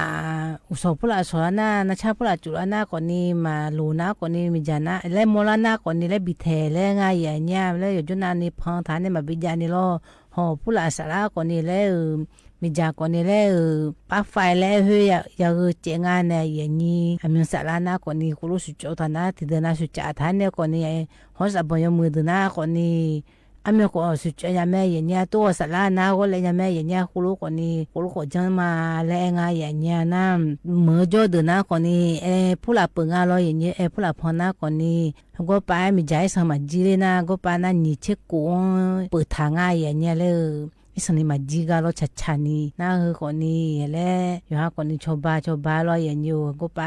อยู่จีน่ามาเลยมาจงจ้าเลยบิดฐานเนี่ยลอยอย่างอยู่น่าลอไฟพูดละมามือดื้อคนนี้ยายุแรงงานเนี่ยโยมือยากงานเนี่ยลอน่าก็ไปอยู่มาเนี่ยมีจังอยู่หาชิลาเฮน่าลอไฟเฮน่า LED แล้วคงอย่างเงี้ยเฮคนนี้เฮจีชิมยหน้าคนนี้อยู่หาชิลาเนี่ยจีมีใจสนิมาจีนี่ลอยอย่างอยู่น่าติปวนาคนนี้บอพูดละคาเลเองอย่างเงี้ยมือพูดละจนาบือดอกไม้พูดละตัวเองไอ้เย่พูดละตัวเองลอยอยู่นะบอกคนนี้โจอีสนิมาคือดือคนนี้แล้วคาเลเองอย่างเงี้ยน่าติกานาคนนี้สุราเซลคนนี้กึ่งยังอย่างเงี้ยแล้วปานามาพอเนี่ยนัชชาเธอจุงไงแล้วจิมฐานเนี่ยจิพอเกือฮือคนนี้อยู่หันชิรายังเลเองอย่างเงี้ยให้ฮือคนนี้ถ้าบาพอเนี่ยด้านเนี่ยละเนี่ยไอ้อย่างนี้จะกันเนี่ยมาดีน่านี่จิจีน่ารออย่างเงี้ยอยู่ฮะอย่างยงจีง่ายอย่างเงี้ยมือพูดละจอมิเนี่ยสอพอเนี่ยดูละง่ายอย่างเงี้ยจักรยานและงารอที่มานะเบอร์โอจิลูทับผาและงารออย่างเงี้ยคือคนนี้ก็จงพูดละชนะคนนี้อย่างยงง่ายอย่างเงี้ยบาชนะแล้วก็จิสาแล้วจักรยานงูแล้วชดตัวจังถ่ายอย่างเงี้ยก็จิสาก็ลงก็เชี่ยคนนี้มายังหน่อยเพิ่มน่ารอน้ำอยู่ฮะน้ำแล้วอีสันนี้มางอคนนี้มอคุเรียงงานเนี่ยจนเนี่ยฮัจังตาก็โจก็ไปก็จิสาเลยลูกคือก็จิก็จะไม่อย่างเงี้ยคุรุจังตาไม่รอมือจนน่าคนนี้อดีมาก็โจอีเจแล้วดูน่าคนนี้ชนเนี่ยมาไล่เลยถากาคือพอเนี่ยชันเจอย่างเงี้ยก็ถูกคนนี้รอน้าเจ้ามือผู้ละยาน่าคนนี้เดินน่าคนนี้แล้วมีใจยุ่งเลยไฟเขียวแล้วก็ไปถึงอย่างเงี้ยก็ไปช่วยชันเจเลยนะช่วยมาขอดูแลเนี่ยช่วยมาขอดูแลนะติ้วแล้วดูแลนะที่มาก็ชันเจงาดันโนเวลุงาแม่มือโยคือผู้ใดอินาโลอดีมาเขาบิชันเจเลยนะเบออดีมาอับบาดูแลเนี่ยเขาบิชันเจเลยงาโลอยู่นะโลดูนะคนนี้ก็ยันหนางานเนี่ยนะโลเลยญาเลยนะคนนี้ยุ่งเลยนะโลก็เลยญาเลยอดีมาชันเจนะช่วยหาอับบาเลยนะอยู่นี่เลยสีก็ดูแลงานอย่างเงี้ยถึงมีเนี่ยคือคนนี้มือผู้ละชนะคนนี้ลุงอดึกอยาสิญญาโจก็ไปทำอะไรแล้วนะรออย่างนี้ให้ก็คนนี้แล้วยังห้องอย่างนี้ที่ปวนะมาฮอนี่รอนากาผู้ละเงี้ยจนะมาฮอนี่คนนี้เลยนะมีหลังนากาเงี้ยคนนี้ยบ้าอย่างเงี้ยที่มีเนี่ยจราจรแล้วกูไม่จราจรแล้วนะอยู่อันเอาก็ไปไอ้ที่มาจีลุงอดึกก็ไปยันนะหาไม่รออย่างนี้นะลุงมาถึงจีอายุมาแล้วไอ้ถ่ายอย่างเงี้ย ลูกก็จ่อชงเลยอย่างเงี้ยหูจีอีสันนี่มันอยากข้อนี่แล้วยตีเดือเธอไอ้ทันทะเลแล้วมันยังงอยอย่างเงี้ยดิ้งมาลูมาตัวเดือดเพลทะเลแล้วอย่างเงี้ยแล้วลูมาแล้วไม่ใช่พอชนะดิ้งมาอีสันนี่แล้วดอกเพมายาแล้วจิยกขาแล้วกันในลอยอย่างยูน่าปนาไฟเดงผู้หลักโคโลตีหน้าคนนี้ลูกเคยก็ป้ากัจเจถ้าโจและแอมโลนาลอยอย่างยูป้าโจน่าลูมาเธอดิมาลูกคือน่าถ้าเธอมาโมเลยอย่างเงี้ยเรียนน่าบาโจนบาแล้วโจเนี่ยมันน่ามิสิแล้วอาจิยกขาแล้วยมอภิโมนี่ลอยอย่างยูก็ดอกเพจิละก็น่าอายมาป้าตาพอจีทำยังมาโมเลยอย่างเงี้ยป้ากำมดแต่โมเลยแต่ไม่เนี่ยยังเด็กกำจีลอยอย่างยูน่าลูกคือผู้หลักให้แล้วติปวนาอายมาจูกับโลแล้วลูกคือผู้หลักตัวใหญ่อย่างเงี้ยตาติปวนาแล้วถ้าห้ามกับโลแล้วกว่านี้แล้วยอแล้วจังพาลูกคือพาแล้วพักกับโลญาแล้วคนนี้กันเนี่ยมาโลญาแล้วน่าลูกคือยอแล้วตัวลูกพ่อโลญาอย่างเงี้ยถึงไม่แน่คือกว่านี้ลูกคือกว่านี้บิติโจไม่รออยู่มาเอาจีก้อนผู้หลักจะไม่รออย่างเงี้ยน่าถึงไม่แน่กระจูผู้หลายยมุพาอย่าบิมละไงอย่างเงี้ยอยู่หาชาพออีน่าก็กระจูในหอยาแล้วมาพออีน่าก็กระจูในหอยาแล้วน่าอยู่หาติกาแล้วคนนี้อาจจะตัวเพสนี่มาเพลนี่คุโรอย่าบิยางาลอยอย่างเงี้ยให้คนนี้มืออยู่ข้างไอ้จ้าแล้วจะได้เนมาอย่างเงี้ยกันในตาหน้าตัวเลยจังทางการบินหามาอย่างเงี้ยตัวหุบยุมนาลอยอย่างเงี้ยอะโดมอโยเนจังทางอะเดหึมนาอายุนี้ฮัลโหลเมียวผู้หลายสันนี่สิมือเทียและเชเมียเมียวกะเชเมียจังทางอายุนี้ที่โคโรนาดามาอายุนี้อายุนี้ชั่วหน้าลอยที่อายุนี้ขายเชงอ่ะจีบีก็คนเนี่ยจีบีก็คนเธอบิคับจาลาพายเธอจันเนี่ยงอ่ะอายุนี้เนี่ยนุ่มมินุเดจงอ่ะจีอันนั้นอดูอามีอาสือน่าด่ามาสิน่าอยู่มันเนี่ยมีจงอ่ะโยน่าอันนี้มีมาสืบมินเลยหรออันน่าอันนี้มีสืบน่าไม่ยงเชื่อน่าเชื่อดังมีอดูละอันด่ามาอยู่มันเนี่ยถึงมียาจีถึงมียาอันนี้จีบินเลยนะน้ออยู่จีบิโอละเนี่ยละน้อมียามาสืบละอยู่ในพังหือละเดียวหางารอละน้อเนี่ยจีมียาเนี่ยเฮ้ตัวแต่ดูอามาได้จีเธออันอยู่มันเนี่ยห้องเนี่ยชัวร์งั้นสิ่งนั้นเนี่ยตัวโยนเนี่ยผิวถึงเนี่ยยาโน่นเนี่ยมันง่ายนะมันน้อยอยู่ยาจีสิ่งนั้นเลยที่จริงบินเนี่ยอ่ะเฮ้แล้วคือมาที่มอบินเนี่ยแหละบินเนี่ยน่าดอยนะโอ้ดอยนะชอบสมเสกจงเดมาที่เขามึงอันนั้นคือมันมอสือเนี่ยใหญ่นะชอบอยู่มันเนี่ยบุกยาจีน่าสหายและเล่าและระบบตัวเล่าแล้วกันนั่นเล่าอันนั้นไหนน่ะระบบขั้นเนี้ยนะน้อยจีจังจลีเนี่ยง่าคือเนี่ยเดมาเชื่อจลีเลยอันอยู่บินเนี่ยอันนี้มันเนี่ยบินเนี่ยงาดูที่จริงบินเนี่ยมีคือที่มันบินเนี่ยละคุณเนี่ยยังจังอะไรเนี่ยจีเนี่ยมานะมันงูพะเนี่ยคือรู้จะมาอยู่เชียงยืนนะเชียงมาตัวน่ะคือเนี่ยเดมาเชียงน่ะงั้นมาอันอยู่มันนี่น้องบินเนี่ยจะผิวน้องบินเนี่ยยี่มาและเชียวสิอะไรเงี้ยไอ้มาควานะน่ะหัวโยจุส่งจุจัวอยู่เชลังคือบัดดาอะไรอันอยู่ขยันจังเสียมือก็อยู่เชนิดเท่านั้นอันอยู่จุปีนะเฮ้ยน่ะหัวโยจุ做的的呀คือบ่น่ะเฮ้ยพระจานะเฮ้ยปะบีเลยเบเบน่ะเฮ้ยพระจานะพอบีกูละเบเบละแม่จีเฮ้มึงอะไรเนี่ยโอ้เงเลยพวกกันเนี่ยอันอยู่มันเนี่ยผิวจะโตแล้วอันนี้ว่ามีเนี่ยเยอะยิ่งอ่ะพวกน่ะสหายแล้วคุณเอาหุ่นชุดตัวเองเลยน่ะอุเรน่ะประโยชน์ใช่ไงแล้วหน่อยนี้เนี่ยประโยชน์บินเนี่ยอะไรเองนะจีสายละผิวสาวเย็บผิวเลยก็ผิวตัวเองเนี่ยให้บินเนี่ยล้อเนี่ยน่ะบินเนี่ยนะอายุมือเนี่ยน้องชนเทเนี่ยผิวสาวก็คุยเลยเขาคุยนะนิ้วเว้ยน้อยอยู่จังอย่างเลยนะง่าคือเนี่ยเดมาเชียเลยเนี่ยคือเนี่ยเดมาเชียเนี่ย บอกกาเฮจิมุนนาลาเนี่ยคือเนี่ยมาเชียเนี่ยเฮสาฮอลีเนี่ยอายุบิสันเนี่ยแหละอายุนั่นนู่นที่ไม่ยอมมาลุยหิวนั่นมาลุยอย่างละอายุบิจังเนี่ยดีนะมาบิจังละน้องเอากลัวมาละจอมเองอาดูมาละจอเนี่ยแหละมาอายุบิเนี่ยแหละอันน่ะเลยเจมี่เทบีนะคือมาชมบีนะเพื่อนจีเพื่อนน่ะคุณนางอ่ะอย่างนี้เขาคู่ว่าคุณนางเนี่ยร้านเนี่ยอ่ะคือเนี่ยเดี๋ยวมาเชื่อจเลยนะเชื่อมารู้เชื่อมาหัวเชื่อจับเบอร์นะอามาอย่ามาหัวเลยน้องเนี่ยคือเดี๋ยวมาเชื่อนะดูตอนน้องบินยิงมาไปเนี่ยด้วยน่าเนี่ยจะส่งจุดๆเนี่ยเชื่อมาบัดดาเชื่อเมื่อก่อนเนี่ย好像就别人那黑人那年超过那的那的那啊妈几个啊可么那啥东西些面了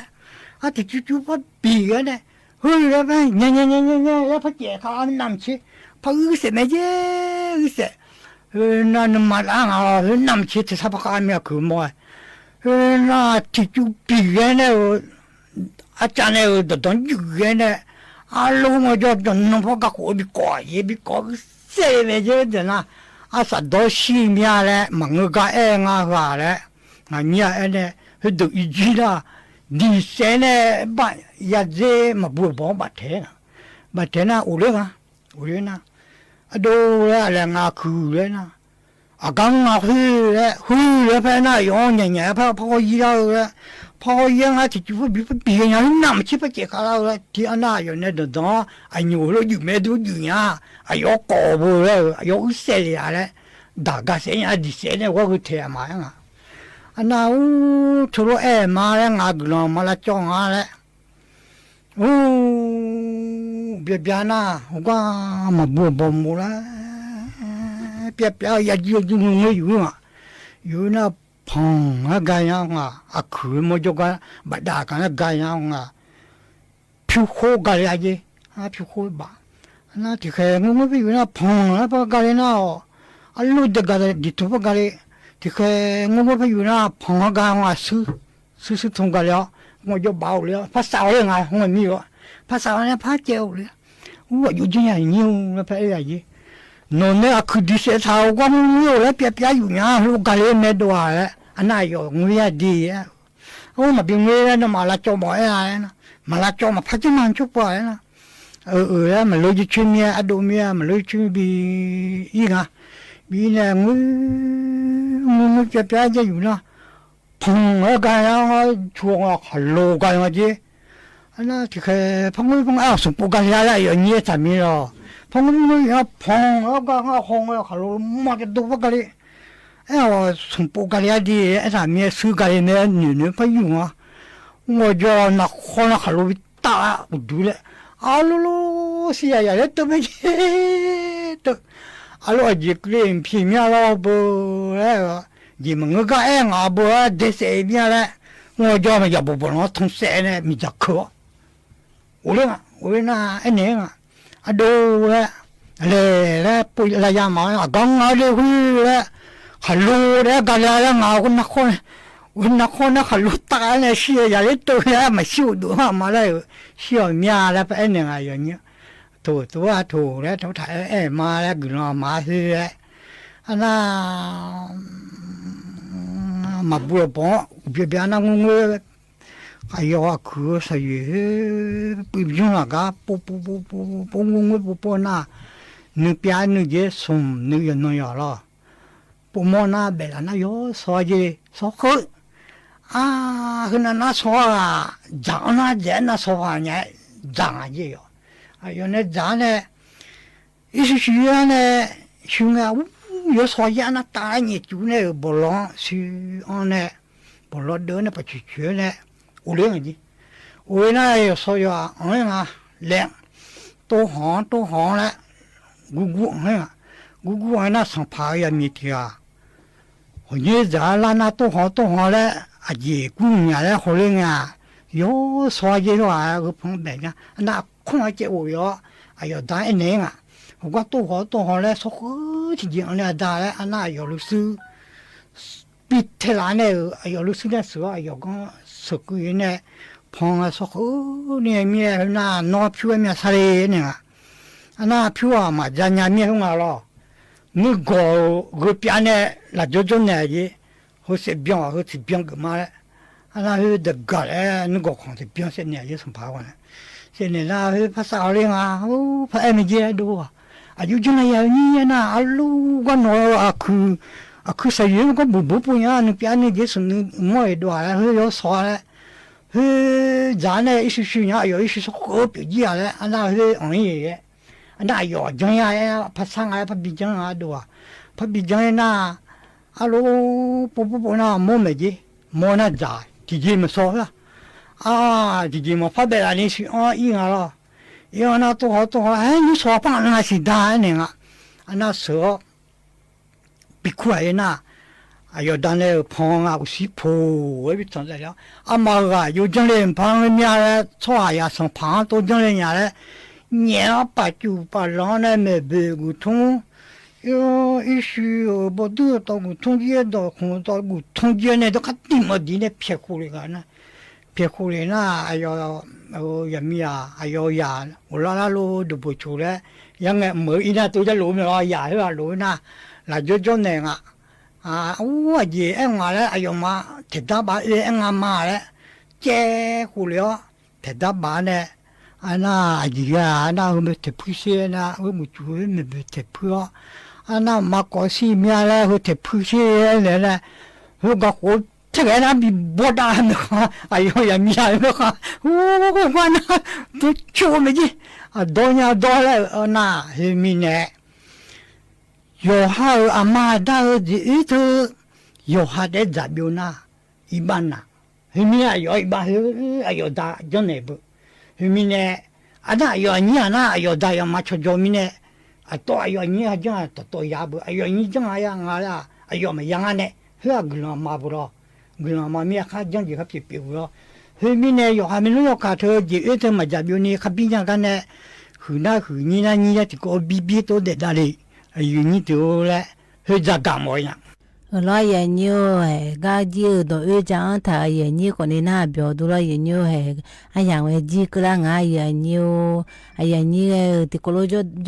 ko ni glang hu ma lo ga ta na ya ha je la hu na kha ye cha le phon ne ma ye nyu kha ye cha gam na lo ye nyu he ba facebook phon ne so on le nga de go pa so on le na du a ja le khu a ye nyu ga ne ta na nga ko ni wo ye ma glang hu ma du thom ma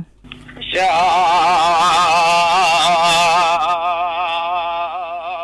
nya bu do nyu ti na za de bu dom ja nyu so ti na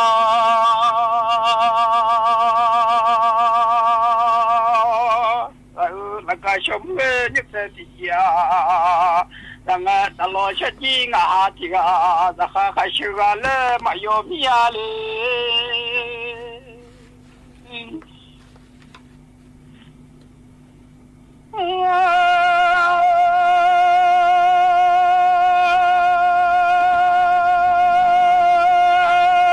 ka bam ka shu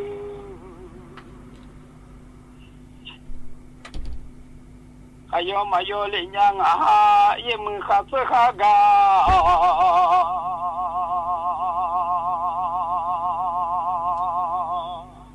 magali Allah mia ki ko ya ma ti su ko ma nga ya ma khang ko i ma ga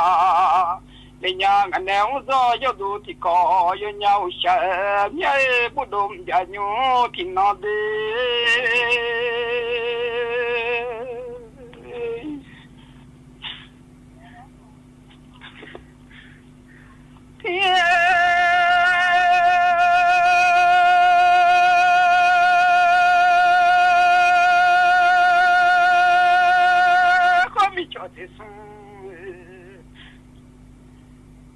mà lẽ chồng nó lo khai cho khai yo mà yo lĩnh nhang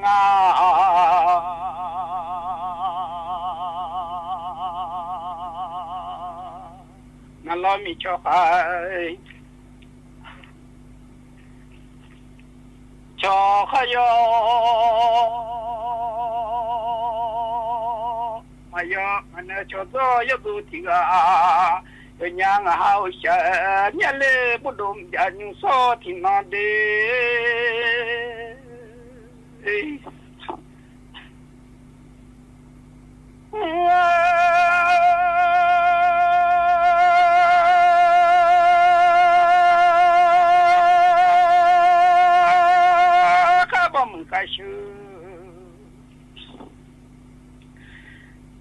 ayo mayo nga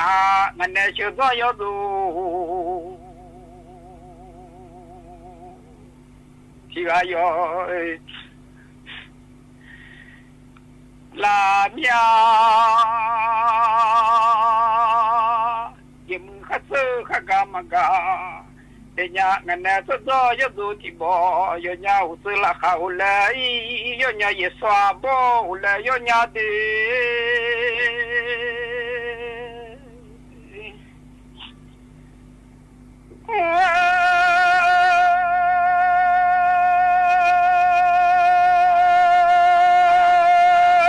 lo chiu le yem ke ja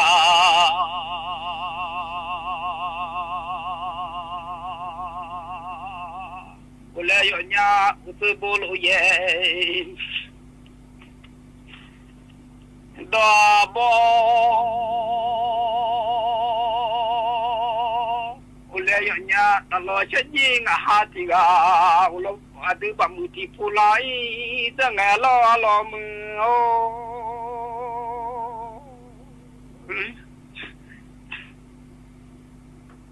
sha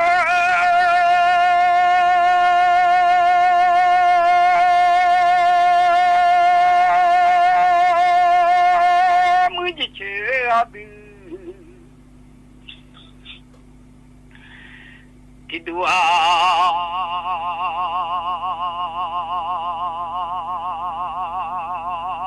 tame ulo madu chia ya lo ya le mi lo no ulo tao madu chia janga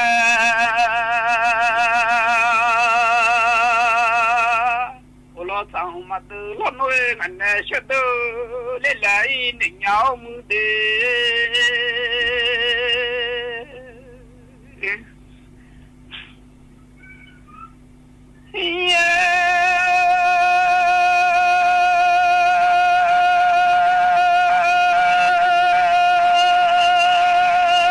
lo masale ngane tsao le le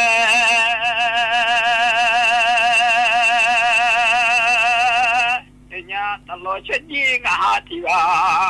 mà nghe vui nghe đứng mà biểu thêm nhà nghe nga mà biểu ngà vui ga lên bị lúa mưa nó lê cho nhau chơi lão đi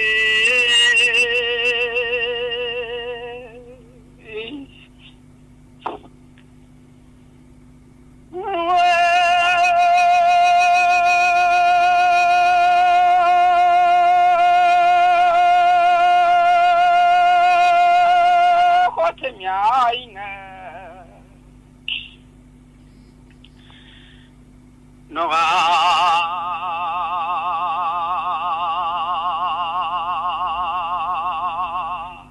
ule yo nganya anya de ba shu zang lo le mi lo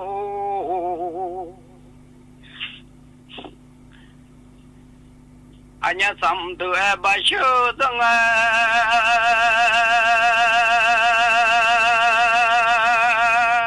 ye lu de thoma bata chunga anya mau baso lenga uji ngami chunga lo le lo mu oi ma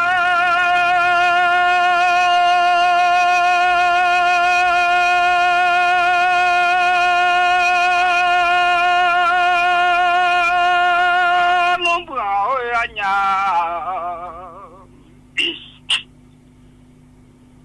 ngaji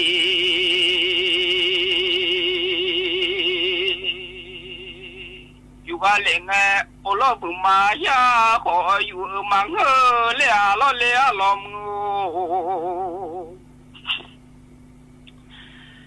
โอโลภาษีบุมาล้อนอ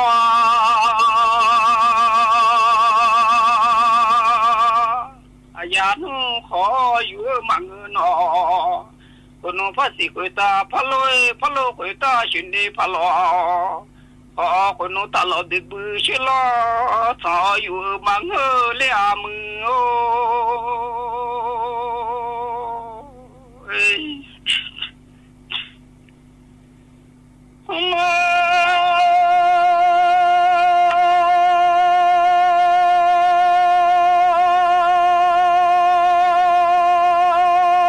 ข้าที่ยาบ่ดูเอาดากาเลยคนนู้นชื่อสองกับบือตัวล้อเลี้ยล้อมือ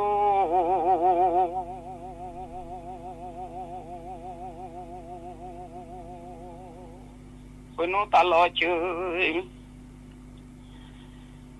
สองกับบือหัวคนนู้นขับปืนเดียบุเล่ก็ขันเล่เดียบุลอ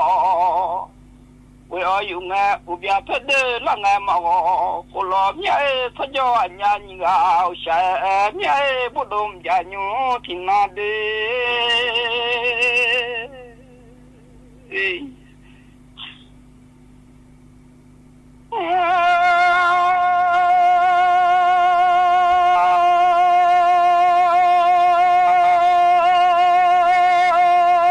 ญามาบา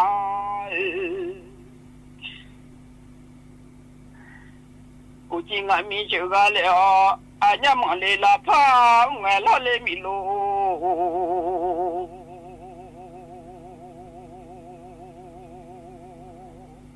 ดีกาลาม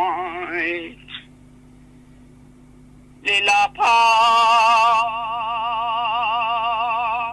เงแต่มาเพื่อละลอมาพายดีกามันเลยลาพาเงล้อมิโล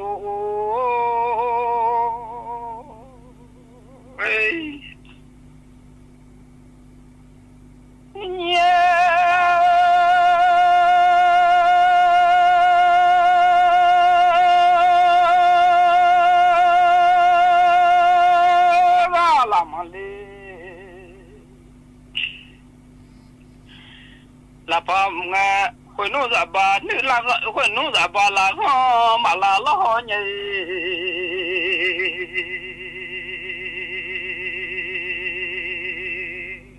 khoi no pa sa lai ba la ho ma la khoi no pa sa za ba ya pa no la ni lo mya e de ma chi chu ku lo ma cho 내가 네가 그 멀리 그거 정아 혼노 조사자바 그거 말라 조사자바라 저 나놈래 니로 아냐 터져 아냐 니가 คณะรัฐมนตรีพิจารณามาตรการช่วยเหลือประชาชนกลุ่มเปราะบางที่ได้รับผลกระทบจากวิกฤตในตะวันออกกลาง